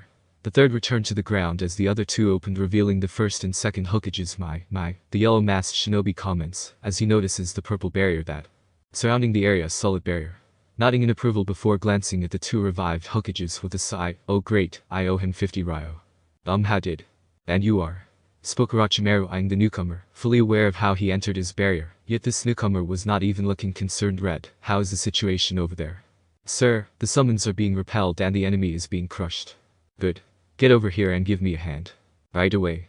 The line cuts when he glances to the third Lord. Third, I am the captain of Yellow Battalion, the command group of the Yuzu forces. Call me Flash. Hiruzen's eyes whiten at that as he watches this man, who he suspects is one he knows, yet his attention is drawn backwards as the barrier around them warps and wobbles before 2 red-masked shinobi land beside the yellow. You ready for this? Flash asks, slowly receiving 2 nods from his 2 subordinates that flanked him. Then, deal with the 2 cages. Sir? Both red masks squeaked as Flash chuckles, pulling out 2 long-bladed kunai. I'll handle the snake, Tem. Flash blurring forward between the 2 reanimated corpses that moved to intercept, only for Hashirama to find himself bound by chakra chains, whilst Tobirama blocks a knee strike aimed at his head. Hiruzen finds himself in awe as the Yuzu forces that were aiding his village prove their worth more and more as they fight his fight. Land of Fire, Hidden Leaf, outskirts. A loud crash as another massive viper is dragged down by chains of chakra, wrapped around his form, as 2 swordsmen slice through his neck with elongated swords of wind on opposite sides. A torrent of flames blast another group of Sandinians that force their retreat, leaving their burning puppets behind to return to cinders. A black mask lands beside the red mask. Crimson. Where's Red? Flash called him a few minutes ago. Apparently needed a hand. I see. What do you need, Raven? Crimson questioned, snapping the Kanachi from her running thoughts. Just wanted to know how far to chase them. To the border until recall. Crimson responded coolly as one her chains punched through another sound Chunin before wrapping around another and slamming her into the floor. Though they are routing, we should continue our. All units. Recall has been ordered. Repeat. Recall. Has been ordered. A wide-reaching communication was heard over their radios. Never mind. Spoke Crimson as she retracted her chains whilst turning back to the village. Come on. Let's go see what that idiot of mine has been doing in my absence. Right? Spoke Raven, moving after her fellow user Kanachi, who abruptly stopped, turning on her and gripping her arm, which activated their privacy seal between the two. Listen, Mikoto. Crimson's voice was low and threatening. I know how fond you are of my beloved. Said woman stiffened, and I won't call you out on it. Know this, however, if you become a threat to either of us, I will put you down. Understood. Clearly, Karin. Raven states quietly, causing the other woman to nod. I am the mother of his 2 kids, and though we may not have our happily ever after because of our duties, I will protect him with everything I have. Never forget that. Crimson states, releasing her hold before leaping up into the trees. Land of Fire, Hidden Leaf, Colosseum. She knew this would be an impossible fight. She knew she was outclassed and outgunned, yet here she was, fighting the fucking second Hokage. Miyuki dodged yet another water dragon, her recently discovered Uzumaki pride and battle prowess on full display, as she lands a hard kick to the man's arm that would have shattered a femur, yet this walking corpse simply walked it off. It was frustrating. Gritting her teeth, she pulled out her flute, glancing at it for a moment before placing it back in its holder. Damn it. One of her swords, that she had lost during the initial clash, stabbed into the slab of tiles in front of her, causing her glance up to see her brother standing before her. We're not done here yet. His words felt comforting, allowing her to push through the pain of the elongated fight. Got it. But this bitch of a, she paused before sighing. Fine. Grabbing her sword, we'll do a 1-2 combo. I'll go for the head, you take his legs. Then what? Miyuki questioned, taking up a ready stance, blade level with her, eye parallel with the ground, with her legs spread and bent. We kick ass. And Miyuki swore she could see the smirk beneath his mask. Let's go. Right.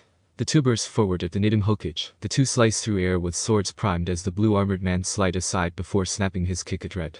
The outstretched foot was pulled back, narrowly avoiding the blade's slice, as his fist connects with a pair of crossed arms from Red, who protected Miyuki, who leaps over and lands a drop kick. She was tugged away from the retaliatory haymaker, twirling it, and joined Red, who grabbed the thrusted appendage with a firm hold, with Miyuki slicing the man's left leg off cleanly. The lack of leverage allowed Red to snap the arm clean off, using the momentum to smash the back of the Senju's head into the dirt. Before he could react, a seal was placed. Fune. Red called, and the contract seal took effect, forcing control over the reanimation to break, causing the fallen cage to blink several times before turning over with assistance of Red's foot. Senju Dono. Who are you? Yuzu Enmu, sir. Red response, causing the man to sigh in relief. So, the Uzumaki clan still lives. Indeed. A new voice, drawing the crippled reanimated to look up at a man he had only seen as a teenager. Ashina. You've grown old. A chuckle from the elder Uzumaki was deep and throaty. Well, it has been close to 70 years. The Nanidim smirks at that Uzumaki longevity. Huh. Indeed. Ashina's sudden appearance caused Hiruzen to freeze in place, dumbstruck at his arrival. Read Ashina's voice to the Anbu operative, who stiffens. Remove your mask. Looking to his companion. You too. Yes, Ashina-sama. They both chorus equally hesitantly, reaching for their masks, gently removed said objects to reveal their masked faces. An angry hiss from the snake Sanin and the growls from those holding up the barrier at Taiya's presence, her dirty pink hair replaced with a vibrant scarlet and her previously brown eyes notably lighter violet. A very Uzumaki smirk appeared upon her face as she stuck her tongue out, but stopped when Naruto glared at her. You betrayed me, yelled an enraged Orochimaru, who ducked a kunai swipe. So, you lied to me first. I'm not the last of my clan. Before anyone could react, the traitorous snake lunges at Taiya, only for a three-pronged kunai flew past his eyes that whitened upon recognizing it. A yell flashed later, and he narrowly avoiding the slash at his throat, blood leaking out, as the pale Sanin glared at the pale yellow-masked shinobi, who slightly chuckled as he too removed his mask to reveal none other than Minato Namikaze with a soft smile. With a mischievous gleam in his eyes. Yo, snake pedo. An. Sorry for the delay. I will explain how the Force alive again and such in the next chapter, among other things that revolve around the current state of the Uzumaki clan itself. Chapter 10. Chapter 10, Uzumaki at Chihanamika's Land of Fire, Hidden Leaf, Colosseum. Minato muttered, stared at Hiruzen with wide disbelieving eyes as his formerly believed dead successor was standing before him, confronting his former student. How? Now then, Minato glancing to Naruto, can you keep up? We'll try, Lord Namikaze. Naruto says as he and Taiya flank the former Hokage. That's fine. I'll work around it. The yellow flash chuckles as his eyes narrow in on the snake Sanin, who was now clearly terrified at the prospect of fighting a very alive flash of the leaf, assisted by one shinobi that almost cornered him and his former subordinate. Kuku, Minato-kun. Sir, orders. From Naruto at the side, Plan Alpha Wolf pounds 3. Minato smiles while twirling his infamous tri-pronged kunai into his palms. Naruto draws his katana, and out of the armored left bracer, a chakra shield folds out and bursts a pulsing blue. Taiya retrieves her tipless tanto and the trio dart forward, in a three-pronged attack formation from all sides with swords or kunai out. As the three fight on, Ashina approaches Hiruzen with a soft smile. It has been a while, Hiruzen. Ashina. You are still alive. The aged cage still clearly shocked. Yes, the graying Uzumaki states with a nod, things got a bit dicey, but the council has come to the agreement that it's our time to re-emerge. The man explained firmly. I see. I spoke with Naruto a bit, but... Ah yes, I read his report. He made a report. His explanation was dead on. Ashina nods firmly. We have no desire to return to our alliance to his former glory. We will also have our swirl and seals back. But surely you jest. We need. Too bad. Ashina states unyieldingly. The contract stated our ability to recall our effects, so we are taking them back. After stumbling back, Naruto deflects a charging viper launched from the snake Sanin using his chakra shield, before deflecting Kusanagi away from Taiya, as Minato flashes above with a downward slash. Orochimaru shifts clear of the blonde's attack, landing a solid blow upon Naruto's side, before leaping back as a tanto narrowly misses his knees, only for a spiraling ball of death to drop down atop him. Beisengden. Boom. Surely we can come to an agreement. Spoke Hiruzen, almost pleading, now only for Ashina to shakes his head. No, Hiruzen. After this mission, our forces are returning home along with our remaining belongings here. A heavy sigh leaves the cage's lips when the sound of an explosion draws their attention to the small crater from the fourth Rasengan attack. Did you get him? Spoke Taiya as Naruto steps up beside her, behind Minato. It's never that easy. Naruto spoke with narrowed eyes, his senses on full alert. I hit him, but the blonde states with cold blue eyes boring into the smoke. The lull in fighting was agonizingly long-lived until a crack beneath Taiya caused Naruto to drag her clear, the legendary blade of Kusanagi slicing open the back of his calf, with blood spraying out as he rolls clear. Taiya clutched protectively against his chest. Naruto shouted Minato before being dogpiled by the four that were holding up the barrier. Within following 5 seconds a lot of things transpired as if in slow motion. Minato threw his kunai toward the now fleeing Snake Sanin. The sound 4 were cut down by Anbu's squat Ryo. Hiruzen deflected a flung Rage no Ken, and Naruto took another hit from a poison-laced Senbon, which was aimed at Taiya. Lord Namikaze. Go ahead, spoke Minato as he steps towards his leader, finger on his earpiece. The sound forces have been crushed, Sand is in full rout. The area is secure. Good. Get me the battalion update ready and I'll be back once I've checked in with Castle. Received. Out. How you feeling, kiddo? Minato standing over a seated Naruto, everyone back inside the cage box, who was being treated by an Anbu medic. Fine, Lord Namikaze. Don't be so formal. The blonde with a soft smile only for a heavy sigh, to escape the Uzumaki's lips again. We're on duty, sir. What are our next orders? Fine. Minato sighing in the same manner as his subordinate, just received an update from HQ, seems Sand is in full rout, and the sound has largely been crushed. He shrugged, those that remain will be running back to Rice. My group? Fine. A new voice entering the box, Naruto's eyes darting to it with a soft smile forming. Geez, I leave you alone for a few months, and you get involved in a war that is not even your own. Hey, this wasn't my fault. Naruto shouts back indignantly this time. The woman chastised, causing him to flinch. We agreed not to talk of. A snort as she crosses her arms, whilst clearly glaring at him. A tense silence is broken by Ashina, who steps into the box. Ah, Crimson, my girl. Said girl twirls on a dime, moving to a salute in one smooth motion. Sir. A lazy hand wave in response followed. Enough of that. You may remove your mask here. Sir? I thought that. Konoha is no ally of us, however we are neutral. However, due to certain individuals, Ashina glanced to Minato, who looks away shamefully, we are going to have to tolerate them for the foreseeable future. I see. Spoke Crimson, clearly not too pleased with this, throwing as her mask comes down and her ruby red eyes come into view. Land of Fire, Hidden Leaf, Council Room. Aniki. Called out Taiya as she arrived at the outside the council room, followed by Raven, Crow and Badgeryo. Naruto returns the call with a raised hand as the medic finishes up his injury. Where's Arctic? Glancing around at the lack of white-masked individual right here. Spoke said man appearing from the shadows. Dramatic much? Snorted Karin with a shrug from Arctic. Is this everyone? Spoke Hiruzen as he steps out from the room. From our side, yes. Minato spoke up, looking to Ashina, who nods before stepping past, his cane tapping as he led his people into the belly of a vile beast known as politics. Many eyes wide at the appearance of their former hokage among the group of allied shinobi forces. How? Clan secret. Spoke up Ashina as he leads the Yuzu group into the center room after Hiruzen. The Yuzu group follows their leaders, with the leaf shinobi taking their seats. Ashina takes one of the seats in the center, his forces stepping behind him to show their allegiance. The clearing throat draws the room's attention to the hokage. I think we can all say that we are thankful for your assistance. Due to your intervention, we suffered minimal damage from the enemy surprise attack. It's fine. Shrugged Ashina, hands clasped around the top of his cane. We got paid our dues. Paid by whom? Asked Shikaku with a firm gaze. Me. Spoke the fire daimyo stepping into the room, flanked by Anbu and Samurai, causing the leaf shinobi to all stand in boa. Daimyo Dono. Hiruzen standing straight as his boss sat beside him. Now then. We have fulfilled our contract.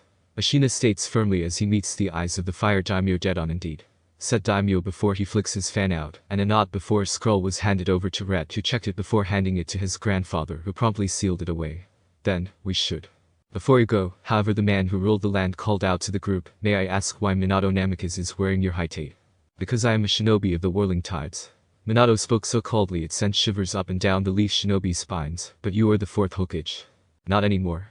Minato states with his arms crossing over his chest, frowning at the thought. I washed my hands of this place when my wishes were blatantly ignored, my will trampled upon. The blonde's voice softens to whisper, family disgraced. So no, I will not return to this place. His voice bellowing at the end. But nothing. Minato still soft-spoken but no less of an edge than his personal weapons. The Namikaze clan belonged to Whirlpool. This is the Yuki Jax taking off his white Anbu mask, his pale complexion a perfect contrast to his dark hair, and Uchiha. Mikoto removing her raven mask, Itachi too removing his crow mask at her side, causing the leaf shinobi in the room to tense. How? Yelled Hamura, who jumped from his seat enraged. Oh. Ho's sinister smile gracing the former Uchiha matriarch's lips as her Shuriken spun into existence, her glare turning frigid. We are fully aware of your involvement in our former clan's affairs. Hamura, she glances to the other elder Kaher. What's done is done. Her Tajutsu fades away as she shrugs, though her son's glare did not lessen. We serve alongside our cousins, the Uzumaki, under a new banner. You will be marked as missing ninja. Missing? Us? She chuckles along with the other Yuzu forces. Last time we checked, there is only one Uchiha left. We are Uzumaki, not Uchiha. Mikoto responded callously. I see now why you added those conditions of the contract. Spoke the fire daimyo, who sighs at having been played by his hired help, drawing the room's attention indeed. We Uzumaki take care of our own. Now and forever. Spoke Ashina firmly with his shinobi standing with him resolutely. What of your son? Spoke Hiruzen softly, causing the mood to fall through to the old root bases beneath the village. That's my cue. Spoke Naruto stepping forward. During our time here we have observed him continuously. So you were spying on us. Spoke a civilian councilman jumping up from his seat in rage, but was shut up by a simple glance from the red head. Since the reveal of my Kunoichi's Keki Genkai during the first stage of the exam, your last Uchiha has assaulted my charge on multiple occasions by both he and servants of this council. You have no silence. Spoke Ashina with a glare that would have killed the civilians 4 times over. Under the Chunin exam charter you have violated on each of these occasions we could easily. You want him, right? Spoke Hiruzen, cutting through the political talk with deadly accuracy. Naruto nods at that, causing the council to erupt in outrage, while the Kage silently signaled his Anbu to retrieve said boy. Sasuke Uchiha was furious. A month ago, within the Chunin exams, one of the small fry teams had a girl who looked strangely familiar. Even now he recalls how Uchiha-like she seemed, pale skin with a strangely narrowly angled face, pitch black flowing hair which made him actually study her discreetly.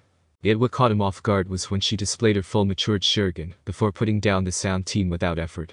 Even after confronting her and her team, he too was put down with little effort. Over the next month he had observed her, her teammates, and who he assumed was her sensei, that masked guy. He couldn't find out her secrets, and was always drove off by those masked guys.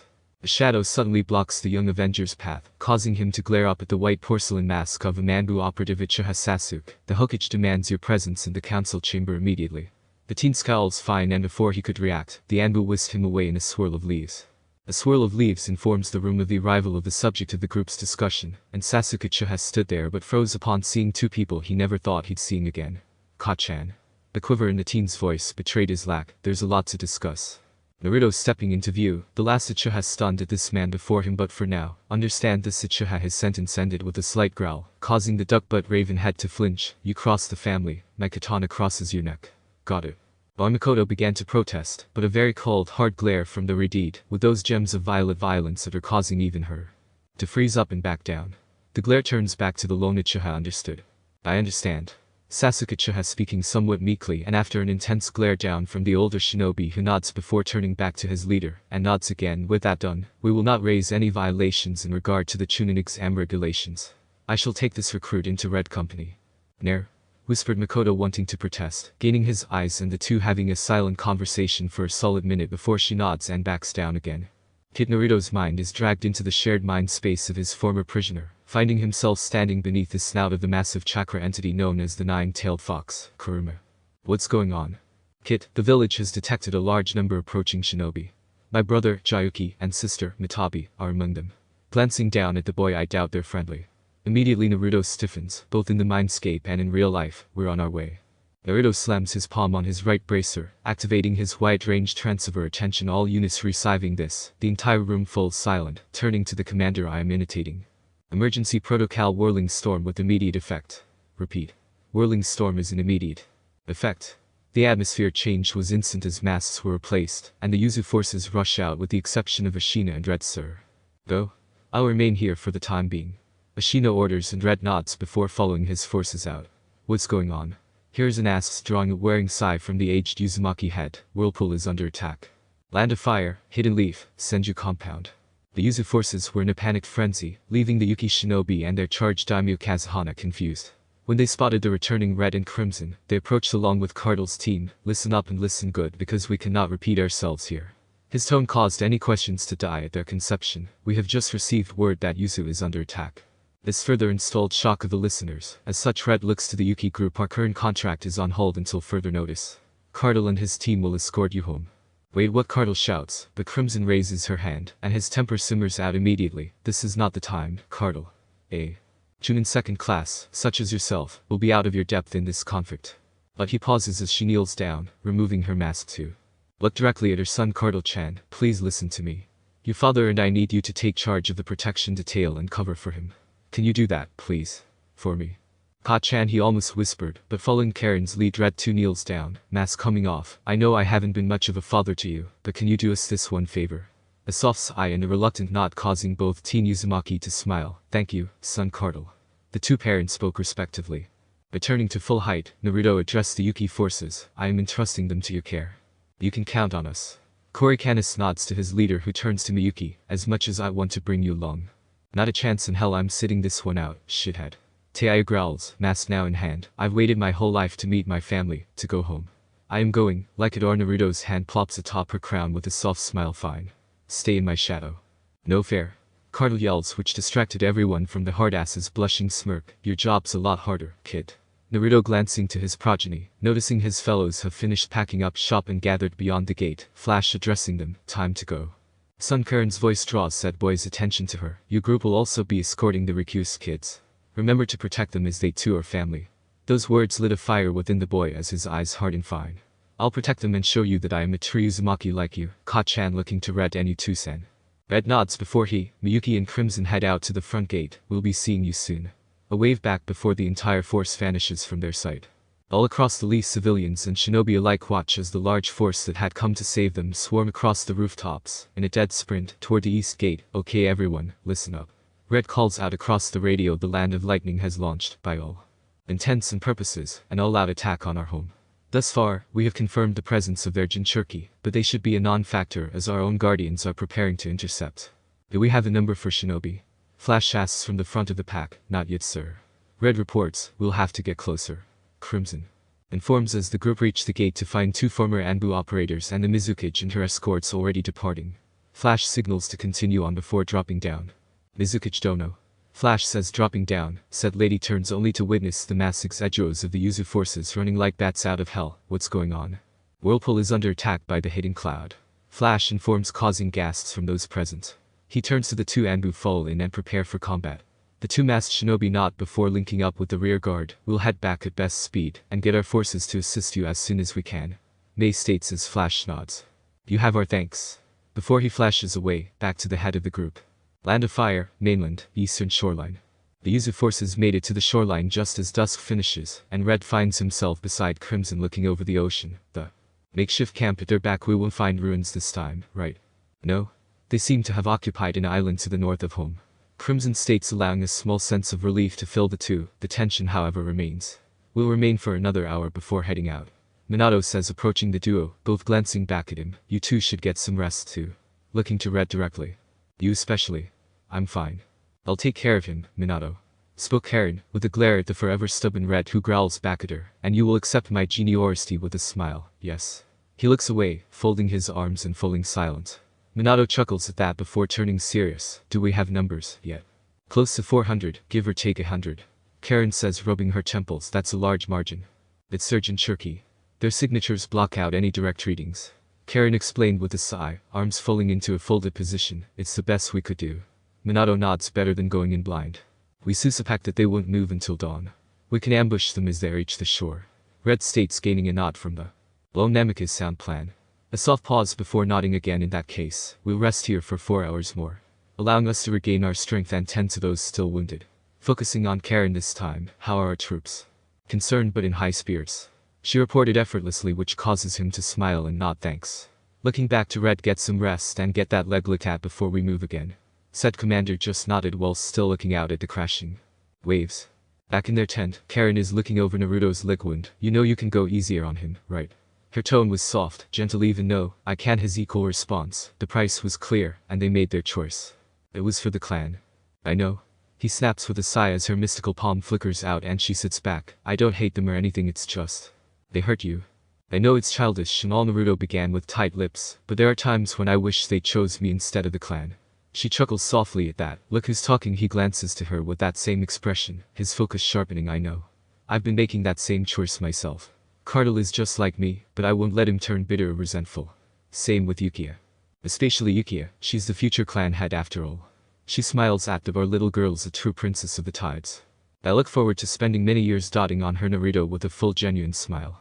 She playfully shoulder barges him, then come home more often. She misses her daddy. A soft exhale, as does her mother. Karin, he whispers while taking up her hand, the two staring into one another's eyes as they began to move forward only for hey. Shithead. Taya poking her head in and only then sensing the mood, grins, what you doing? You're right bitch, ain't ya? Growled out Karin, a visible tick mark as Taya grin turns feral damn straight. Land of Eddies, northern approach. Several platoons of cloud shinobi rush across the open sea in the early light of rising sun, only peeking across the horizon. Whirlpool can be seen in the distance, only barely, and they all adjust their heading whilst doing their best to suppress any sign of their approach. Killer B is a well-built muscular man who has seen combat in the Third Shinobi War. He has only heard stories of the Uzumaki clan and their exploits and the role Kumo had in their previous aired action. This attack went against his own ideals, but if it's for Kumo and his brother, his choice is sadly irrelevant. Looking to his side, his former genin team is at his side, all sporting the same conflicted expressions about this premeditated strike. Though, if the plan works, fighting will be minimal as scouts reported a large group of shinobi leaving the isle to assist the Hidden Leaf.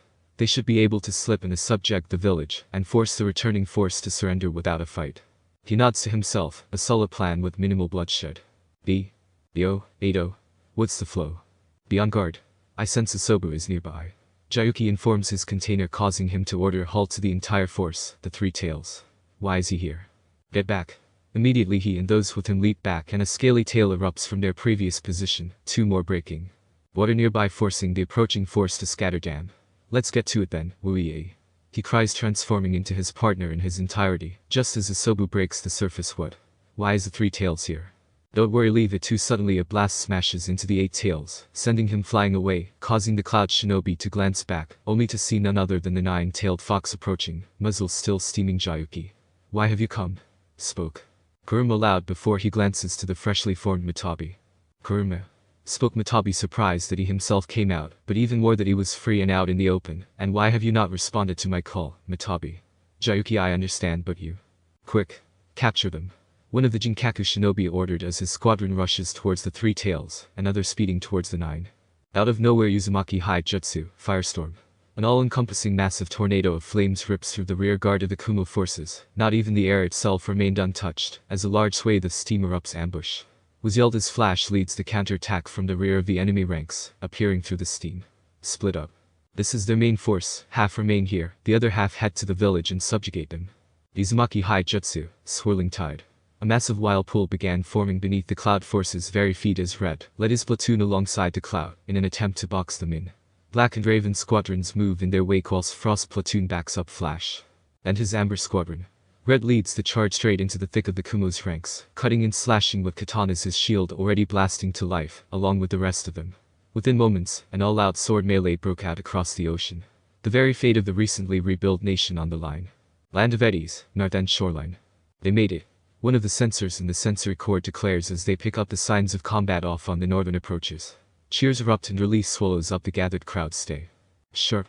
The former heiress and current matriarch of the Namikaze clan, Kushina Namikaze, orders from the top of the wall, gaining the defenders' attention, prepare to deploy the barrier. Keep searching for stray fire and especially keep on the lookout for a sneak attack. Yes, ma'am. Was coarse as she turns back out the ocean, the rising steam and the swing tails of the beasts can be seen. Please be safe, Mina-kun.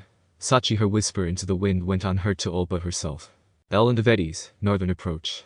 Red finds himself back to back with both Crimson and Miyuki. I'm picking up another two platoons. They're attempting to skirt around the current battle. Do we have anyone free? No. Shit. Slashing against another Chunin who got too close. Guess we have no choice then. Good thing we have the home field advantage. Crimson confirms with a nod. What are you guys? Cyberus. Red orders and she snarls before beginning to play her flute, freezing everyone within 50 meters of them. Both Red and Crimson lift up their left sleeves, nicking their swords above animal tattoos, before going through hand signs, having swiped the blood across them. Summoning jutsu. Was called out in time with one. Another as their hands were slammed beneath the water surface. No smoke though, nothing happened. When Kumo shinobi called out before snickering, guess there it has. Suddenly a scale-covered tendril pulls the man beneath the surface, before an ear-shattering roar was heard as the boss Leviathan breaks the surface, in its fear-inducing glory. Plenty more tendrils erupt as the kraken slink to the surface. Uzumaki Dono, it has been far too long since you called upon me. Indeed it has, your grace. Red bows from atop the sea monster. Though it is self-explanatory, our home is being threatened. Can I beseech to you to ally with us on this matter? Fear not. They shall not pass me. I thank you. I shall take my leave then. Red says in a bow before leaping off to intercept the forces trying to outflank them. Milady, I see things are far from ideal here. Spoke the mightiest of all sea dwellers indeed, Cacklet. I am in need of your assistance to protect our home. My attention is being called elsewhere. Crimson states as the massive beast turns its head to the east, so I see. Very well. I shall show these fools the error of their ways, trampling in our domain. You have my thanks. She pats the massive head, that was as tall and white as a 2-story house, before leaping off to join Red and Miyuki. And this chapter still isn't finished, but due to RL I won't be able to get to my computer for a while, thus I gave you what I had. Until next time 07 and 14/1/2024.